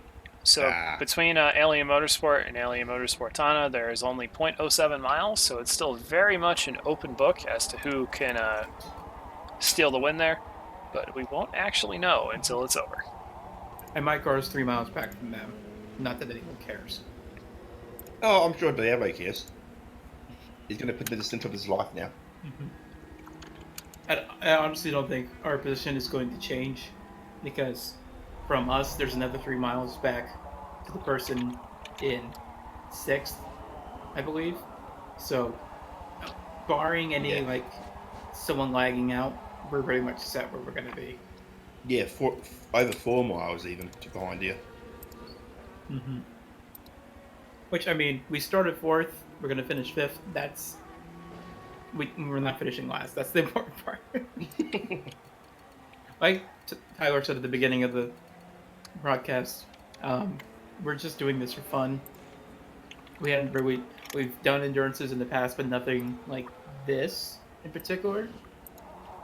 Not one of the like major ones that TORA does throughout the year. So just figured he didn't have a team. He was looking to run it. I didn't really have anyone interested in now horses to race with me. So we just kind of combined. And then on a whim, I just asked, "Hey, Race Boy, do you want to race with us?" And he said, "Sure." I could say he doesn't do a lot of tourist stuff, does he? He doesn't really do that much tour stuff. He did Daytona with. I'm trying to remember which car it was. It was the JSR. Yeah, it was JSR. The Mazda. So he was part of that team that just kind of ran off into the distance. But he has done some tour stuff. He made an appearance in a season of Task Car. He, I think he did some stuff with World Fastest Gamer back 2 years. No, it's almost 2 years ago now. Wow. He did take part a little bit in the Cayman Cup. That was 3 years ago now. So he's around, but he doesn't do like all of the series. But some of the guys you said in this grid do. Ben, as much as I hate interrupting you, I'm going to interrupt you now because we're going to start. So here we go. We are going to ride on board with SVR Family Dude for the start because that will allow us to get a really great view of the top group. So just to review, the starting grid is scrolling across the top of your screen. So it's going to be Two Goats and a Lamb, JSR South, followed by Savage Squadron, Williams Roadrunner, Royal Phoenix Motorsports, PXM Karts, and then SVR Red for Family Dude. Alright guys, this is it, the start of the final stint, the TORA 12 Hours of Sebring Vintage Race here on SFM Official. In the comms box will be myself, Kiwi Chris, and Big Ben. And there's been a false start, so we're going to jump out and then go back. Somebody probably didn't have headlights. That's fine. What do you need headlights for? Well, in some jurisdictions... Oh, okay, we're actually restarting because Toru disconnected and Kart's disconnected. Oh. Great start. Great start. Oh, yeah. Okay, so we'll let those drivers change their driver suits and then come back in.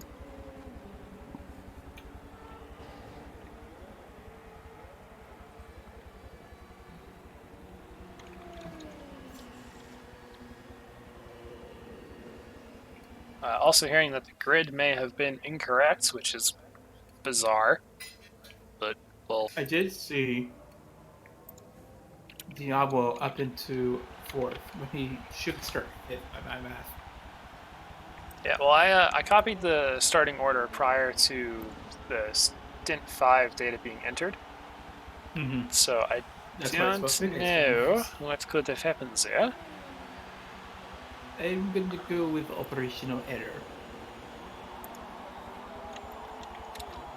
And just call it a day. You can tell, those who are watching the stream, that Darkser and I are very tired because we're not saying very much. Great. Great, so I've got to do the heavy lifting, do I?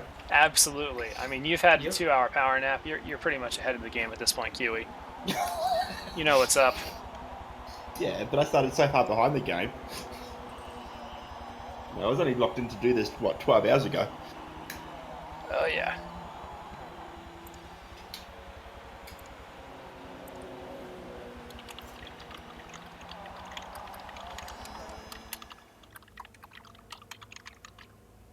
Alright, here we go. Take 2.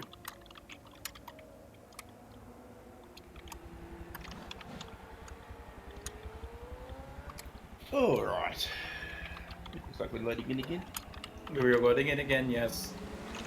Just gotta make sure the lobby settings get a nice refresher because I don't know why. Sometimes just reloading the lobby fixes pretty much everything. It fixes cars not having headlights. It fixes cars having the wrong braking line. It fixes cars in the wrong handicap group. It just a lovely refresher. It's like anything computer-based. Have you tried turning off your PC? Many problems are solved simply by restarting. It's just basically like that. All right, so here there's a dispute about the grid order apparently. Not sure why, because I am 95% sure I have it right here.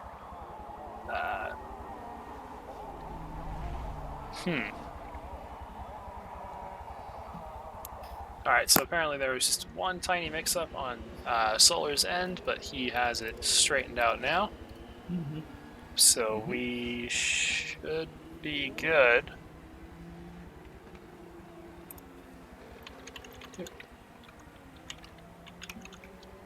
I know it's the running gag of these endurance races, but it wouldn't be a TORA endurance race if there wasn't a delay of some sort. Yep. Well, when you've got so many moving parts, you know something's going to go wrong. We're also using a game that's not designed for endurance racing, for endurance racing. We're also using a game that's not designed for online play properly. I mean, I wasn't going to go that far, but...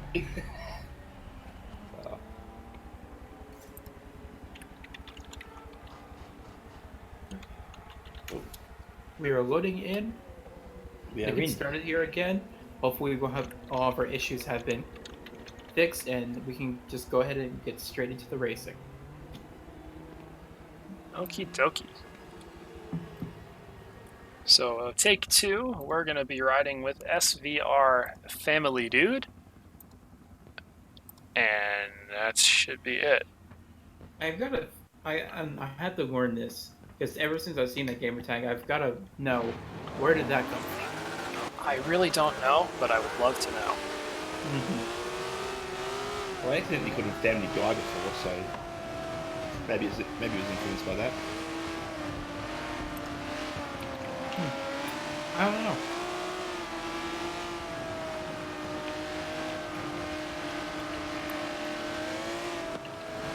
Alright.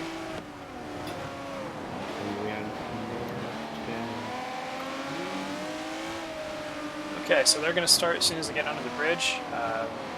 Hearing there's still some discontent over the starting order. If it is wrong, we do apologize, but there's nothing we can do at this point.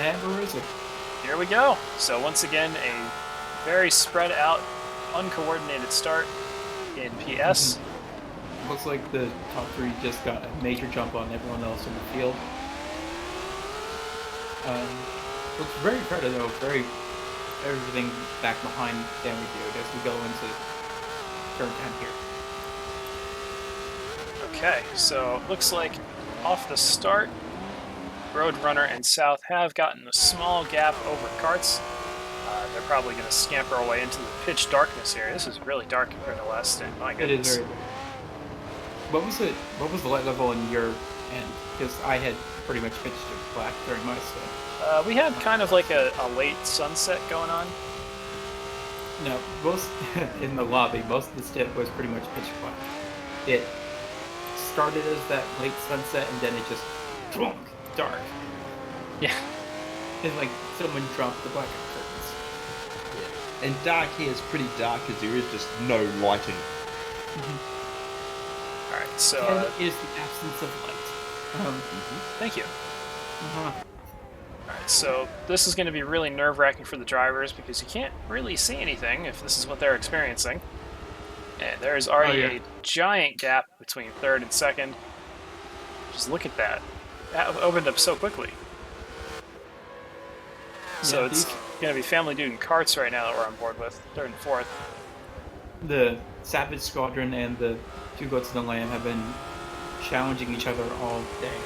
What is their actual difference in position right now? The last time I looked, there was only like 0.04 miles in between the two of them. Right now, it's 0.4. Okay. So it's literally 10 times bigger. But basically, it's the length of the Yeoman Straight, more or less. Yeah. More or less. Yeah. And Two Goats in Lamb's favour currently, so... Just for the sake of drama, I'd love to see Roadrunner be in front and then just have it, see what happens. Well, I don't think. Oh, I don't. I mean, who's in for the Savage part of this? yeah, it's Roadrunner versus JSR South. Okay. Sorry, I got confused because of the man. I don't think South's going to let Roadrunner buy him very easily, if anything. No. Yeah, he's going to make it as hard as he possibly can for him. Mm-hmm. South is a very distinguished prototype driver, so I expect him to, much like his last stint, just kind of run away with everything. I don't see headlights on Roadrunner. Is that Roadrunner or South? I can't tell. That's Roadrunner. That's Roadrunner. It's interesting you say that about Roadrunner. He's actually got the most distance out of anybody today. Really? Yeah. Just having a quick scan. His best is 189.05. JSR's best, well, his only stint so far was 188.36. So that distance would be enough to see Savage Squadron take the win if he got that far in front. All right, just real quick, TORA does a small apology to SVR Black. We did accidentally give the wrong starting order for stint 6 rather, by giving stint 5 data instead of 4. So that is entirely our bad. But it does look like Snyder, the driver affected, has caught back up to the car he was trying to race anyway, so it doesn't look like it's going to make too much of a difference, but we do apologize for that. It is a rare mistake on our end. But back to the battles. So nobody's really getting away from anybody so far. No. Can we head back towards GT? We've been looking at prototypes. Absolutely. Ever since we started. Jump back to Diablo. Oh, there's a big gaggle of cars here. Mm-hmm. Yeah, that's the thing I've been noticing through GT. The top 6 or so will be grouped together, and then the rest of the GT grid will pretty much be filtered on back from there. Alright, so we're on board with the Sunray Stingray. That's Ben's car. No bias or commentator's curse here.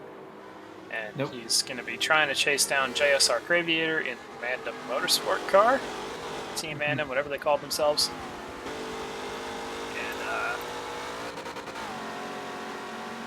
Behind him is going to be Huracan and another Stingray. It looks like Diablo has not wasted any time getting past the 2 AMS cars.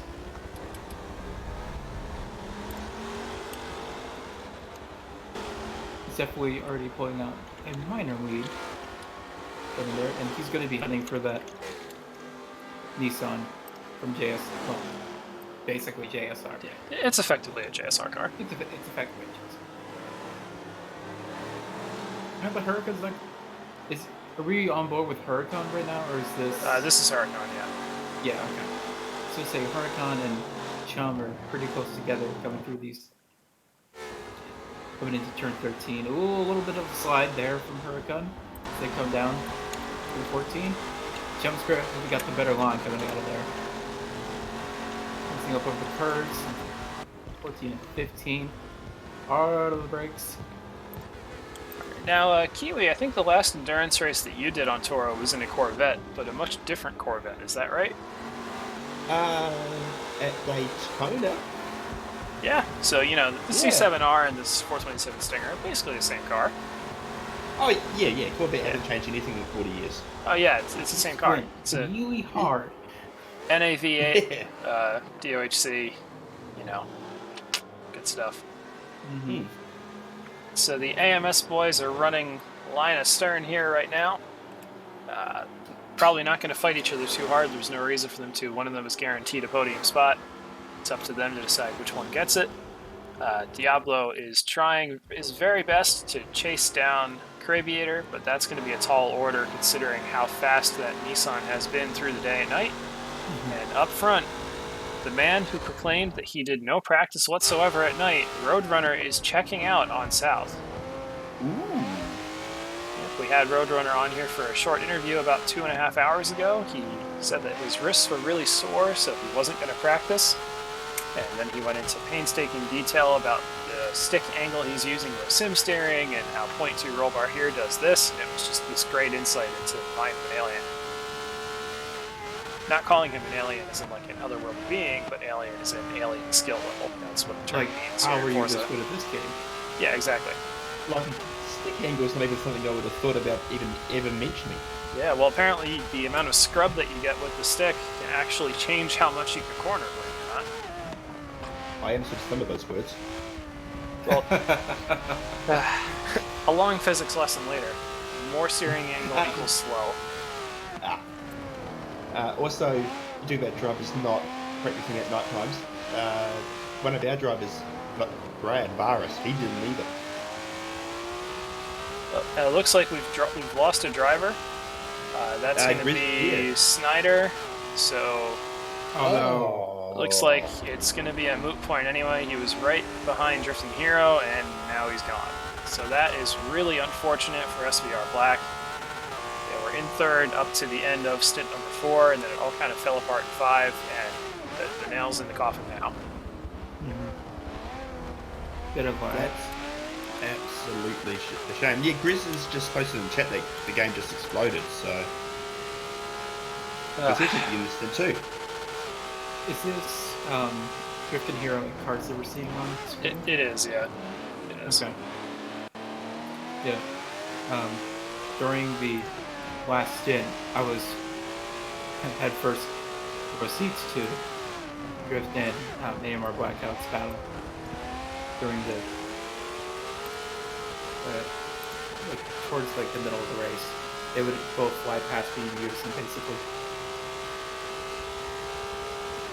Can you say that again? You were kind of cutting out there. I had maybe I shouldn't. Maybe we should be focusing on this. As Drift's gonna try to take a look. The cart's coming down into the Almond Straight. He's definitely closer than he was a few minutes ago, but Ford's power is just starting to pull it away. Yeah, we did see this last stint with Blackout in the car instead of carts. The GT and the 330 seemingly pretty even right now. Something that I underestimated coming into this race was how much the grip level difference was going to be when we did eventually get to the nighttime. Now, I did some night practice. I didn't do a lot of night practice. Because, frankly, I was focusing on qualifying rather than overall race pace, which I need to fix that. Whoa. Bit of a move being put on there. Drift had a look. He's going to still be having on the a look. inside. He's got him. No, he Yeah, doesn't. They're still side by side. They're still side by side. Oh my. Carts is definitely going to have the advantage coming down into turn 7 now. Alright, so the 15-year-old driving for Phoenix, he's putting on a good defense here. Still blocking off Drifting Hero. This is probably the longest side-by-side run we've seen in PS for a long time now. Yep. A little bit of contact in between the two cars as they come down to turn 10. Slide from Drifting Hero as he tries to get for the carts before turn 10. He's covering the inside nicely. Carson's not going to have anywhere going. Going down from turn 11 and 12, down to tower turn.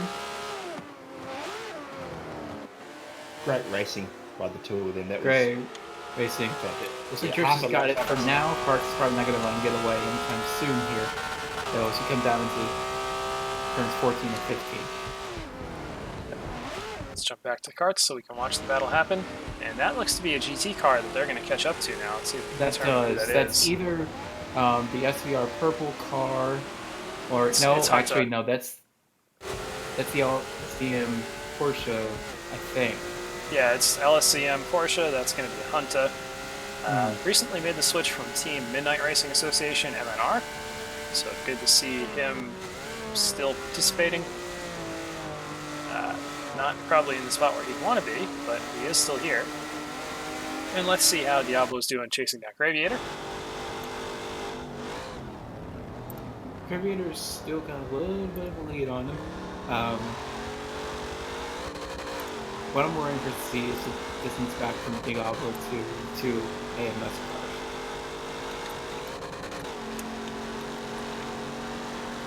Alright, so Diablo right here, AMS is going to be about a second or two behind, just jumping back here to Huracan.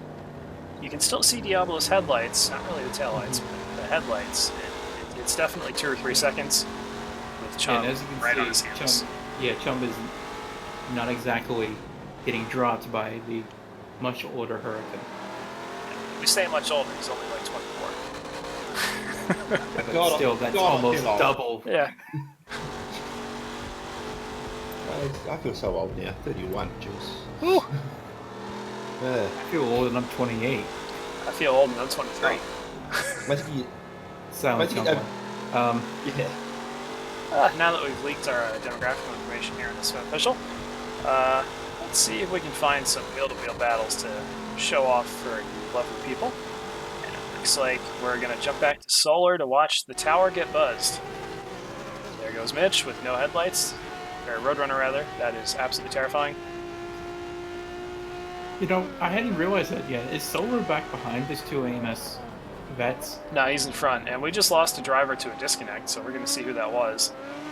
It looks like we lost somebody in prototype, so that could be bad. And it's going to be... Alright, so it's not Roadrunner, it's not Sal, it's not Family Dude, Carts, Leaf, Toru, Snowstorm, Hayden. Where is Dark Truth? Is that who it was in that car right now? I think it might be the MRT car. MRT Leaf. Let's see if he's here. No, Leaf is here. This is going to drive me mad until I figure it out. Alright, so South Roadrunner. Was it Toru? No, he's here. Is it Delta? It's Delta? SVR Raikou. SVR Raikou. Okay. That's who it was. So Raikou has dropped from the event. That would be the SVR blue car. I know we've been meeting on it a little bit, but they've been having a pretty impressive run so far today. Yeah, And, that's the second disconnect, unfortunately, though. Yeah, that is DC number 2 for them. Really unfortunate. So, hate to see it, but that's how it goes. Alright, And so, really early on, too, is going to be a massive chunk of distance lost. yeah, they were already down in 16th, so that pretty much destroys them for a good result in the race tonight, unfortunately. So, hearts go out. What position is Sam in right now? Solar is in SVR purple, which means he's in 2nd overall. But if you're I meant in the referring race. to in the race, he is currently in 5th in GT right now. Okay. So Solar's falling back a little bit. Well, that was dodgy close. driving there. Yeah. Who are we on board with? So Carts right is now? trying Yeah. to push as hard as he can. Where is Tristan Hero though? Did he pit or is he up ahead of him? He's up in 4th. He got around. Okay. But let's Well, ride I on board didn't- with Toru here as he goes through the GT traffic. I just want to see how the navigation looks. Bloody terrifying is my answer. Alright, there goes Ace. I barely even see him with the white car. I think it would be more reflective.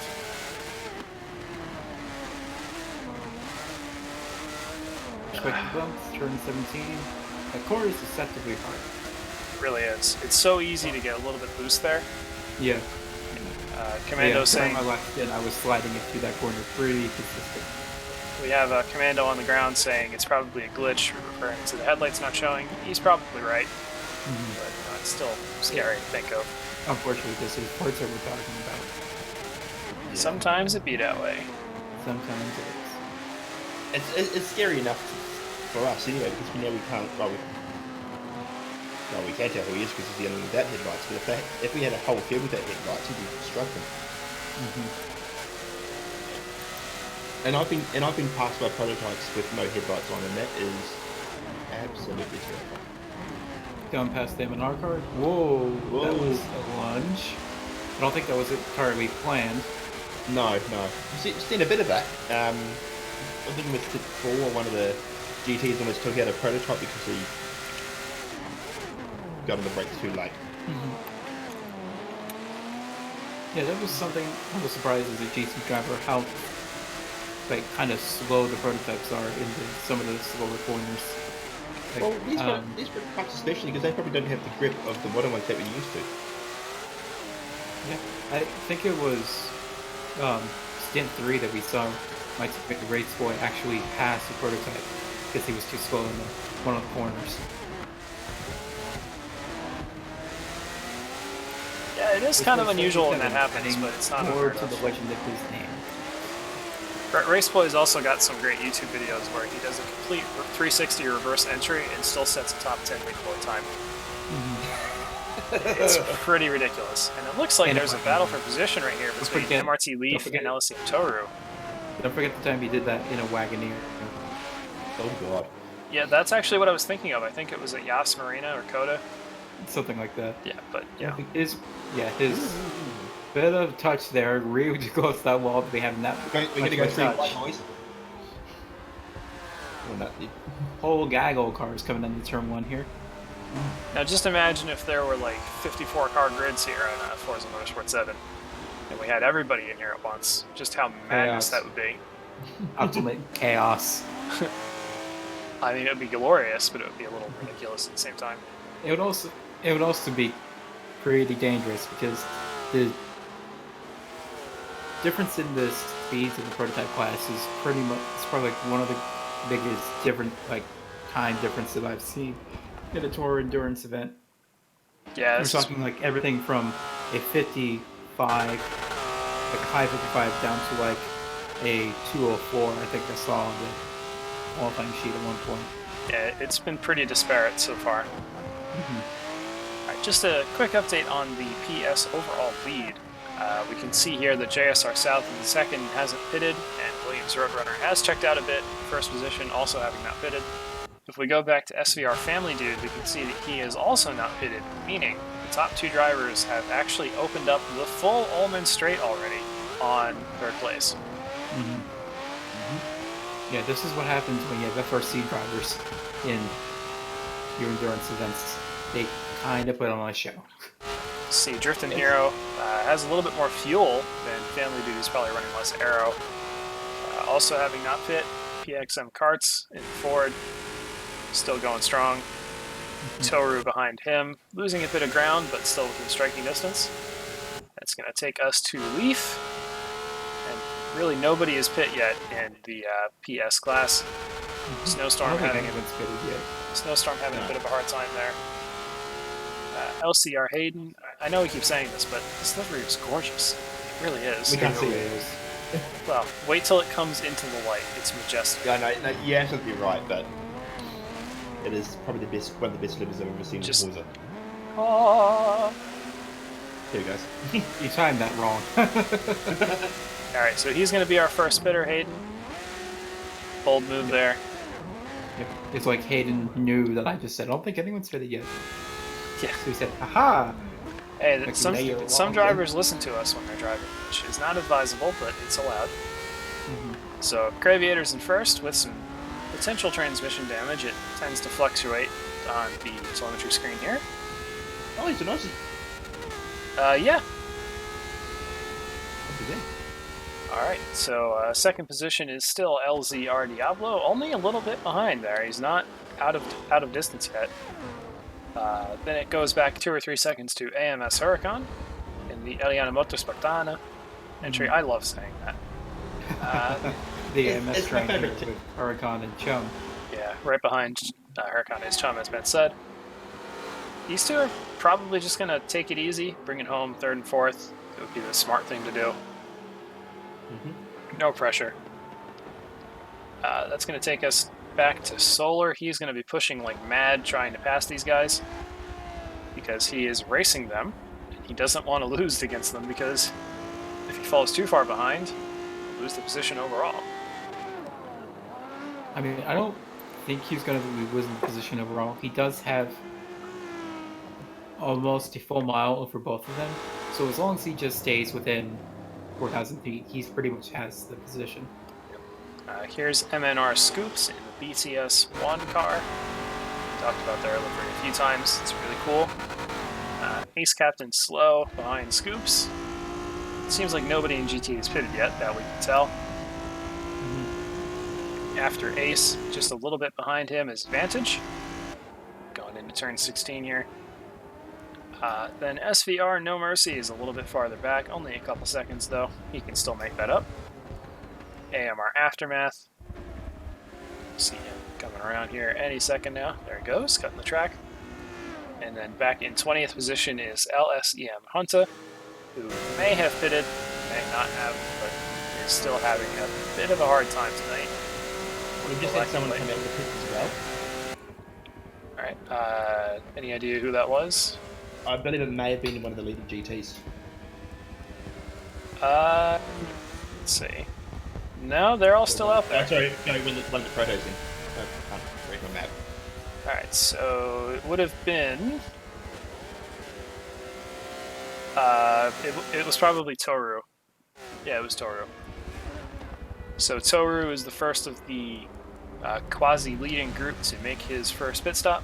He's got 2 more stops to go for a total of 3, which is what everybody has to do here. And if you are just joining us, you are watching the TORA 12 Hours of Sebring Stint 6 of 6, so the last 2 hours of the race.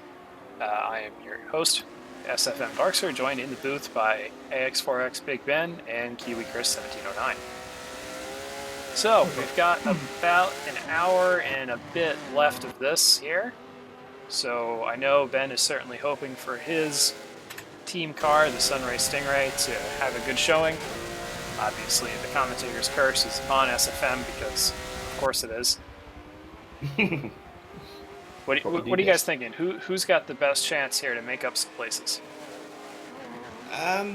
Well, looking at the overall, I mean, apart from the top 2 in Proto, everything's sort of spaced out nicely. And never had those SVR disconnects as well. I reckon the Proto battle is really between the top 2. Everything else is sort of set. I don't know what your thoughts are on that. Yeah, the top 2 is definitely going to come down to this stint. Yeah, But you can't make this stuff up, folks. yeah, it's going to be one or the other. They've got a 17-mile lead over third, which, when you think about it, is what, 4 or 5 laps here at Sebring? Yeah. This is basically Toyota versus the privateer P1s.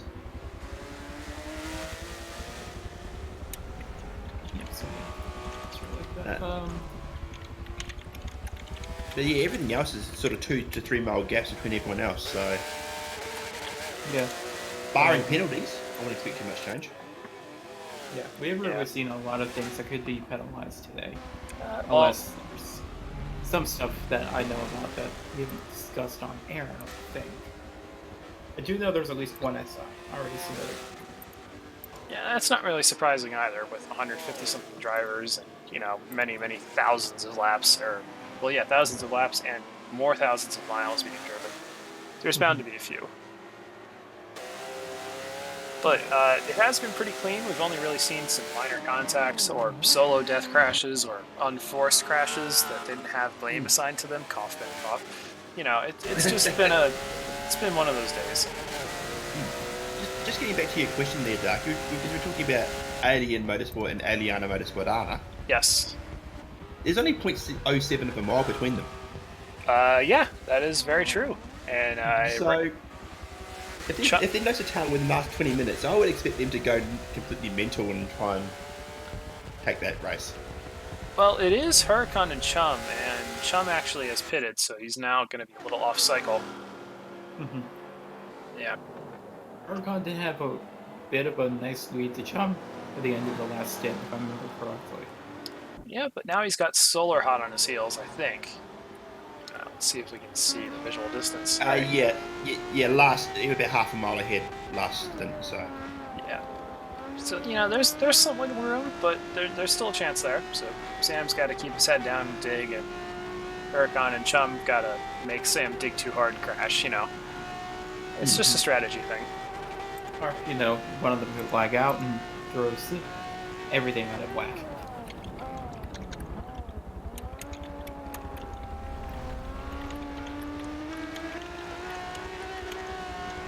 Sam getting awfully close. The inside, look. He's going to pit. Yeah. He's probably doing that to cover off Chum, just so he has somebody to follow.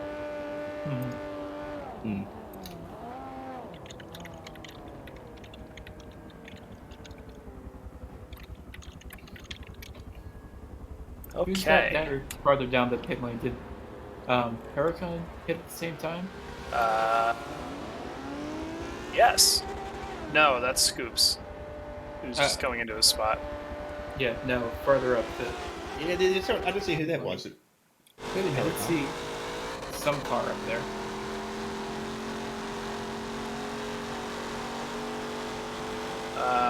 Not sure what happened there. Uh, Yeah, Huracan definitely hasn't pit yet. He's got Yeah, he's 37% definitely not. fuel. he should because Was I know it that Diablo, you maybe? consider. It was Diablo. Okay, I thought it were vet taillights, but going back to Huracan, because I've driven the vet, you should probably consider hitting within the next lap here because there's a point where the front tires of the vet just kind of fall off a cliff, and he's playing the vet line.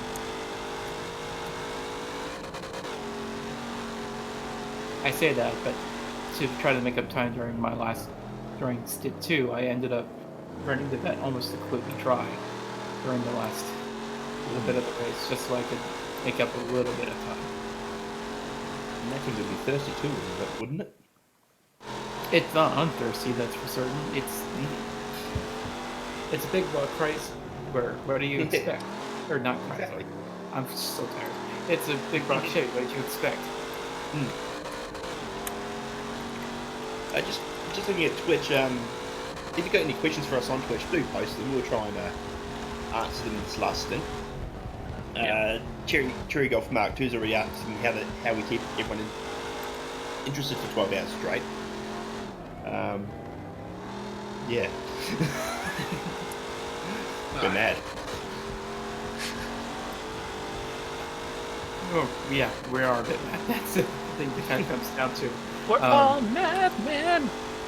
Yeah, endurance racing is not everyone's cup of tea, so it's definitely a commitment whenever you sit down and say, okay, I'm going to get a group of guys together and we're going to race 12 hours around the same track against other people racing for 12 hours. Yeah, and then it's a when you get commitment. 24 hours is a completely different animal. Oh, God, 24. Yeah, 24 hours just sucks your soul and chews it up and then does it again. But at the same time, we love it. I mean, there's not. If I didn't have 24-hour racing, I wouldn't have gone to Daytona earlier this year, would I? Yeah, that's true.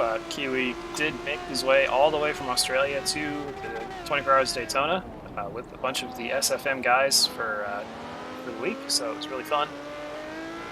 That's kind of the thing that can happen when you do this sim racing stuff. You meet some friends, you go to racetracks around the world, you have a good time.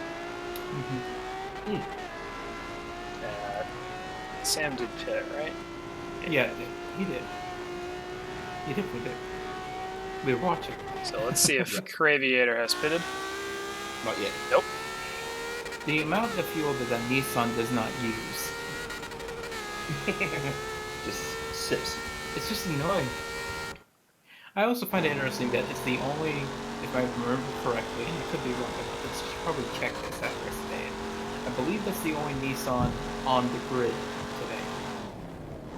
There's two of them, I believe. There's two of them? Okay. Yeah. It's the only Nissan definitely in A-Lobby that I know. A-Lobby is mostly 904s for 250 GTOs and vets. So the other Nissan is LMP Mark III in B-Lobby. So there's effectively one Nissan in what we're seeing right now. Well, LMP are running two Nissans, Mark IV as well. It's true, yeah. Okay, so 4 Nissan. No, 3 Nissans. 3 Nissans. I can do that, I swear. Now let's do a little visual math here. Huracan has 29% fuel, no pit stops. Craviator has 67% fuel, no pit stops. But remember, the Vet has double the horsepower and weighs 1,200 pounds more than the Nissan. So not only is it heavier, it drinks a lot more. It's a heavy boy. I think, I don't remember the size of the Nissan's engine, but I'm pretty certain that half of the Chevrolet's engine is bigger than the Nissan's entire engine. Jeeves. Big buck, yo. Yep. American muscle. Muscle! Alright, so hearing from Snowstorm that he thinks Ace Captain Slow may have had an accident. Let's see if we can check on that. And the determination is that he may have been pitted, but we had missed it, so that's a non-story. Yeah, he seems to be going on a good clip right now. Yeah. Ooh, So let's the gap closes up. let's check on the gap between P1 and P2 now, South and Roadrunner. See how close it is. You can kind of like see South Roadrunner is when he's fine. on the brakes. It's only like maybe a second and a half gap between the two of them. Yeah. But once they get on the Looks Ullman like- straight, he's invisible. Yeah, it looks like South has rolled them in just a tiny little bit since we last saw them. But I know one thing for certain: South's not going to let Roadrunner get away very easily. Yeah, he's going to be putting all the pressure and tricks that he's got, but as soon as you get out of that headlight range, he really is invisible. That's got to be disconcerting for South. Barry, Well, then the answer- again, he could have headlights right. In the actual race. We just can't see it here in the spectator. Right. All right, so Which- Barry, your question, the distance between them is, well, there really isn't much distance between them. It's only like one corner, maybe 300 feet or so. Yeah, unfortunately, we can't give you the exacts because we don't have the ability to. Give me a second. Oh, we're gonna find a way to shoot it. Roadrunner. No, we don't think he made a mistake. He's just sort of been. Has he made a mistake? Well, the thought process there was that because he's now less far ahead, he might have made a mistake and caused him to briefly slow down. But in terms of what that mistake may or may not have been, I couldn't tell you. I really don't know. It's also a Roadrunner who's just.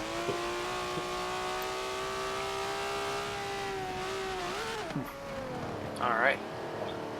So it's now 9 o'clock U.S. Eastern Daylight Time. This race was scheduled to be concluded at 9:40 Eastern Time, assuming it started exactly at 8, the final stint. As it stands now, we're going to be ending at about 10:05 Eastern Daylight Time, so in 1 hour and 5 minutes. So plan accordingly. If you were planning on watching some TV with the family afterwards, you need an extra 5 minutes. All right. So, What's the family? I'm not gonna touch that. Anyway, so going into this stint, the two goats and the lamb were 0.41 miles ahead of the Savage Squadron, and that math figures out to the 2,164.8 feet, or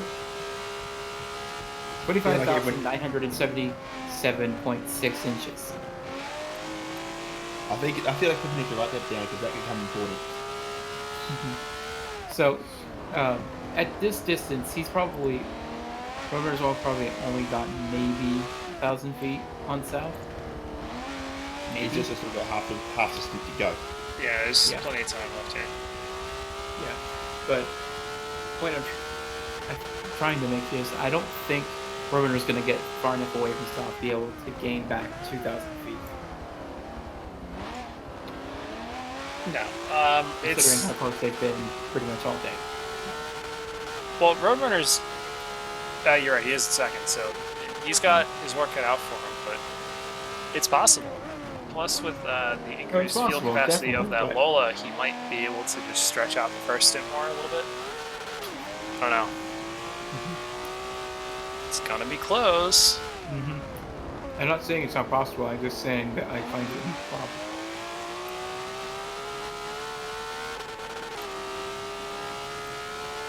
Still one within your own possibilities. Okay, so let's check on some of the other competitors. Looks like most of the proto guys may have made a pit stop already. Gaps that they have. Craviator clearly still hasn't pit. Diablo, I think, may have made. Yeah, we know he made one pit stop. Huracan did finally make a stop. Solar, we know, made one stop. Chum also has made one stop at this point. So your top 5 all pitted except for Craviator, and he'll probably come out just a little bit in front of Diablo, the highlighted blue circle on your map. Okay. Bit of a battle for P17 overall right now between Hunta and Vantage. Let's check that out. This is the LSCM Porsche and one of the SVR entries. I want to say green, but I'm going to guess wrong, so I'm going to check. I think that'd be correct. It was rainbow. But it's a green car called Rainbow. Because SVR does things. Yeah, I mean, they're having fun with it. We're having fun with it. I don't see the harm. Was that the leaders? No, the one of them was the. No. I think it was the LCR car, but I'm not sure who the other car was. It just got it. I think it might have been Carts and Family Dude. Nope. Was it Toru and Drifting Hero? Also nope. Hayden. Okay, it was Hayden and Snowstorm. That's who that was. Okay. So that was Snow, who just kind of appeared in the darkness. It would make sense if he has a black car, which, you know, he does. At least I think that's who that was. It may not have been. Let's see. Yeah, maybe it was Leaf and Drift? No? Okay, it was definitely Snow and Hayden. Yeah. I knew it was Hayden, because that was the... Because I did see a flash of white on the car. Oh, it's so pretty. Yeah, props to whoever made that car. It's just gorgeous. I know I keep saying that, but it really is worth mentioning over and over again. Okay, so riding on board with LCR Hayden. They've had a couple of issues through the race, but they've been running alright. Hayden appears to have lost a lap already to Roadrunner, but Hayden may have also already stopped twice. Let's see what he's done. He's probably he's probably stopped twice now. So that's where they're at.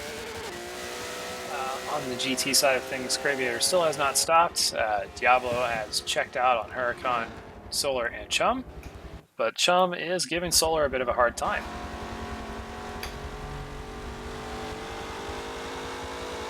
Well, that's good news for Ben, isn't it? Yeah, it is actually. That is very good news for Ben. Mm-hmm.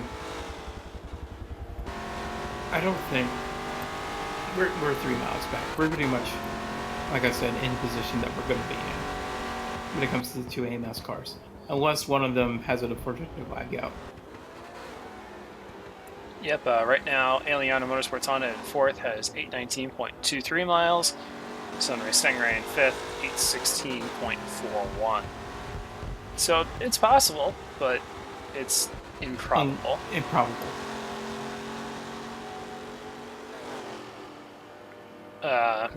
Trying to see if there's any potential for position swapping here.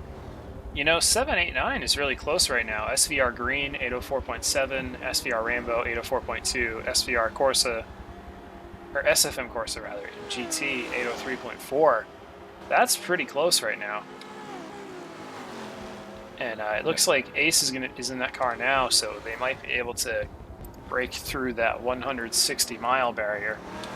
It seems to be like the benchmark in GT cars so far. He's all by himself right now. Running in the 16th position, trying to stay ahead of SVR No Mercy and SVR Vantage, and right now he's ahead of Vantage and No Mercy, so Ace is doing what he needs to do. I started looking down the positions, like the distance between the cars around. Not only are 7, 8, and 9, well, 8 and 9 really close, but there's difference of 0.25 between the Constant Motion Racing as the SVR blue car. They disconnected. Yeah. But still, it's close. Yeah. So if CMR can pull off a good stint, or has a lag out that isn't so great, it could still be really close. This first one I saw, scrolling down through GT, there's... Well, they're all pretty spread out. Once you get down to SVR green, there's a difference between... That's what we just went over, Ben. Good? Okay. Yeah. I'm tired. Okay. It's all right, man. I feel you. And we missed a JSR South pit stop. Sorry to interrupt. That happened 2 laps ago, so that's why he's so far behind. Something tells me Roadrunner may jump into the pits this time by. Let's see if we're right. Nope, he's going to keep going.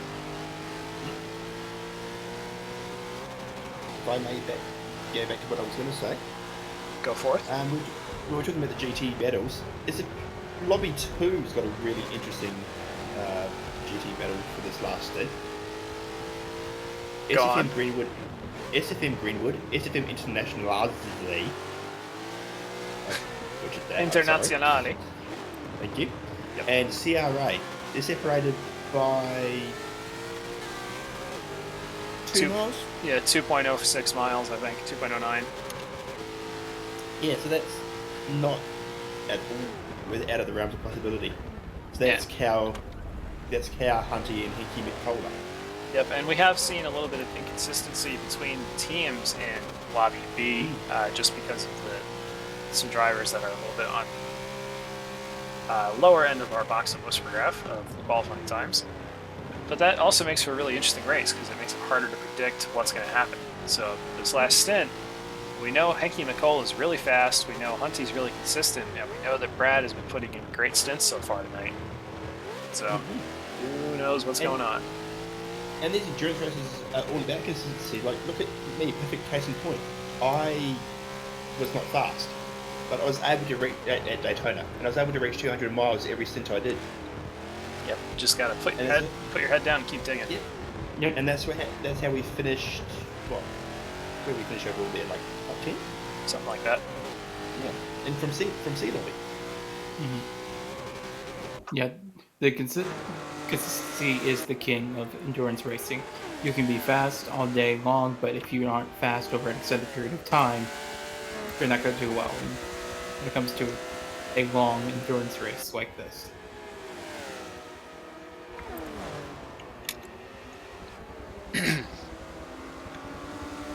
Alright, so if any one of our dear viewers on Twitch would like to come and say hello, we don't bite unless requested. No, just kidding. Just let us know and we'll get you on here for a short interview. Okay. Anybody who's teammate to a driver who's currently up front, we'd really like to hear from you guys about your cars. Just to see what tricks you got tuned in there for the night stints. Commander says, you do right. Okay, well. This is getting far too dark for a BG13 stream. So yeah, let us know if anybody would like to be interviewed. We would love to hear from the community, painters, tuners, racers, whatever you got. Let's hear from you. Is this a battle for position we're seeing on screen right now? It is. It's a battle for P19 in lobby between LSEM Hunter and AMR Aftermath. That's what you're watching. I know those cars because those are the two cars that got collected in the wall that ended up with me getting 100% damage. Yeah, well, we wouldn't want that to happen again. No, we wouldn't. They can stay as far away from the elbow as possible. Thank you. So, still watching this little GT fight here.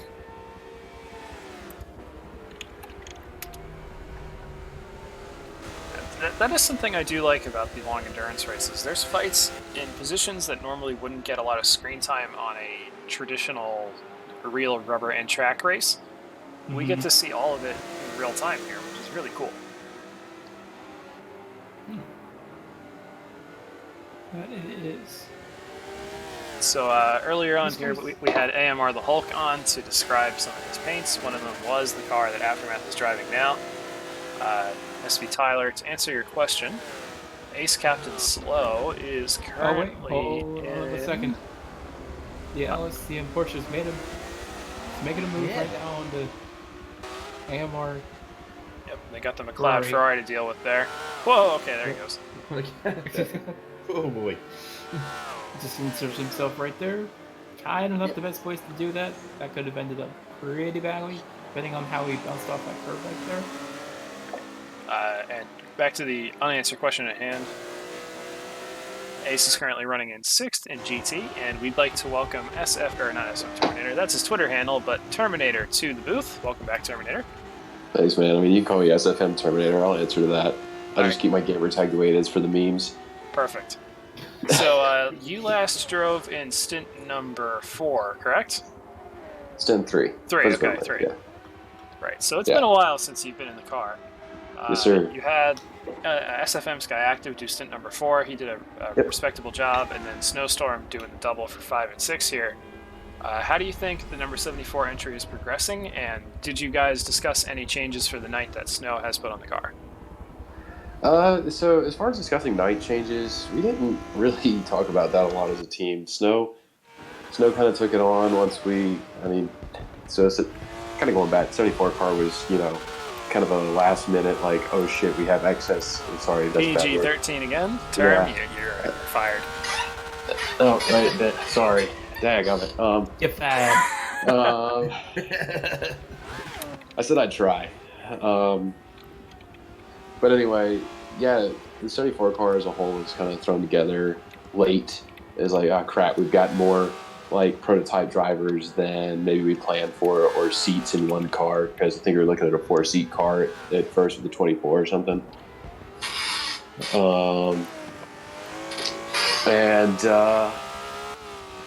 Yeah, so we got the 74 put together kind of last second.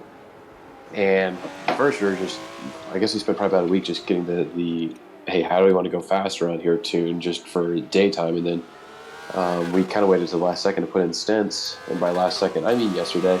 And so Snow kind of did all the practice on his own. So can't really say if he changed the tune a lot. I don't think he did. Yeah, he's the only one that's really done night practice. I did a couple of laps, just in case we had the crisis, which we almost did, where he didn't wake up. But that has happened in the past, and it's not fun, let me tell you. But no, I was just kind of like, that's happened before. I'll just put in a few laps, so if I have to do this, it's not foreign. But no, there's a little bit of an independent effort on his end. So he's a fast guy, so should be fine. Yeah, I think overall same tune pretty much. And just to touch on the Snow not waking up thing, he is in the country of Japan, which is a long distance away outside of the time zone that we're racing in. So that's where the concern came from. And just real quick before we move on to our next question, the question was, where is Karts? Karts is in 6th right now, still doing a respectable job. And then the other question was, where is Huracan? Huracan is currently still sitting in the 3rd position. So, back to our little interview at hand here. So you said you're probably not running too different of a tune from what you and Snow briefly tested with, and you did stint 3. Yeah. Did you discuss with Sky Active any sort of a game plan for your daytime stints in addition to the nighttime tuning with Snow? Was there any sort of game plan going forward if you guys started higher or lower than when you began the race? So you mean like, did we have a game plan like before we even qualified the car? Correct. Or drive fast? Not really. Yeah. The main game plan for us was, hey, we know we're fast. Let's work on getting our laps in. Let's all work together to, get comfortable with the car, fix what we need to fix as a team. And we shared it with the 24. It was up on the team spreadsheets, but we didn't really have much of a game plan. We didn't strategize it too much. Just like get comfortable with the car, go fast, and the big thing was, even if you can't go fast, just above all take care of the car. And that's not what we're seeing right now on screen at the moment. The 2 AMS Corvettes are being mugged on all sides by GT cars and PS cars, and they were briefly 5 wide in turn 17. Okay, boys, calm down. I think Chum may have bailed out of that, or it was actually Huracan that bailed out. He's now in the pits. Smart man. Somehow the boys kept that all together. Good for them. Yeah, that was wild. So, it was. Yeah, next question for the peanut gallery was, where's AMR Aftermath? He's currently in 9th right now. Hanging out kind of all by himself. Made a pit stop a long time ago, so he's due to come in eventually. There goes South. So he's still getting on there. Probably not where he would have liked to have been at this point in the race, but he's still moving. Has Roadrunner made a second pit stop? He seems to be a fair way down now. That is a good question, and let's see if we can answer.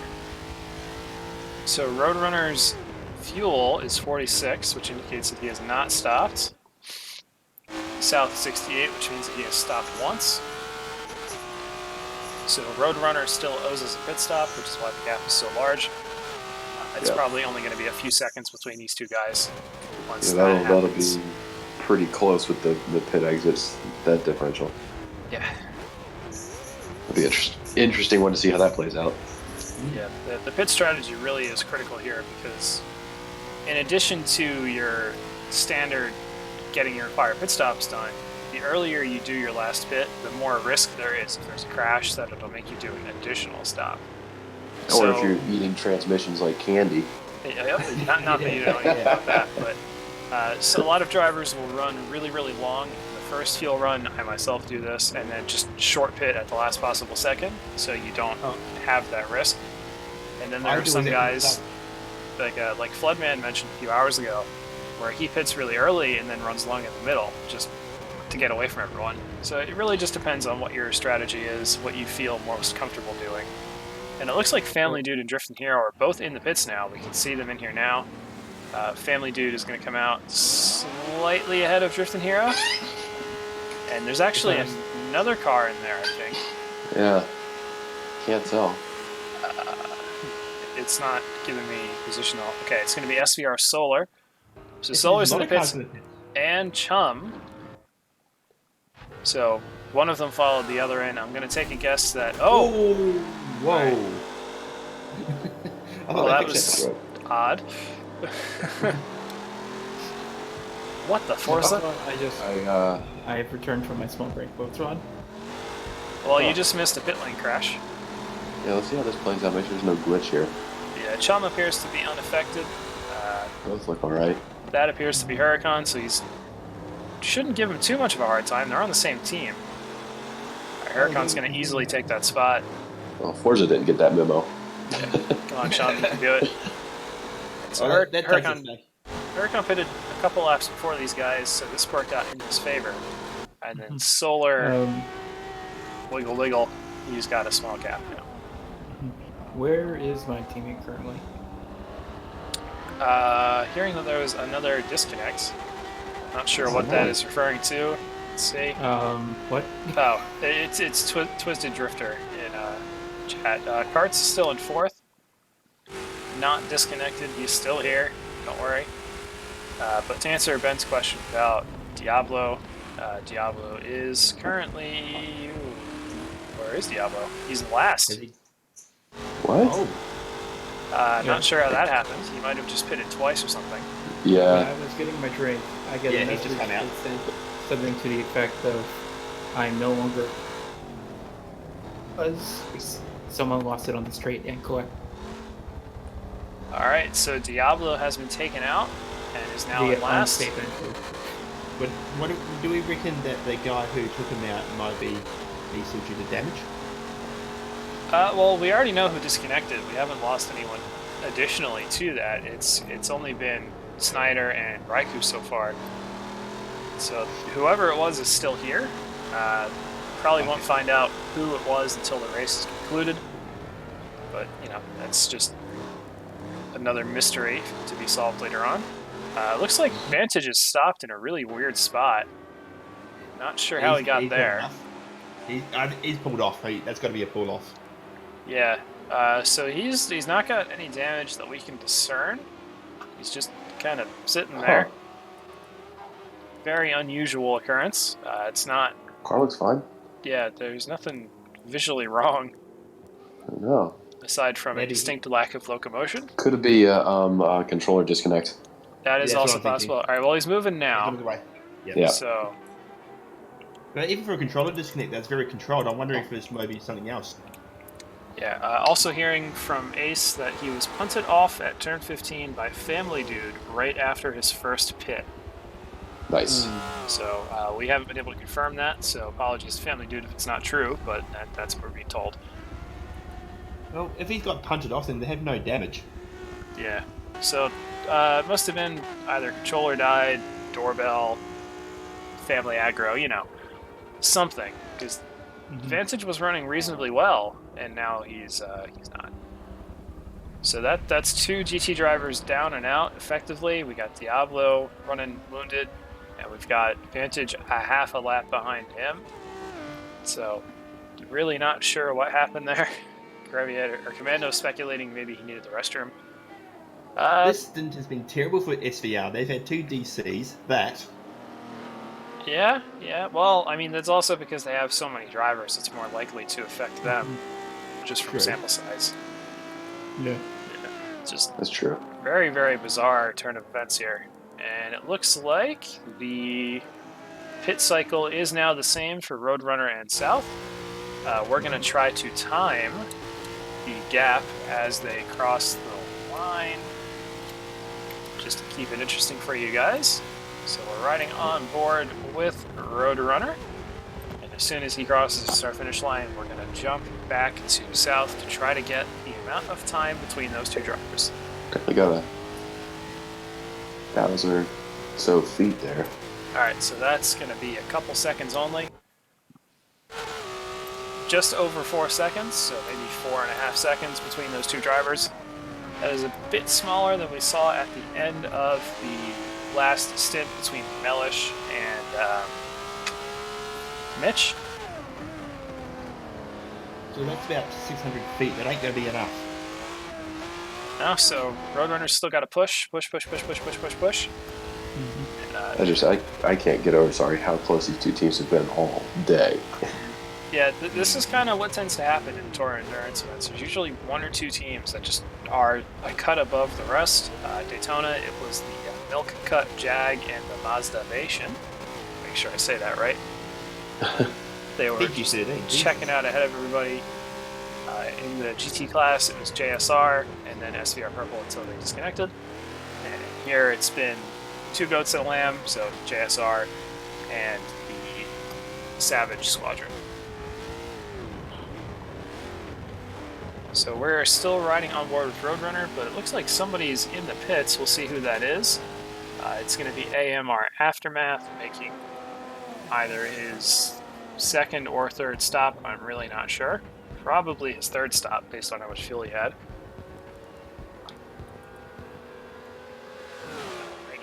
So, let's see, what fun information do we have at our fingertips? It's probably been slightly over an hour since the start of the stint. Yep, confirmed. It's been 1 hour and 2 minutes. So we have 38 minutes remaining in the stint. Wow. I love what Twitch is hypothesizing with their car pulling off. No, I'm pretty sure it wasn't to follow Texas. Yeah, it still has another month for that, so I don't think it's it either. Yeah, that's in April for all the Americans who have income to report taxes on. According to Solar Stream, who he currently has network bandwidth, so yikes. They currently have about, come on Ben, do math, about 38 minutes left. Yep. Thank you for repeating that point, Ben.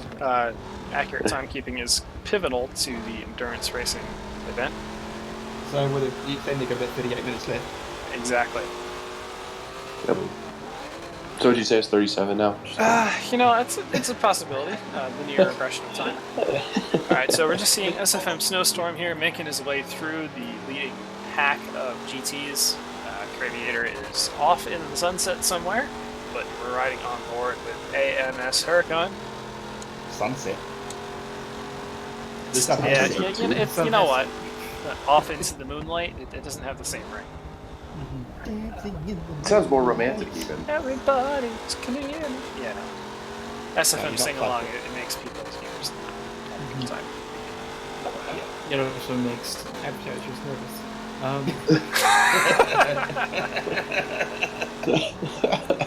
Okay there, Mr. Corporate. Touche, sir. Yeah. Anyway, I've just been running on board with Solar Stream the last couple of minutes here. Looks like Creator's actually pulled out almost a full mile, a little over a full mile lead over Solar. With Huracan not even 100 feet back from him as we're going through these last couple of minutes. Yeah, I'm sorry. All right, now I think that may be down to Solar having pitted 4 laps ago and Creator having not pitted 4 laps ago. So Crave's got a whole extra pit stop of distance there, so that gap is exaggerated to what we're seeing. So he's pretty far ahead, but he's not that far ahead. Yeah, the incredible fuel mileage and the JSR guys are getting out of the Nissan means that they pretty much just pick when they need to pick. Yeah. And it's not like they have an advantage over the other cars, they just have more flexibility. Yeah. Which in many ways can be an advantage. That's true, it Absolutely. can be. It's not something you can ever be OP against or anything like that, but if you've got a car that if you can just pit when you bid it. Alright, so that's the GT update. Huracan's still chasing Solar with Chama ways back, and then you have to go a whole sector and a half back to Scoops, and then the whole Ullman Straight back to Ace Captain Slow. Gonna get buzzed there by SVR Family Dude. See, Ace gave himself lots of room there for Family Dude to get by. And it looks like Ace is giving himself a bit of transmission damage. Use your clutch, boy. Yeah, I've noticed that it fluctuates between 0 and 4%, even if somebody hasn't made a mistake, so I'm not sure if these drivers are actually making mistakes, or if it's just the spectate not having the most reliable information. This one's on 8, so I'm thinking maybe he's done something. I mean, I did crack 52 earlier, so... That's impressive. That is very impressive. I don't know what it was. Again, I've never had any issue with that type of stuff with this car, this track, this tune, anything, but it happened. Sometimes that can happen, yeah, it's just one of those things. Yeah, the last time we raced the GPs here, so this would have been 2 years ago now, every time I came down through this section of the track, actually, through the first sector, I would give myself 3% engine damage, just randomly. Yeah, that's exactly what it felt like with my transmissions. Like, shifting in a straight line, high speed, low speed, in a turn. It seemed arbitrary. I just would get an additional 4% and 4%. Very annoying. Yeah, I think what we eventually broke it down to was that I was literally just shifting down too quickly, coming down into turn 1. Yeah. And it's easy to do that. It's just such a reflex to do it when you're used to it. To adjust to a new car. It looks like we've missed a little bit of the pit cycle here in PS. I don't think Toru has made his second stop yet, owing to Drifting Hero being so far behind. And we can see that he has indeed only stopped once. So that's what's going on there. Also seeing some wounded race cars out there. I noticed Drifting Hero is missing his right front headlight. Toru is missing his left front headlight. Only need one. And he's going to jump into the pits now, so we're going to jump back to Drifting Hero just to monitor that gap to see if he can actually steal the spot. And I think it's going to be uncomfortably close when he comes out. No, I think he's got it. He definitely has it. You can pretty much halfway down the Almond Straight and get to the end of the pit lane before someone comes out. And where is Toru? Let's see him. In the pit lane. Alright, yeah, so he's been passed by Drifting Hero. Oh, he's definitely been passed. Yeah. Alright, so that's that, and it looks like MRT Leaf is going to be right behind Toru here. As he goes up the course. I believe in the South this is what they refer to as the catbird seat. Yes, I can confirm that's correct. Thank you, sir. What is a catbird? It's a cat that kills birds. Not gonna lie, man. I don't know what a catbird is. I've just always accepted catbird seat is a thing. Right, what was that? Right there. Alright, well I have to look this up now because it's bothering me. So, what is a catbird? I've just seen this vision of cat dog and The catbird is actually a bird with a call that resembles a cat's meow. Native to Australasia and North America only.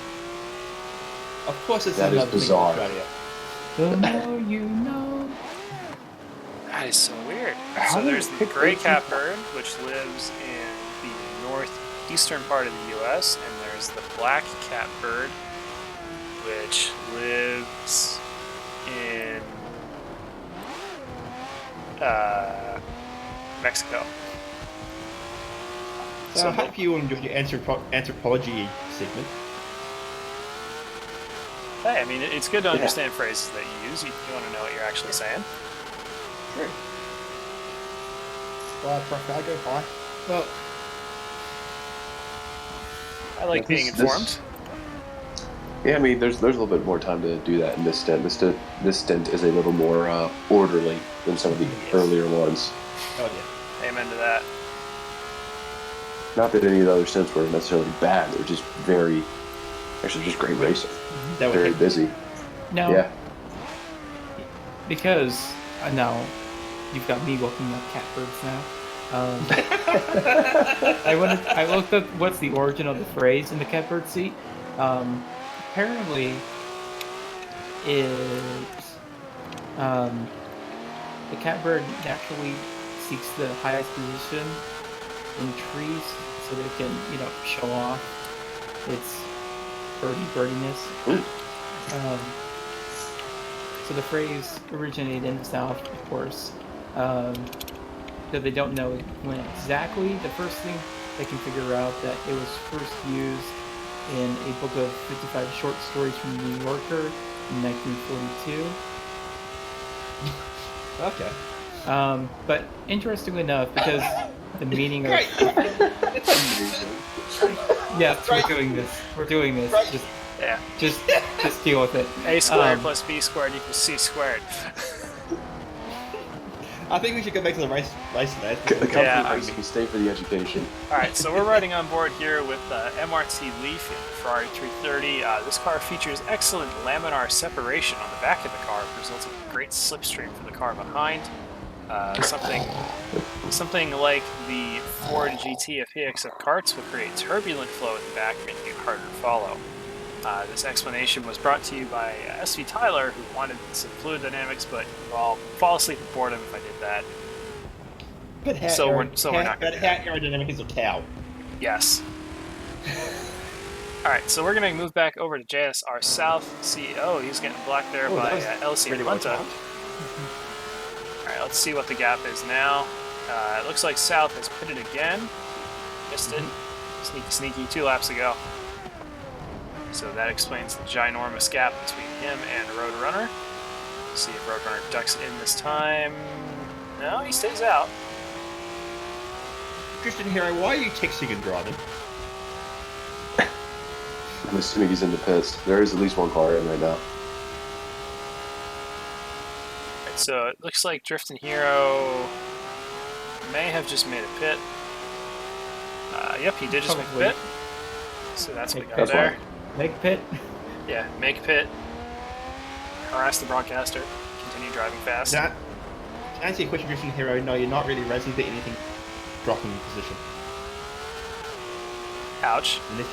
Unless you can gain 6 miles on the car in front. Nah, Drift's been doing a great job.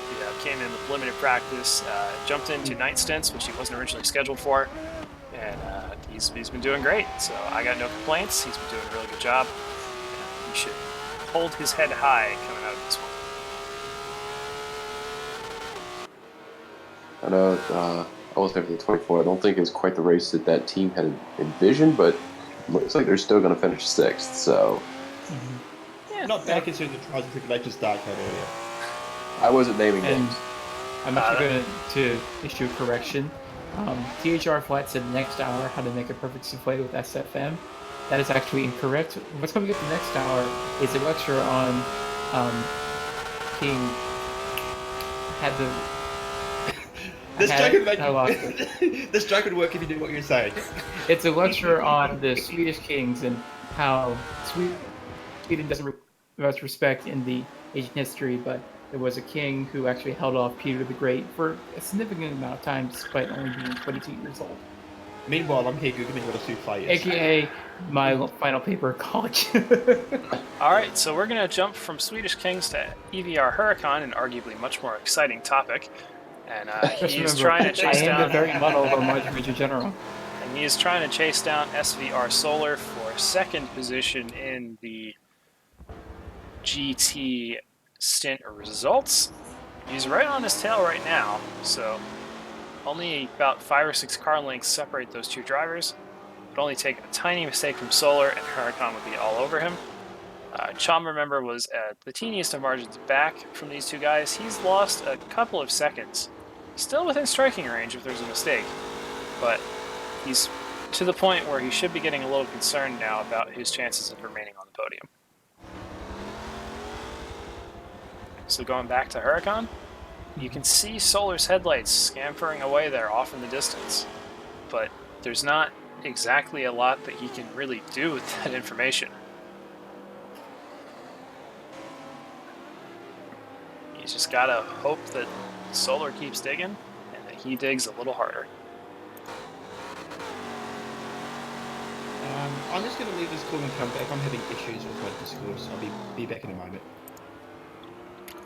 Okay, thank you, Kiwi, for letting us know.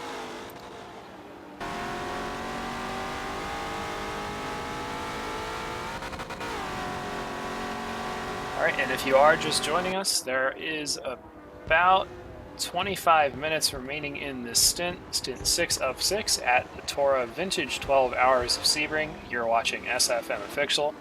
I'm your host, SFM Darkster, joined in the booth right now by Kiwi Chris 1709 out of Australia, AX4X Big Ben in the US, and Terminator also in the US. So we got 25 minutes to go out of the original 12-hour race.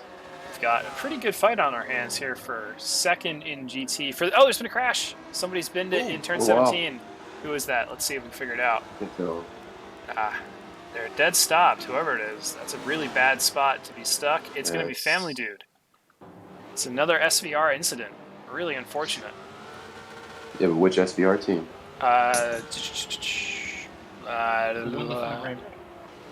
Oh man, there you go.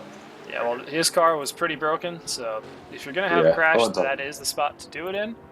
And Family Dude was driving for SVR Red. So that is really unfortunate. Hate to see that happen. And it's going to run really well. Yeah. So he's going to make his way out of the pit lane. Not going to lose too much time because he still had to make another pit stop. But I'm sure that's not how he wanted to go about it. Yeah. But that's okay. If you're going to have a massive crash, do it at turn 17 so you can get into the pits. Yeah. Instant 3, I had a massive crash coming out of 17. Was able to just duck in. So it's not the worst thing, but doesn't make it any less frustrating. I'm sure he's seething with anger right now. Yeah, the most frustrating is having your accident where I did. Are you tracking this? Like, his headlights still haven't come back on since he left the road.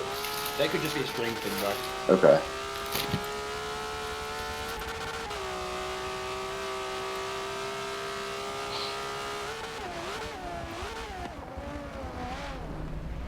Alrighty.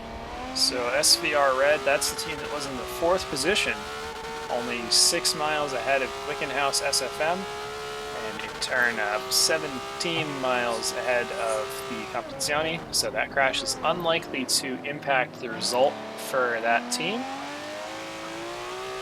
So, could be worse. So let's see if there's any closing up. It looks like Roadrunner has made another pit stop, which will put him on equal footing with JSR South, but South is going to be a ways behind now. You can see Roadrunner slightly ahead there, coming under the Mobile 1 bridge just now. And then South about 6 or 7 seconds back. That gap's getting close. So we're just ducking into the pit. Huracan's right behind him. I'd like to get about 2.5 feet. Alright, yep, so there is a pit stop happening. Good eye, Ben. We got Solar and Huracan in. I think Solar was still ahead when they went into the pits. but will he be ahead when they come out? We'll see. Yes. So that little hit is going to actually slow Huracan down a bit. He'll probably lose about a second and a half to Solar because of that. I thought they'd fixed that glitch. They fixed it to where it impacts your ability to receive pit stop service, but it can still impact your car slightly. Okay. Well, any advantage Solar may have gained, he just lost because he ran wide in turn 1, so it's a moot point now. And it looks like, where did Chum go? Oh, duh, he didn't pit, so he's going to be Yeah, he did. listed He's second. completely done. Maybe trying to get some clean air, just to clear his head, keep his foot down. Yeah, I've been impressed with Chum today. He's only 15. He just left the HCCR team, joined AMS, and he's been doing pretty good. Putting in nice, respectable results, keeping his nose clean. No complaints, no SIs, good qualifying runs. Chum's doing all right. Are we on board with Sam right now? Because We're on board with Chum right Huracan now. just passed him. Well, I am the worst commentator in the world. Indeed, Solar has been passed. Huracan sealed the deal finally. So, let's see what he can do to respond now. To answer your question, SVR Sparks, Family Dude crashed against the inside wall at turn 17. Not entirely sure why, whether it was forced or somebody hit him. But, or rather unforced or something hit him. But that is not the focus right now. We're on board with Solar, SVR Purple, chasing down AMS Huracan in the Eliana Motorsportana. So satisfying. Better than me. I wouldn't even give it an effort, really. Or if I did, it would be very, very bad. Eliana Motorsportana. There you Not go. like that. Motorsport banana, is that what you just said? And there are now 20 minutes remaining in the race, guys. 20 minutes remaining. Mm-hmm. That's wild. Chum just opened the pits, so these two are going to get back past him pretty easily.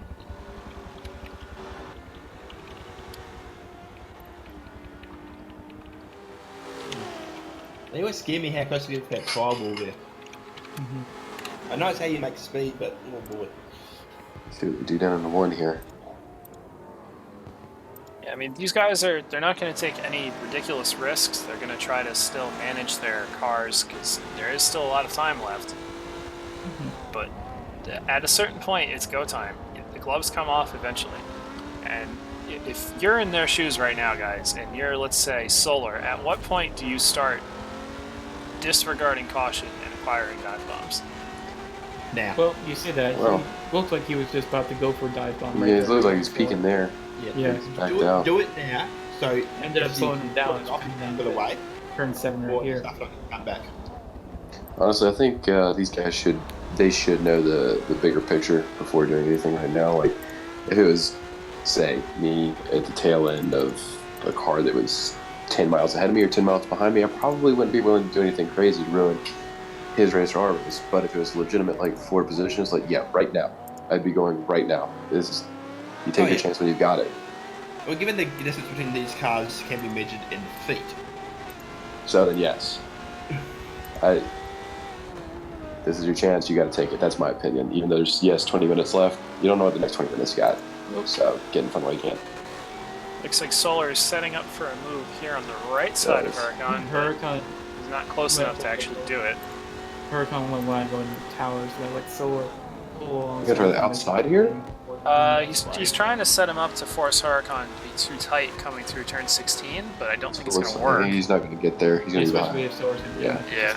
Solar's going to run wide anyway. Here he goes. Now the vet does have the legs on. Yes, this but he's going to be in the draft here, so he might be able to hold him. This is going to be a really, really, really close race going See to how the they end. play this. Will he go for a little touch? Cross him over. Nope, he just bobbled, so he's not going to get it this time. Yeah, he's not going to get him there. Yeah, Huracan's go too far ahead. And neither of these guys is going to be running traction control in these cars. Sam Solar likes to use the traction control in something like an R-Class GT car, like you see in the GT Endurance Hopper. But here, it's just throttle control in GT. Ooh, a little bump and run there? Yeah, he's got the inside. Right. Let's go, There was Sam. definitely a touch. that first Huracan line. That's Just Sam barely He's got touched him. instead of turn 3. That's big penalty. That was Yeah, a text move there. I don't hate that move. Just a little bump. Yeah. Not enough to make it so Huracan had to fight to control the car, but just a little nudge, Just- and that's acceptable. Yeah, just enough. I like that. Nice and controlled. And there goes Now, Snowstorm. I may not like that if I was in the Corvette, but Something So, you know. RLMS Le Mans. yeah, who knows? Hard to tell. Okay, so there's been a change of position. It's probably not going to change the end result of the race, but Huracan is racing for pride and for a podium. So if he can get in front of Solar and check out, he can pass Chum and get P3. But he's not going to give up here. Quick. Yeah. Oops, Sam got a cinch, which coming on there. Gonna let Huracan get around back past him to put him on the tower. Yeah, here come the back out. Yep. Yeah, but Huracan had a really bad quarter. Side by side, coming down to the turns 14 and 15.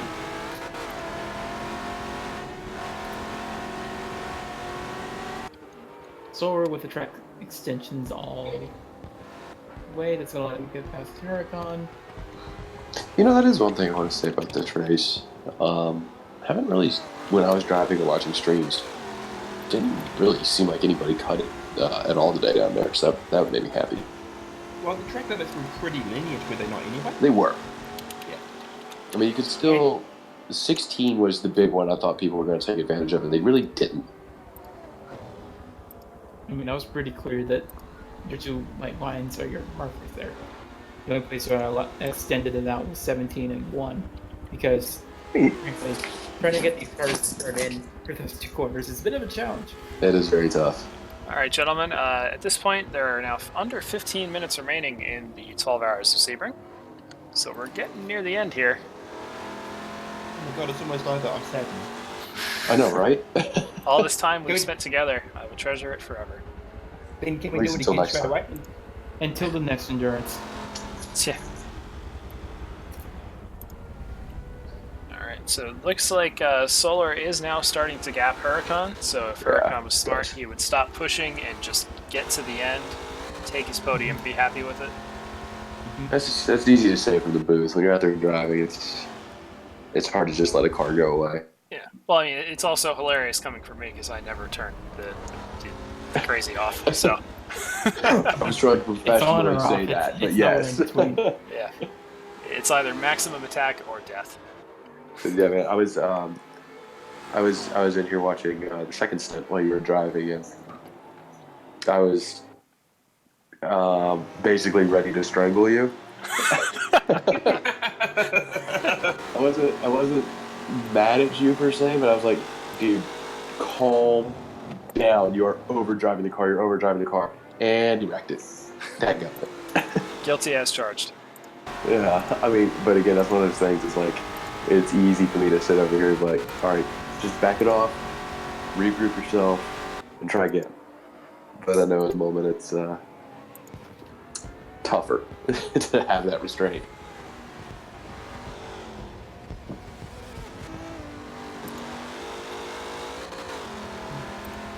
Alright, so, still riding on board here with these guys. Let's check on our front battle, see if South has caught up to Roadrunner at all. I would be surprised if he hadn't closed in a little bit, and he has a little bit. The gap is a bit smaller. I still don't think it's enough for South to take the win. All he needs to do is just manage that gap. He doesn't need to push super hard.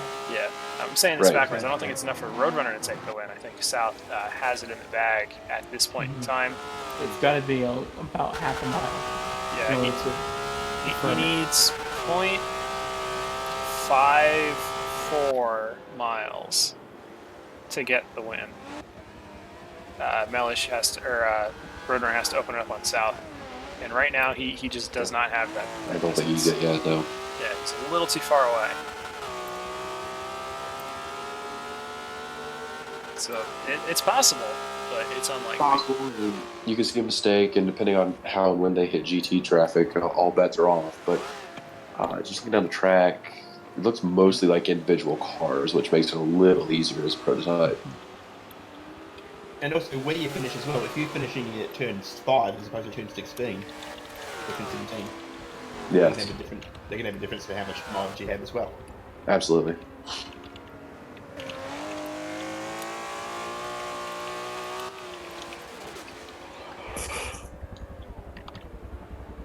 When is the next endurance race? Good question.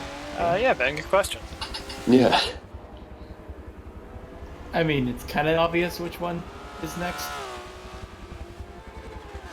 Suzuka?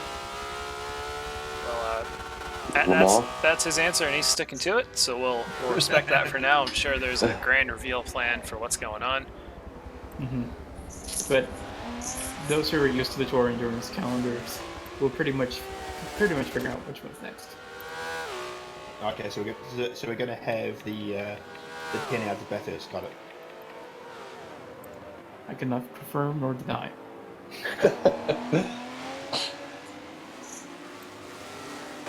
I love racing at Bathurst. I just wish you stopped taking V8s around there. Just do a stock car endurance. That's a joke. Don't do that. Hey, stock car endurance is something that I don't think anybody's really done ever. So that's because most stock car races are almost an endurance. They are. Racing lane, especially your 500s. Right. Gentlemen, may I have your attention? It appears that Toru and Driftin' Hero are pretty much neck and neck here with just over 10 minutes remaining. This could get spicy. Yeah, if Drifton's able to keep up with him, Drifton's really found some pace because... Well, Drifton's in front right now. Yeah. I say that as he gets past, but... or not. Yeah, Toru is really racing for pride at this point. They had 2 disconnects earlier on from Yuko. His internet just was not up to the task today. So these guys are racing for pride. It's not going to really impact the results of the race. So power to them for keeping it going. Oh, there's contact. Toru, you better get back good. We're not biased. We're not biased at all here. Well, I mean, we saw that earlier with some other drivers. If they make too big of a lunge or too egregious of a cut, they'll give it back, and they seem to be sticking to that. Yeah, I've seen a lot of that out there today, and that's been great. There have been races where that has not happened, so this is. Oh, Toru's off. He's off. That's a big mistake. So Toru was able to get back on the track without losing too much time there, but that is probably going to end the battle between him and Drift and Hero, because Drift is past the GT car and 2 corners to that. But anyway, I just wanted to go ahead and finish that shout out to Drift because I was racing Toru quite a bit earlier, and Drift has found a lot of pace that I don't think the 24 has necessarily had all week or weekend, whatever. Because I was struggling. I don't think struggling, but it was everything I had to do to keep up with Toru, and obviously got to drift out in front here. And of the SFM guys, I mean, I don't want to brag, but yes, I did qualify the best by a lot. Humble brag. Hashtag humble brag. No, he's right. I don't think I was even humble. So he's right. He did. But Drift. Hashtag arrogant brag. Drift has been putting the hammer down this race, so props to him. That's good for him. I'm really glad to see that because I think everybody expected the 24 to be faster than the 74, just based on looking at paper. I will say the 74 car, we definitely took that as a challenge. As you should. to prove that wrong, and I think we did, but I still give Drift a lot of credit. Right, and with a little bit under 10 minutes to go, about 7 minutes left here, we're going to do one final through the field here. So in the lead right now is Williams Roadrunner, currently putting some people a lap down, as expected. In the second position is JSR South, crucially keeping that gap under 0.54 miles. If you look at our scrolling ticker, you'll see the current stats for the winners. In third position, SFM Driftin' Hero. He's running really strong right now. Let's see if he can bring it home. Fourth, LSEM Toru. Just saw him have that short off, but he hasn't let it phase him. He's still driving hard. Fifth position, MRT Leaf 2 for McLeod. Pretty strong showing from these guys in their first, I believe their first prototype endurance showing, so good for them. Sixth right now, PXM Karts. Saw great things from him earlier, only 15 years old, doing a really great job this evening. 7th, Family Dude had that crash, but he's still going. He's got all his pit stops done, but he doesn't have any headlights. Who needs him? 8th, Snowstorm. He should be just behind Family Dude, actually, so provided that Snow can put a couple flyers in, this could be a really tight battle to the very end. This one could. 9th, LCR Hayden in the most beautiful race car, the 917 gold base. I mean, anything that has vertical stabs is amazing. Yeah. 10th position, first in GT, JSR Craviator. Pretty much controlling the race, Team Mandem. Very unlikely that they won't win the race, but you never know until it's over. Second position in GT is still SVR Solar. He has actually gapped Huracan a little bit. Huracan is in 3rd in the Corvette. You can see Sam just going under the bridge, about 1.5 seconds ahead of Huracan. AMS Chum, he's a couple seconds behind his teammate, which means they may swap order at the end of the race. Still can't be too upset with that result. Very good race from AMS. MNR Scoops running in the 5th position right now. This may be a career high finish for Team MNR in a stint. Really happy for them that they've had a good race today. Disconnect aside, not put a foot wrong. Next up is Ace Captain Slow in the SFM Corsa Martini. Ace is racing 2 other guys in this stint for position, and if he can hold this, he may just nab it. LSEM Hunta, next car in the Porsche 904, I believe that is. And just behind him, SVR No Mercy, just a few corners back, still putting in some good times. Behind No Mercy is Diablo. He's made up 2 spots after that earlier incident that Ben mentioned. Shame to see that happen to his team twice, but that's racing. Behind him is AMR Aftermath. And we had Hulk on earlier to describe this paint. It's really cool looking. Check it out. I think he has it shared. And then after Hulk, bringing up the rear, SVR Vantage, who had that unknown stoppage. We think it may have been controller related. Kind of like the famous IMSA Control-Alt-Delete. Sometimes you just got to turn it off and on again. But back to the battle at hand. Let's see if Huracan can chase down Solar. And we have about 5 minutes to go, boys. So with 5 minutes to go... Hey, Dark. It's anyone's can we race. Check the telemetry on the 74 car, because Snow is saying he's all of a sudden really slow. I'm curious if what his transmission looks like. Sure. Let's see what we got here. Telemetry. That's not the right thing. I want damage. No, seems fine. The car's fine? Yeah, seems fine. Then. Yeah. Alright. He just getting tired with the 5 minutes to go for after doing it. Did he do a double? Yeah, he's at a double, so it might just be... And it's early in the morning over there, so it might just be catching up to him. No, it's not that early in the morning. It's what? It's Japan's currently 10 a.m. 9 a.m. Yes. So he had to get up at like 5 or something to do this. Yeah, true. Alright guys, we're getting near to the end of the race now. Probably not going to be any more positional changes as we get into the last few minutes here. But alright. What a race this has been the last 11 hours. Mm-hmm. It's been wild. I was going to ask you guys, what is your highlight of the race? There was that 7 wide moment that we had earlier. That was pretty ridiculous. Yep. I think for me is I think for me it's got to be just nothing I did. Just the second stint. That was a lot of great racing in the second stint.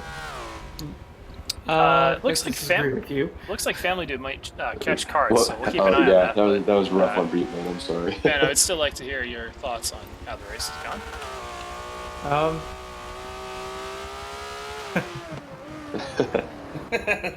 Alright, we'll come back to Ben. Honestly, no, I'm good.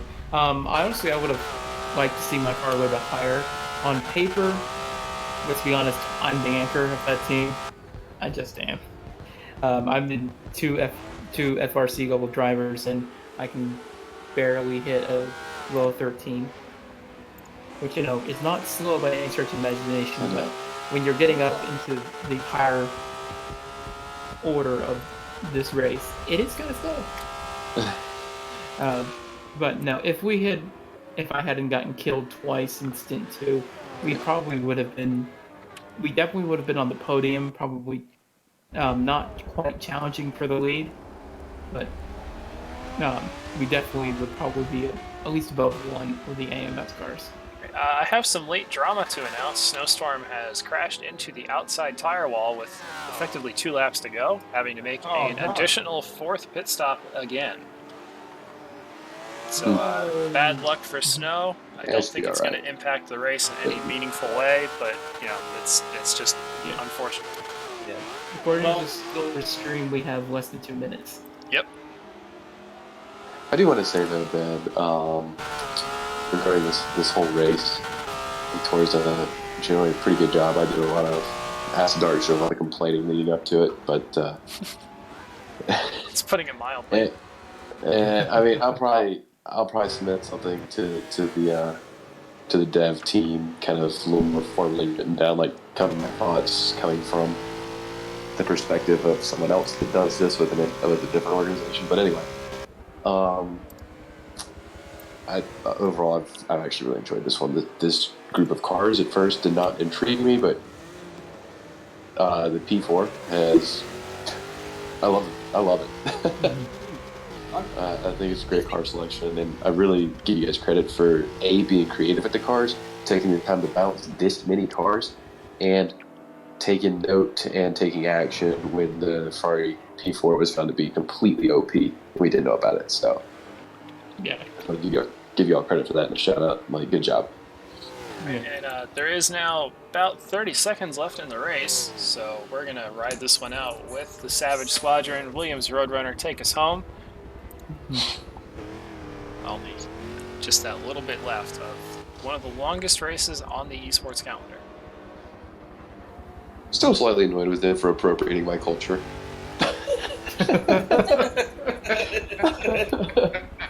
Okay.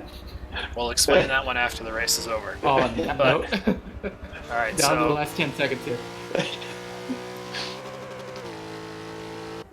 And any second now. Just wait. Solar's braking. Yep. All right, race over, boys. Yep. That's it. So the race is over. Why is Sam still moving? Why is Sam still moving? Probably didn't get the message. Sam. He realized now. Massive penalty going to the. He's back. You heard it here, folks. Massive penalty to the purple car. Massive penalty.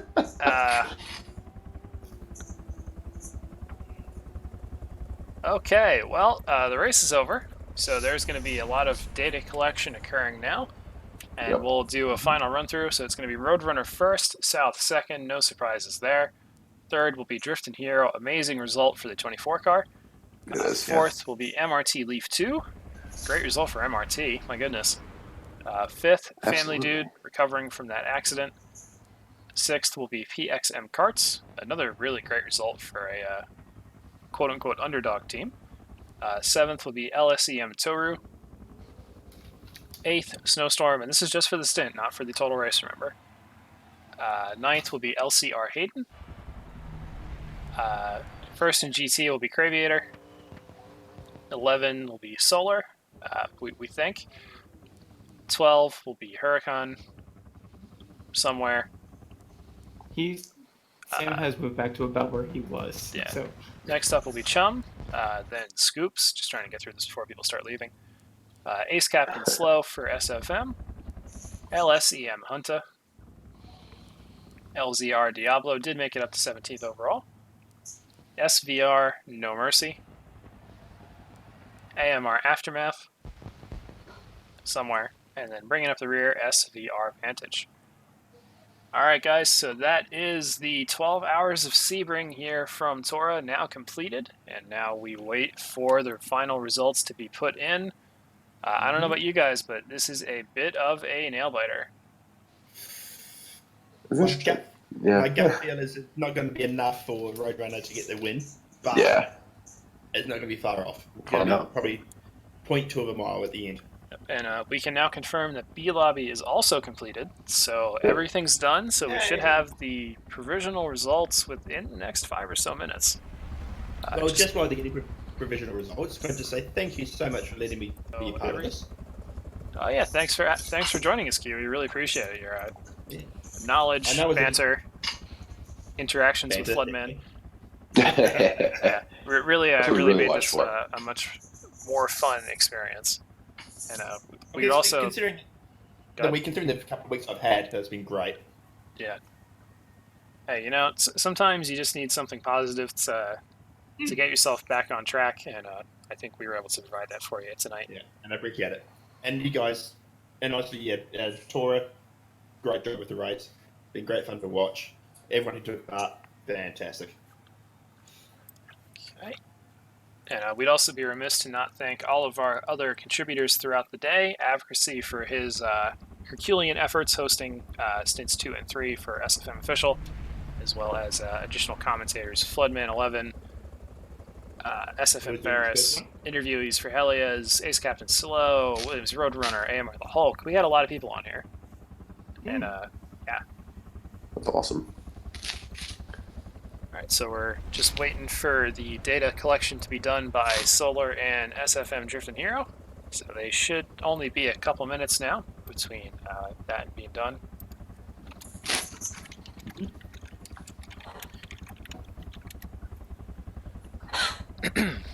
Also, thank you to all of our viewers on Twitch through the day. I'm sure we reached quite a few community members.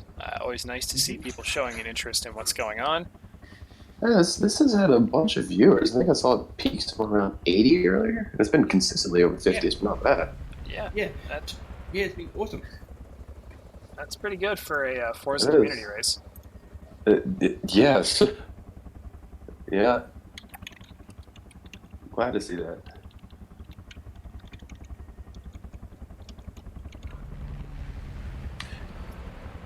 Now, you know, going back to a comment about the stock car endurance, it wouldn't be unprecedented. And I think it was 76. We did send stock cars over to the 24. Yeah. So I'm just saying. The old school Fiat 500 24 enduro in those. Let's go. Ooh-wee. Hey, we did 3 hours of Spa in Section 2 CVs. That was crazy. Oh my god. Oh man, that's not life for me. It was part of a charity stream, but you know. Oh yeah, I do remember that race. Yeah. That was the race that I said that I give a certain amount of money away, depending on how many positions I made up. I said that as well, and I still came last. I came third. No, wait, did I come fourth? We were traumatizing the one guy who was directly ahead of me, saying, "Come on, just pull over. Think of the kids." So we have a little fun stat while we wait for the results. Snowstorm recorded his 2 stints locally on his computer, and allegedly the file size of the video is 351 gigabytes, which makes me think, Snow, what on earth bitrate are you recording at? My god, man. 6 terabyte hard drive though, so he barely notices. What's he doing, like 4K 144 hertz or something? My goodness. I mean, yeah, if I have 6 terabytes, why not? Something I've seen. Yeah, that's amazing. Just like the show his kids later on. Yeah. Yeah. All right, Solar has now delivered the GT results, so I'll start putting those in while we chillax here. So Drifting Hero is now going to have the winner of the race, Roadrunner, tick over to the next mile, such that he can get the accurate distance for everybody. So that is what we are waiting on now. The tension is palpable. You can cut it with a knife. Yeah, this was a really, really, really close race, and we're seeing Roadrunner is going to start that moving now. He should have a pretty good idea of how much he needs to move just from being the precise individual that he is. But we'll see. And again, we should point out that MNR Scoops did actually complete that stint in the 5th position, which is confirmed to be the highest result for an MNR endurance stint. So excellent work by MNR Scoops to pull that off. Something to be proud of. All right, Oh, so yeah. looks like Roadrunner has now stopped, so we should be getting that last couple bits of data pretty soon, guys.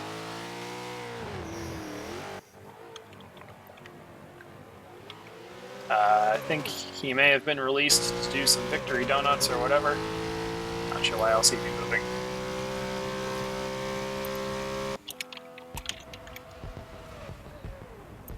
Ah! What are you hearing, Twisted Gaming, Drifted Gaming?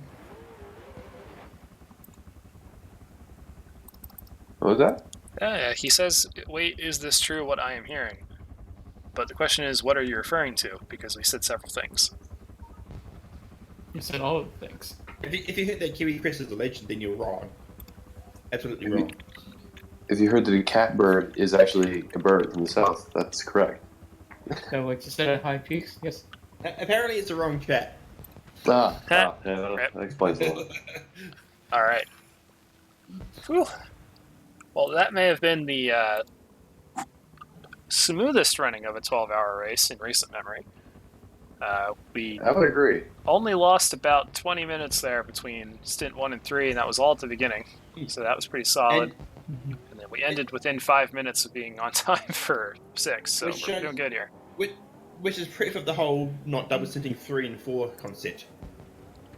Yeah, that is an old TORA tradition. We'll continue to do that for all time, basically. As you should, because that just... It's a great one. Bang. So, yeah. As we're waiting on results, I have an update from my teammate. Apparently, it was coming out of teeth at turn 5. He was hugging the insect herd past the bridge to let the LCR car go by. The guy goes off the tire, hits the tire wall next to the bridge, spins back in the middle of the track, straight into the outlaw. Ouch. Damn. Yeah. Well, that breaks the car. All right, we have a fun stat from B Lobby. The ending positional difference between Hunty and SFM Varus was 16 feet. Wow. That's pretty great. I just want to go back real here. I don't know if you guys are seeing these comments. AMR Blackout has also complained about a transmission here. Maybe that's something to forward on to the lovely developers at Turn 10 Studios in Washington State. I mean, it's kind of unclear. It could just be could just be the gearing he didn't like. But I mean, my transmission incidents today were not isolated. There were other guys in that stint that, when I mentioned it, looked and like, "Oh, I got transmission damage." Yeah, Twisted Drifter is saying that too. This is interesting. All right, so let's go ahead and mention the stint winners in B Lobby while we wait for some more information. See if you can find anything more about that term. Stint 1, DOR Kerfield took the win for Delta Online Racing. Stint 2, it was LMP Crimsonify for LMP Esports Mark 1. Stint 3, No Doubt Flat Out for Nitro Motorsports, a TASCAR team. Stint number 4, it was MNR Nightlock for LMP Esports Mark 1. However, Nightlock will be joining AMR for future races. Stint number 5, No Doubt Flat Out again for Nitro. And stint number 6, it was LMP Dragon, also for LMP Esports Mark 1. Sweet. And GTs? I am not smart enough to do that in my head. No, I'll Still try to figure it smarter out. than me. So Okay, so stint 1, the winner in GT would have been LCR Blumsen, I believe, for Team LCR GT. Stint 2, it would have to be GRT The Rock for German Racing Team. Stint 3, it would be AMR Maverick for MNR BTS2. Stint 4, that is going to be LMP Bubs for LMP Esports Mark 3. However, Bubs DNS stint 1, which is not ideal. Stint number 5, the fastest GT driver was AMR Maverick again. And then stint number 6, the fastest was Henki Mekkala for CRA. So no real surprises there. Kind of what you would expect to have happen there.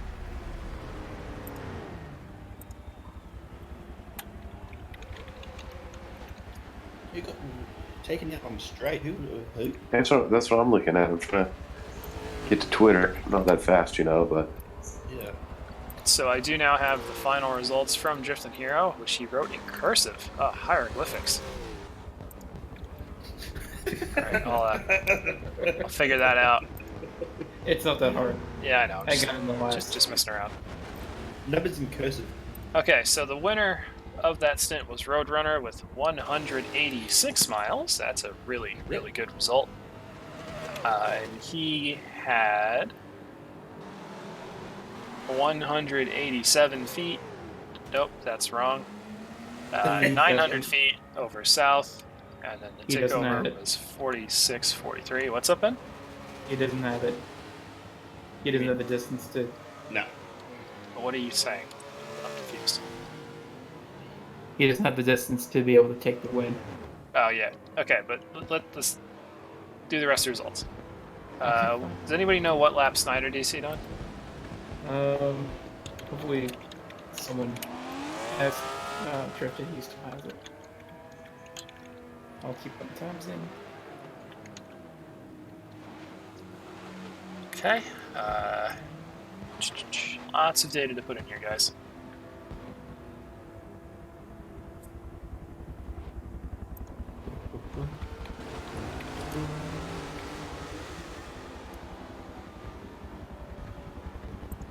The administrative nightmare never ends.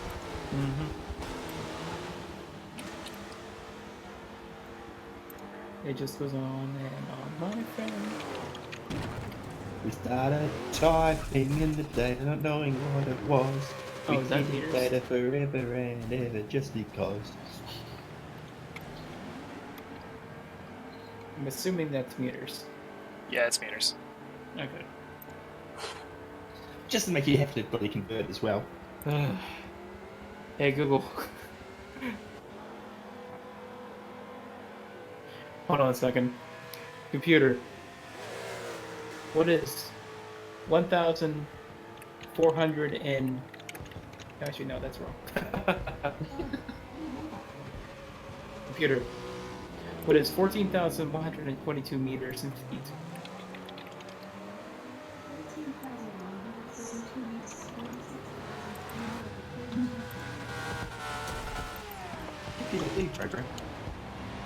Okay, so really the only data we need now is the laps on which Snyder and the Raikou disconnected on, and then we will have total provisional results.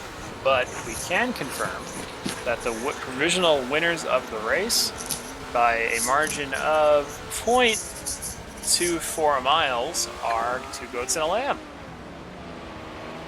So congratulations to those guys. That would be South, Mitch, and the words Commando. There we go. So congratulations to those three. Woo! Nice. Amazing result for them. But the Savage Squadron really did take the fight to them. They did not make it easy. So you have to respect the effort put in there to try to fend them off. Really impressive stuff. And it does look like Eliana Motorsportana did actually manage to sneak onto the podium there, the number 90 AMS Corvette. So congratulations to them. It's pretty cool stuff. Alright, and let's show you those results. Once again, your top three in PS, Two Goats and a Lamb, number 50. Second place, number 88, Savage Squadron. Third, number 69, Royal Phoenix Motor Sports. And then GT class leaders, P1, Team Mandem, P2, SVR is purple, and P3, Eliana Motorsportana. So those are your provisional results. The only two teams that won't have the right information for are SVR Blue and SVR Black, because we need those lap counts. So if anybody has access to that information. Gotta say, that was a good effort by Eliana Motorsportana to get back up to third. Yeah, they really clawed an uphill battle there. Really good effort to be proud of. Good stuff. Well, in the end, they got third by 0.17 of a mile, so a sixth of a mile. Well, Okay. And we And do have the full results now. good deal. So we should probably go ahead and read those, I would think. Just to I would agree with that. Yeah, read them out. seems legit. All right. So, unofficial results. Keep in mind, this is still pending any SIs, qualifying penalties, and whatnot. Let's read it out. So, first position, 2 goats and a lamb with 1,125.46 miles. Second position, Savage Squadron with 1,125.22 miles. Very, very close. So in other words, 1,200 feet. Pretty much. Third position, to the surprise of many, but also very happy for them, Royal Phoenix Motorsports, AMR and Phoenix Motorsport teaming up, 1,103 miles, so a great effort from them. Fourth position is SVR Red at 1,100 miles. Fifth position, SFM Glickenhaus, congratulations Terminator, with 1,092 miles. Sixth position, Competizione Martini, that's my car, with 1,089.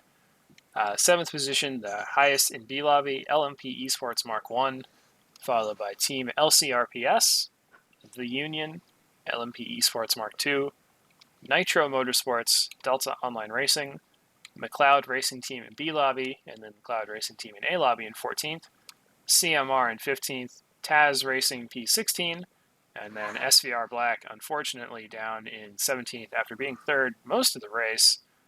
Phoenix Motorsport Blue having some difficulties in 18th. LSCM and SGR Racing Team P19 from those two disconnects. SVR Blue P20 again having some issues with connections, and then Phoenix Motorsport Black also having connection issues. So that's your PS standings. Now let's move down to GT, and this race was also really, really competitive. Yeah.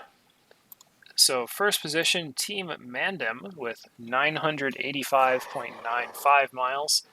Second position, SVR Purple at 982.5. So effectively a little bit under a lap for P1 and P2.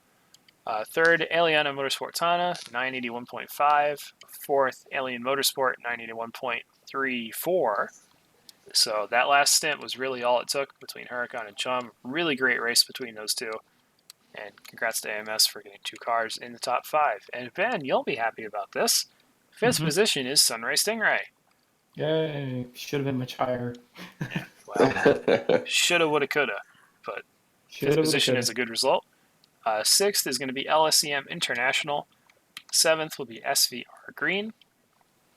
8, SFM Corsa Martini. Congratulations, guys. That's Ace, Mac, and Corey. 9 will be SVR Rainbow. 10, Red Mist Racing. 11, CRA. And then 12th position with 946.9 miles, SFM Greenwood. It's Cal Varus. And then 13th position, SFM Internazionale. 946.15. So very close between our two cars. 14th, MNR BTS1. They had really strong performances through the event, but that one disconnect is going to mask that from Elgard. Very unfortunate. So they're 14th. 15th, AX4X Old Guard. That would be the Nelly Bayless Mikey Broomski car. 16, German Racing Team. Another team with some disconnects. AMR Who was in 17th. LCR GT in 18th. LMP Esports Mark 4, MNR BTS 2, and rounding out the field, LMP Esports Mark 3. I think what's awesome about this race is every car did at least 5 stints. We didn't have anyone who did like the first stint, realized they were rubbish, and pull out. That's true. Yeah, everybody really did keep going to the end. Nobody gave up, so really cool to see that happen. Which is what you want to see, because you see that at Le Mans, like C Lobby, you end up with like 8 cars dropping out because they just go, yeah, nah.